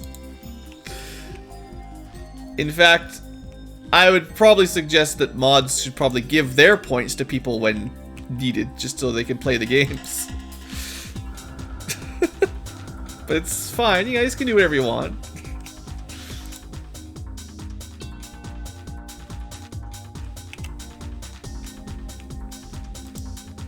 Alright, so Andron Medium Breach. What does that mean? It means antimatter could... Oh yeah, this is always fun. Oh yeah! I mean, we are using rookies here, so... Don't get ahead of yourself. It's going to take a couple turns to get to the front door.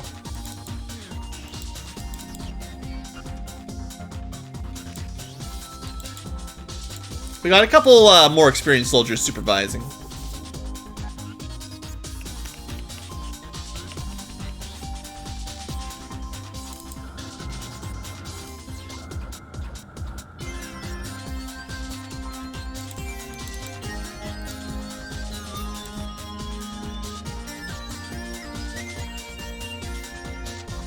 All right.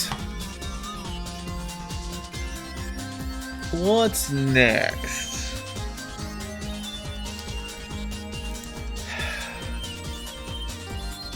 You know, power armor, I have a lot of faith in power armor.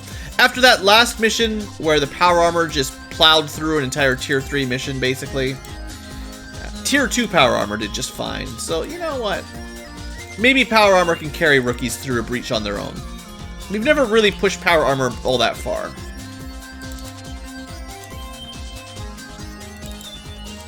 Let's see the limits of power armor. Let's see how many rookies I can get killed by just sending those 4 in. This is the best way for them to get stats, though.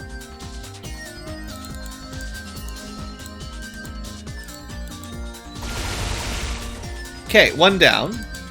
And I probably could have killed any 2 guards on the door like that.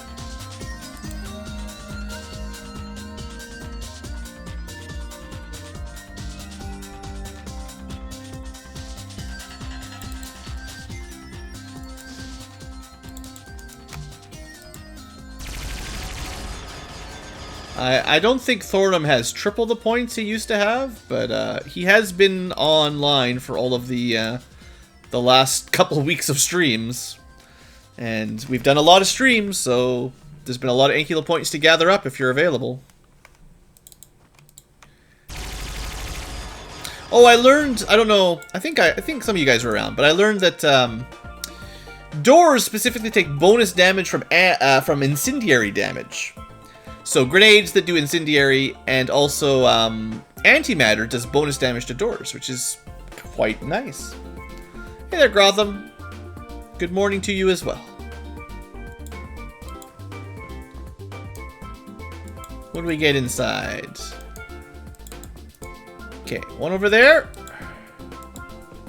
Let's check this side. Nothing on this side. So we'll put Lone Eagle over there. Now we're not going to get these rookies to move in and shoot anything. This is not high tier, you know, soldiers. So we can only move a couple tiles and still shoot. I mean, I should have hit. Can't really get out of the way though. Please get out of the way. Please try to get out of the way. Even rookies can get kills with EMP cannons.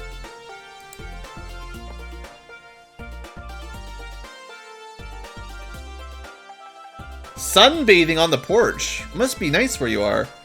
Yeah, the weather's still a little chilly here. It's nice weather, but it's definitely a bit chilly.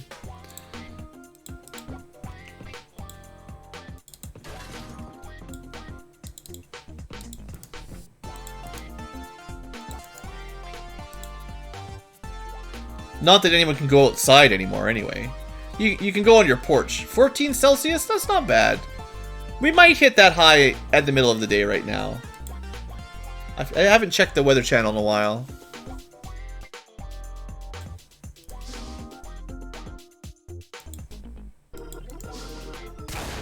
Well, that's just rude. How? Oh yeah, power armor. Really known for their amazing scouting abilities. I forgot about that.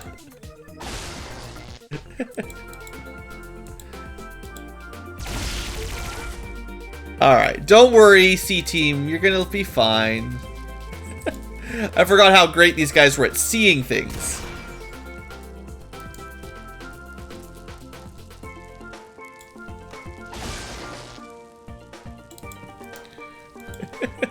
Poor little rookies. That's not bad. Oh, you can't move. I've made a mistake. I thought Lone Eagle could still move one tile, shoot, and move back. Nope. Is he dead? No, he's fine.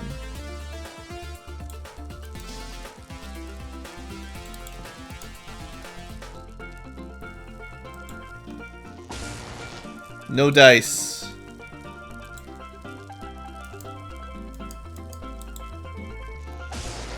Well, I tried a couple of those fancy shots. Now, if this was Thornum, we'd just run right in there and kill him. Alright, Lone Eagle. I may have got the first Lone Eagle killed. Will the second Lone Eagle make up for it? I think the second Lone Eagle has made up for it. Not bad at all. Way to wake my food. If you're trying to guilt us into giving back your Ankylo points.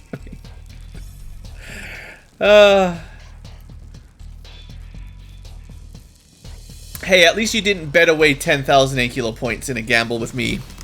There's always that. Alright. Was that flawless? I think so. I don't think I saw Lone Eagle take any real damage. I'm not sure what...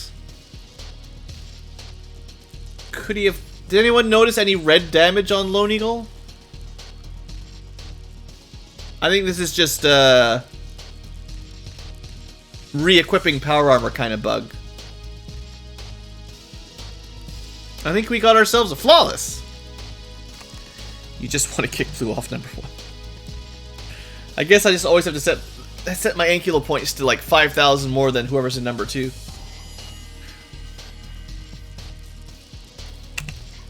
Welcome back, future tubers. Mission is successful. It was pretty much flawless, I think. Pretty easy. What happened to the awesome Funky Donkey song? I think we just got to the end of the song. Didn't mean to skip anything. Anyway, future tubers, yeah, it was an easy mission. Even the rookies that are relatively weak did fine. Power armor carries you quite a long way. So the new guys, you know, Rodica and Pixel number 2, They each got a kill. I tried to use the rookies if I could, but, you know, these guys are clearly a little bit more adept. So that's done. And, let's see. I was trying to wait on the B team until we got a, I forgot to send a shock gun back to them. So, like, it's on the way, but it's not there yet. Why don't we, just get this mission going? Not sure how much longer I'll be streaming tonight, but maybe I'll do this mission and that'll be the end of it. Maybe we'll save B team for next stream. We'll see. It's almost 2 a.m. What am I doing awake? Playing Xenonauts.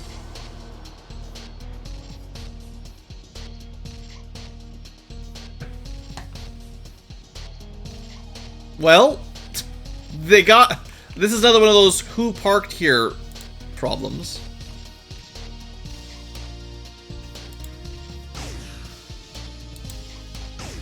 Oh, I thought he could get both of them. That would have been sweet. Well, you know what? BlueAnkylo takes out one, Zep takes out the other.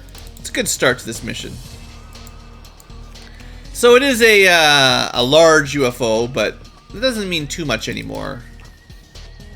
There was a time when we were pretty scared of these, but it's been a while.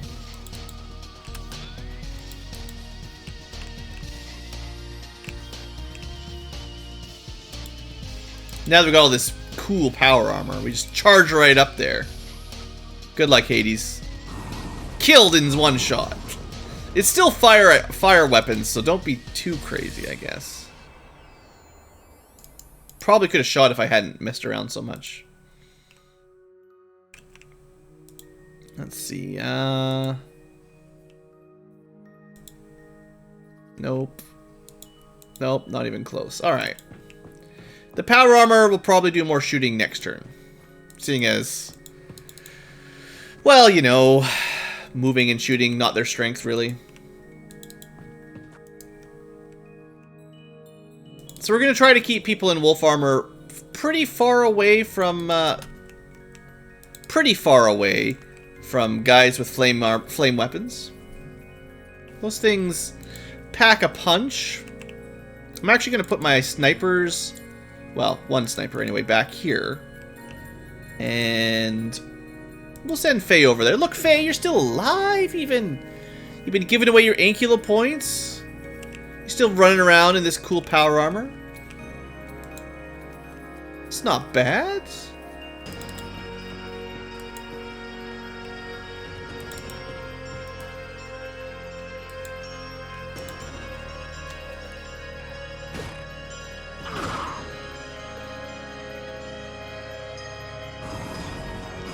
Good. Waste your shots on the power armor. Excellent. Some of the Wild Arms music is just a little bit too much, like... I don't know. I don't know how to explain it exactly. It's just too much. And that song was just a bit too much.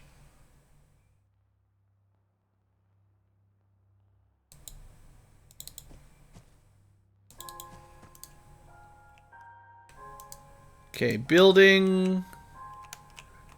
Corner. There must be a UFO somewhere up there. Wonder if we could make this thing disappear. Haha! Your cover is gone. Now what?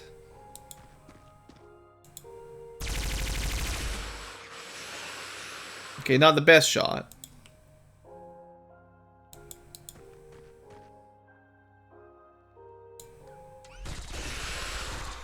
Laser miniguns continue to be pretty sweet.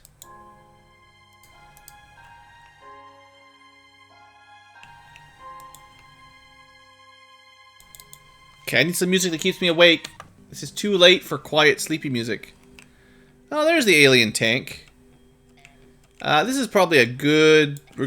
not gonna really be able to shoot it this turn, but good opportunity to switch to shock weapon rather than kinetic. It's pretty much immune to kinetic.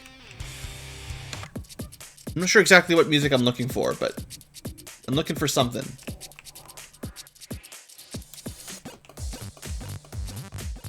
Might be able to snipe the tank from here. The aliens have a tank, yeah. It's like Mad Max tank. Ah, let's run down. Oh, let's not run down. Oh, we should try to save these civilians, though. Ugh.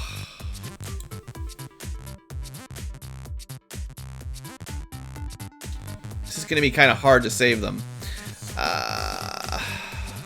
Crap.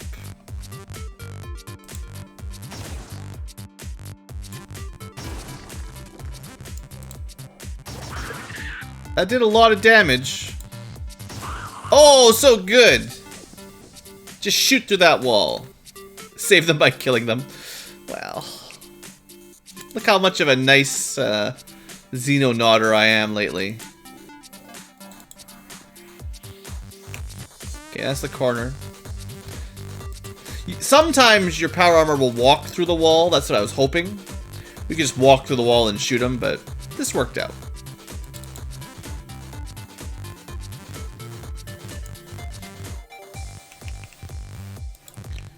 Probably time to move up a little. You know, why move up a little when you can move up a lot?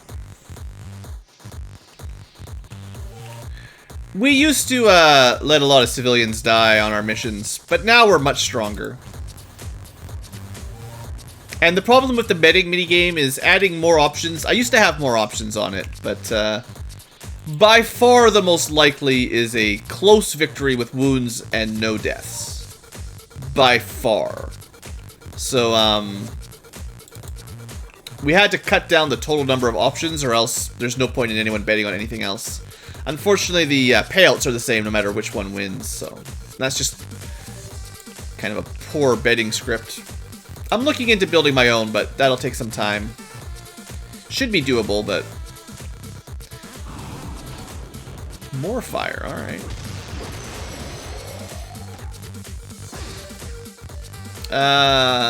That's probably a Harridan?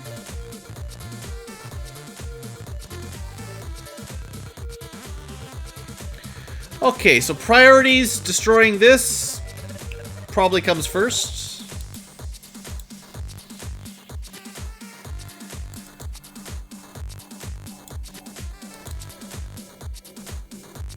Let's give the tank a little shock. Nope, let's not. Let's... Yeah, of course it's hiding. Classic.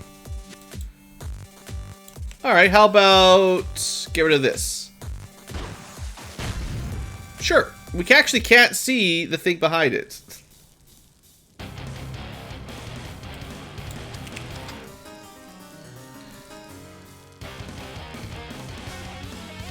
Or can we? Oh, where did this guy come from? What is Blue doing not paying attention to deadly reapers? I didn't even see him. I wasn't paying good attention.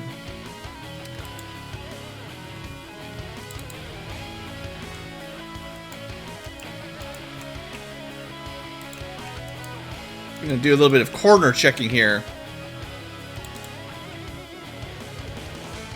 There's that Harridan.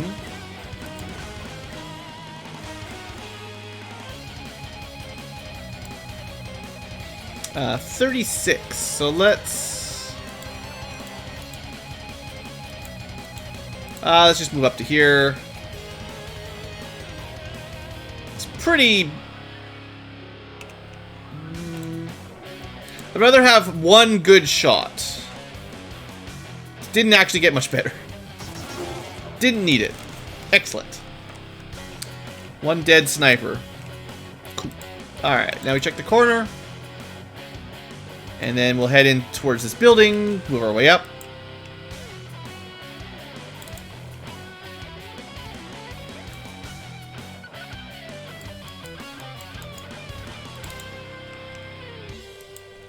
More heavy weapons. Yeah, there was some sort of... maybe he blew up in the... Oh, he's probably dead. Of course, the rocket got him. Duh. I was like, where'd he go? Usually they don't die through cover, but he did. The lizards are sort of strong to fire damage or incendiary damage, like a rocket, that kind of rocket, but not strong enough anyway. Alright, another one of these Reapers. That one's coming for you, Faye. Another yes or no question. I need to find a way to refine those to be a little bit more interesting. Oh. Alright, well we got some backup. Blood Angel, you put this thing down. There you go.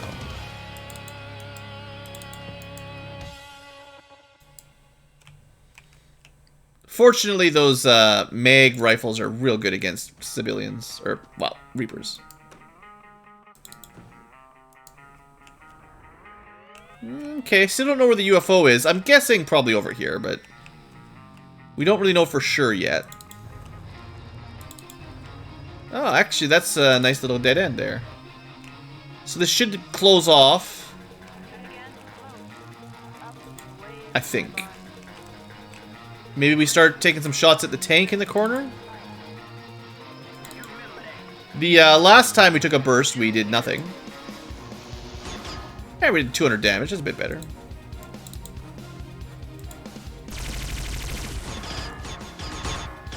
Lots of pretty lights.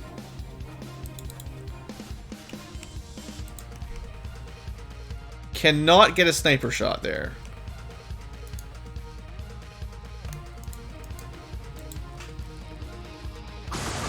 Well, now we can. Good job, Hades. I like it. 265. 345. Oh!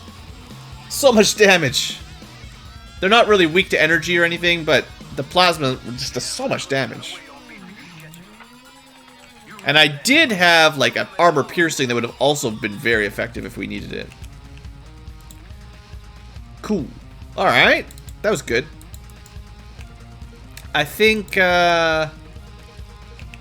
switch back to long range. Double check for Reapers. Don't want any sneaky Reapers. Okay, we'll clear this corner and start moving people up. See? Large UFOs, they're not that bad anymore. A couple little jump scares, but overall, we just plow right through.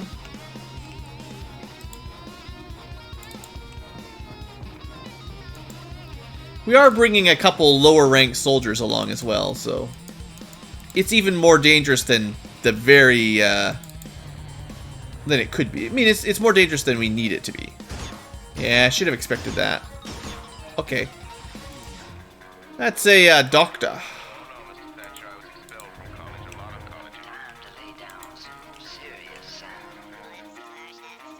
We might be able to hit him with 2 shots if we're really lucky.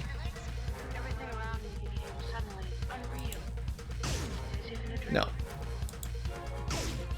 We needed both shots. One to hit the wall, one to destroy the wall, the next one to hit the guy hiding behind the wall, be destroyed.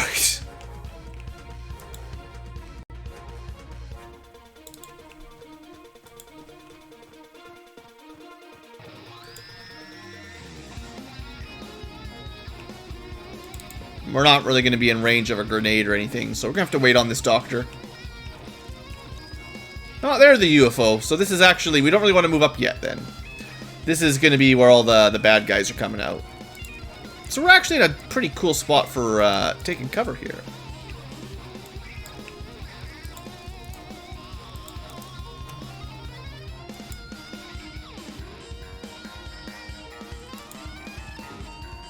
Yeah, this is far enough up for sure until we've cleared out this section.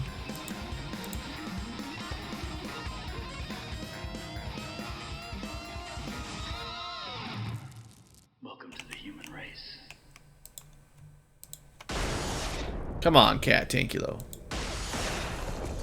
I think we killed it. Straight through the wall.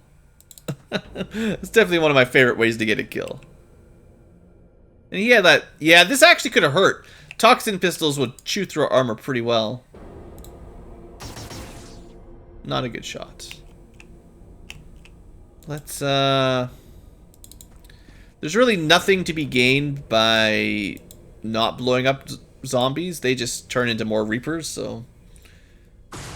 Blow them up! Now they can't hurt you.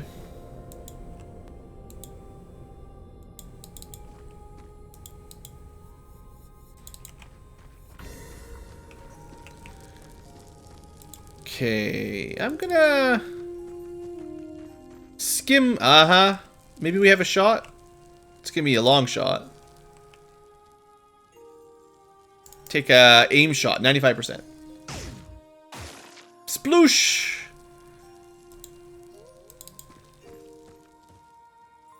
Okay, that was a good little snipe there. See? Leaving your guys back here is not the worst idea. Oh, I think given this guy survived, we'll move kind of along the edge here. Again, kind of behind the UFO.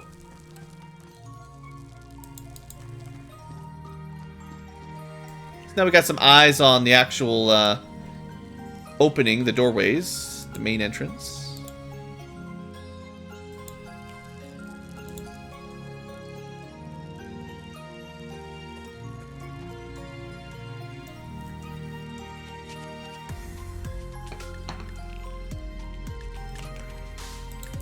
Nobody else, maybe?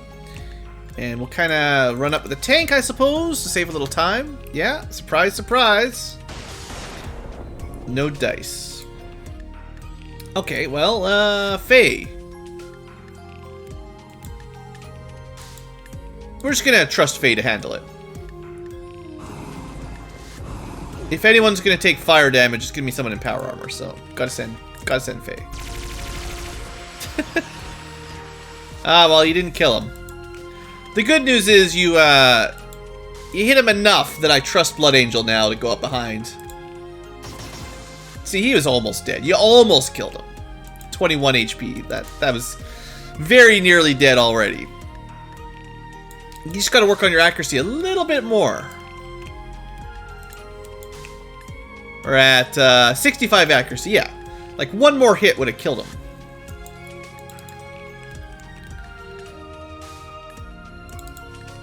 Alright, I think... there might be one more in that corner, but we're probably pretty much done.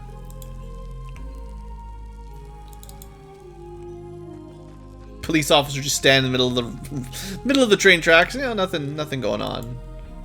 Look, there's this alien UFO right there.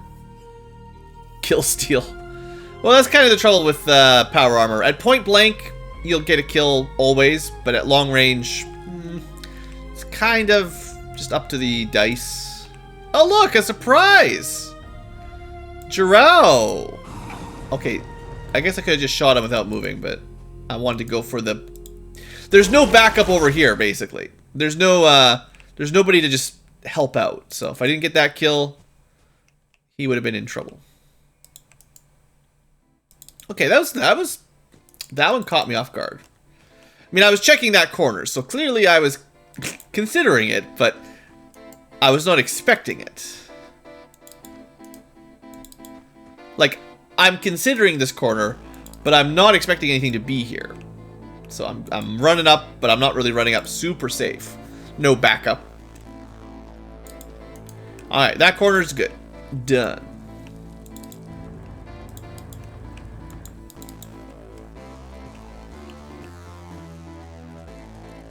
Okay, well, pretty much time to talk breach. We'll start getting some more vision on front door. Maybe move the tank up. Maybe send someone to go knock. Say, let them know we're here.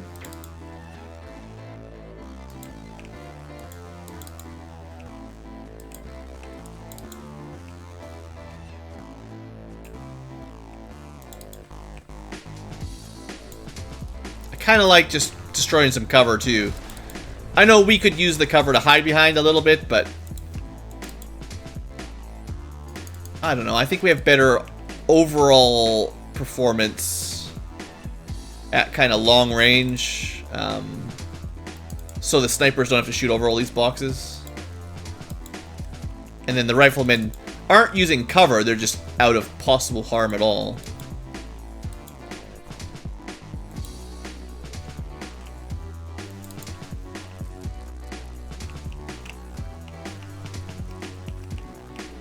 Okay, everyone's moving in. 3 2s. I'm also quite confident I could repurpose that minigame, the dice minigame, to use like poker hands, sort of poker rules or Yahtzee rules rather than just the sum rules, if we ever want to get more tricky with it.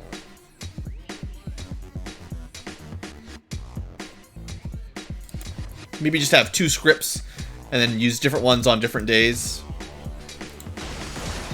Monday is the 3d6 day, and then Tuesday can be the coin toss day, and Wednesday can be Yahtzee day.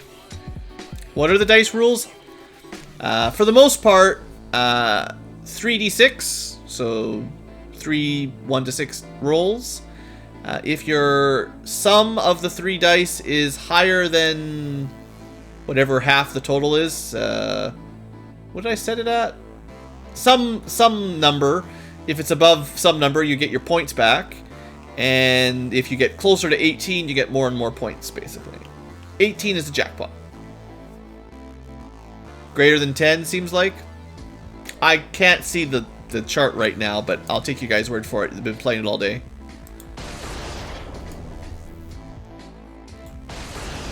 Oh, that one killed somebody. I tried to balance it off so it's not a super cheaty kind of game.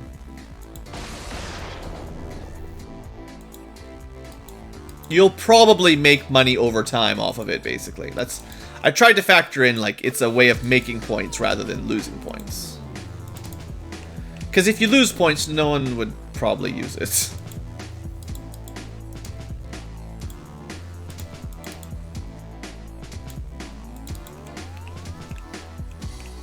We keep these guys back here for another turn. Inflation.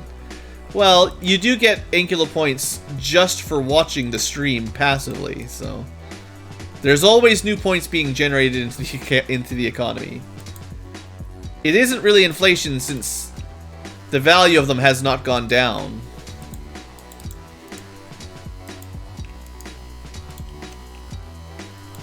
The price to do a thing has not changed. In fact, the price to do things is just, it's always been almost inconsequential.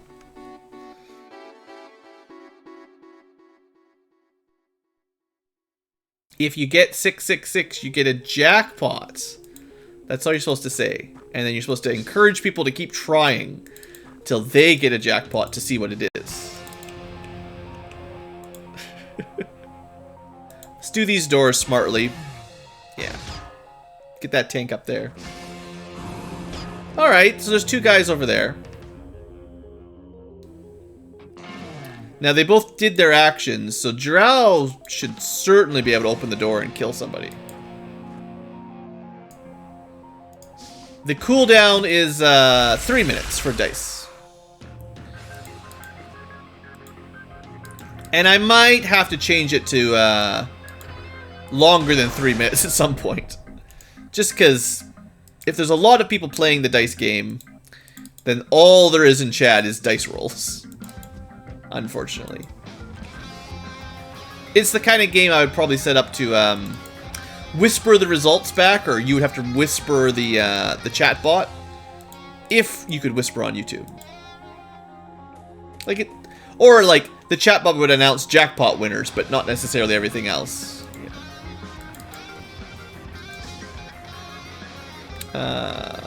That's the teleporters. We still need to clear the side rooms out.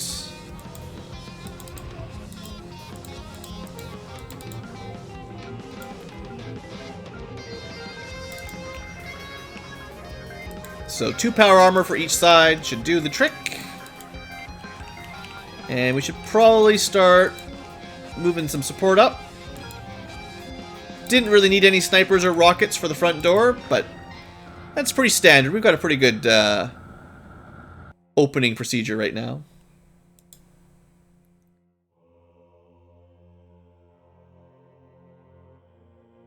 You already feel the need to code a bot to hide the script? Well, if you pay attention to the on-screen chat, it already ignores commands from the bot. It should ignore responses from the bot as well as the commands you guys type in. Anything that you type in with exclamation point shouldn't show up on the on-screen display. So, well, for your own chat, I mean, that's not my problem.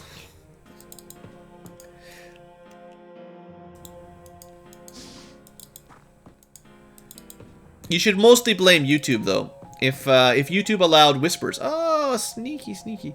If YouTube allowed whispers, I would use them. But YouTube does not have a whisper system.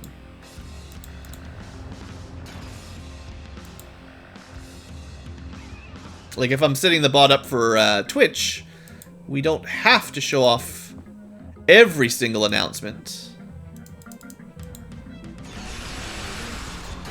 Boom! Dead civilian.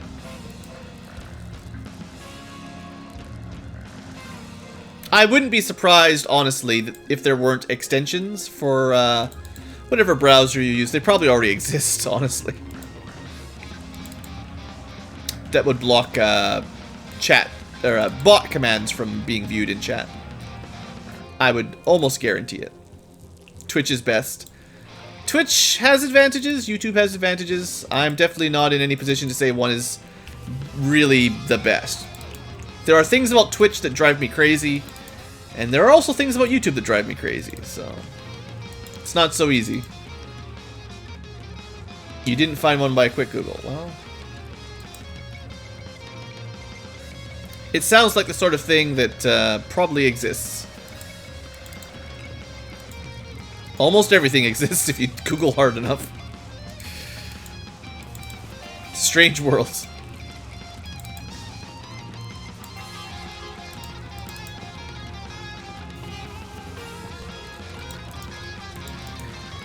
I mean, most of liking or disliking Twitch or YouTube, I'm sure, is having a community you like or dislike. You know, that's like, I'm gonna say probably like 90% of what makes your experience good or bad.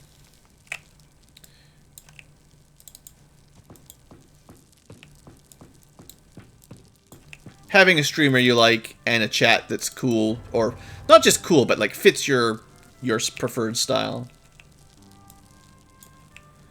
Some people like the crazy chats full of memes and puns or whatever other stuff. Some people like serious discussion or whatever. You know, there's a million different things.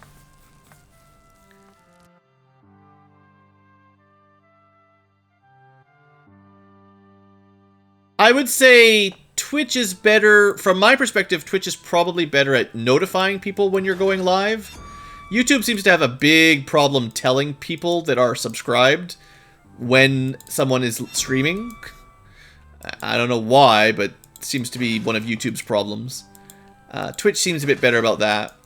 But YouTube also has the schedule a next stream feature. So you can theoretically, if it worked, see when my next live stream will be if I schedule it. Twitch, to my knowledge, does not have anything like that. So you just have to be online when I go online, and it'll get you a notification. Unless I've missed something. But as far as I know, I haven't found any way to schedule a stream on Twitch. So it's just one of those weird things. Like, there's some features YouTube has that are cool, and then they miss some things that Twitch has that are also cool. Oh!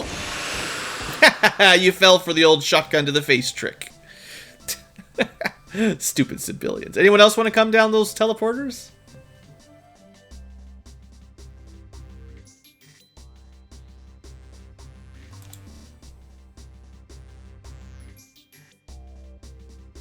I'm just giving them a couple more turns to try that, because that was funny. Yeah, YouTube is, I don't know. They keep changing the notification system.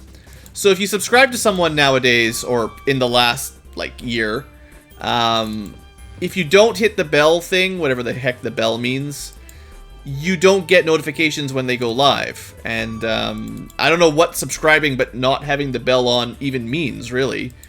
So if you want old school YouTube subscriptions style, you pretty much always have to click 2 or 3 things to get it all set up. And it's just kind of weird. And I'm not even sure if that works still. Like, at that point, I think you should get the notification, but there's a stat somewhere that tells you for a YouTube, like a content creator, whatever we call them, a YouTuber. There is a stat that shows you how many of your subscribers or viewers also have the bell, like, notifications turned on. And not very many people do. Like, most people just leave them off, so I'm not sure if that feature is working. Like, it kind of sounds to me like it's one of those YouTube features that nobody really likes. It just exists.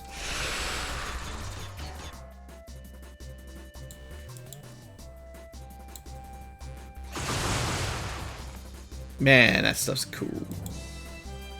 It's been a pretty cool room breach here. Just one Harridan left. We're not going to be able to get him with Tim. I'm kind of hoping Tim could, like, lure out his reaction fire or something, but no such luck.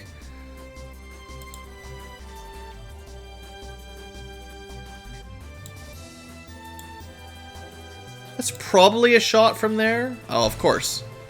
Sniper Harridan taking pot shots.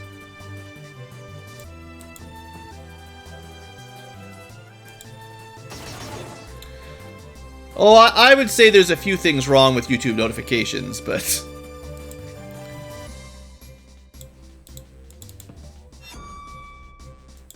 I don't know. It's all we've got. What are you gonna do about it, right? Boom! Dead Harridan. Well, another possibly flawless mission? That was even a large UFO that time. Just autopiloted it through with not even all perfect soldiers, some low rankers, and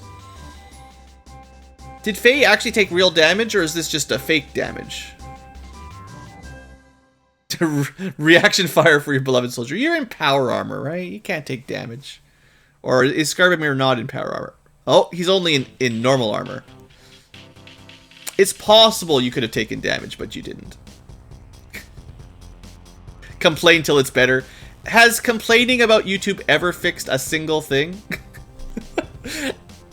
People have been complaining about YouTube for like 10 or however many years now, and it just keeps getting worse every update. All this complaining does nothing. That's why I usually don't bother saying much. It just doesn't work. But it works better than literally nothing, so okay. You can say the same about everything. Nah, some things get better when you complain. Well, complaining on its own doesn't do anything, but some places your complaints are heard and reacted to. YouTube, though, I don't know if they've ever paid much attention to user feedback.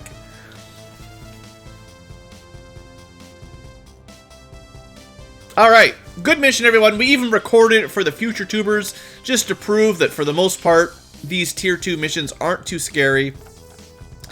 You can do it too if you're playing along. Just have a lot of power armor and some expert soldiers and some Mark III weapons, and you'll crush these missions too. Like nothing. Good. I was just sort of waiting for that gun to get there. But for now, future tubers, we're going to probably call that an episode after I pass over another gun to one of my dudes. There. That was technically B team's shotgun, and they just, you know, I moved it over to the A team for the base, and then I forgot to send it back. But good.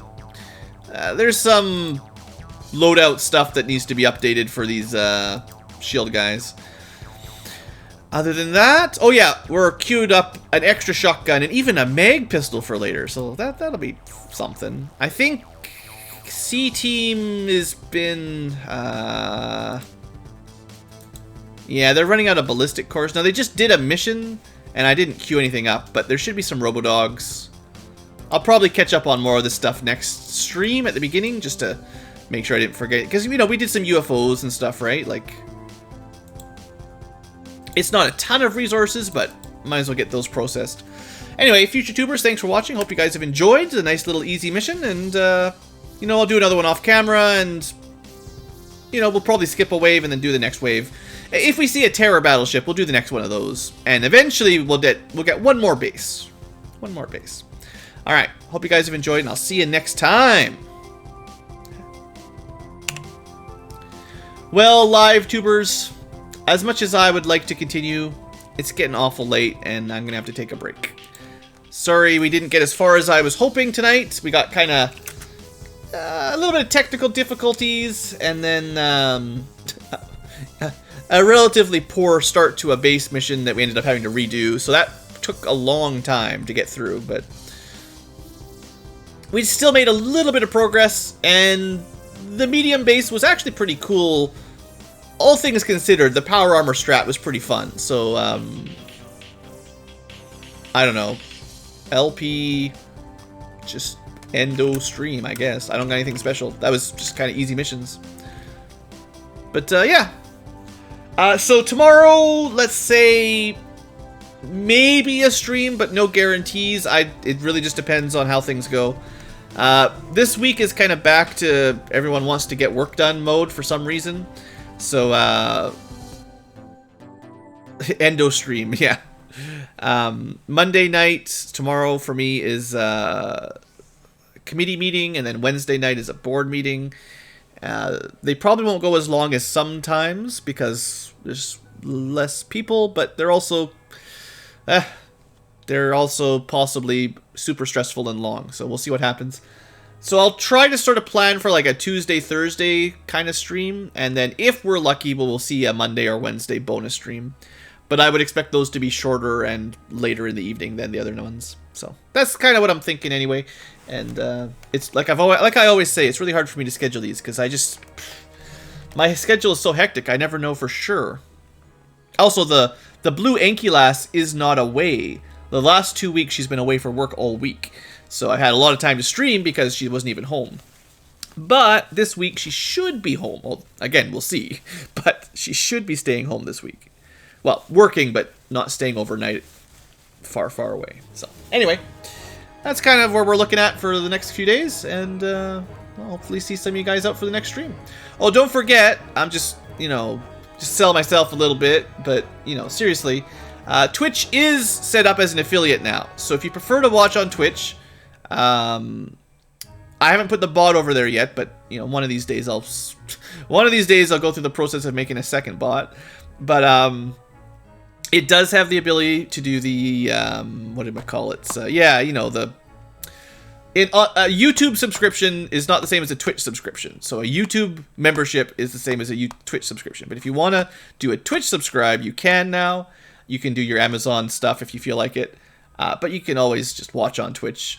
There are Ankylo emotes on Twitch as well. And Twitch is kind of cool because now, unlike YouTube where you only get them on the channel you're watching, on Twitch, if you get the Ankylo emote, you can use it on any channel you're watching. So that's kind of neat. I don't know. I'm not a huge Twitch guy, but it seems kind of cool. But anyway, it's a thing. It's coming along as time goes on. So if you want to check it out, go for it. Anyway, that's all for tonight. So hope you guys have enjoyed the stream, and I will see you in a day or two if you want to come back. If not, well, the VODs will always be on YouTube at some point. We're probably like 100 episodes in now, so the episodes we recorded today, well, they're probably not going to be up till the summer, but we'll see. And one of these days we're going to stream a different game than Xenonauts, I promise. But for now, I'm enjoying it, and we're going to keep going. So we'll get on to a different game at some point. I do have the itch for a lot of other things. Did you know Factorio is getting its final release in 2020 in September? That's pretty exciting. And there's lots of other games I want to get around to. Alright guys, thanks for hanging out. I'll see you next time.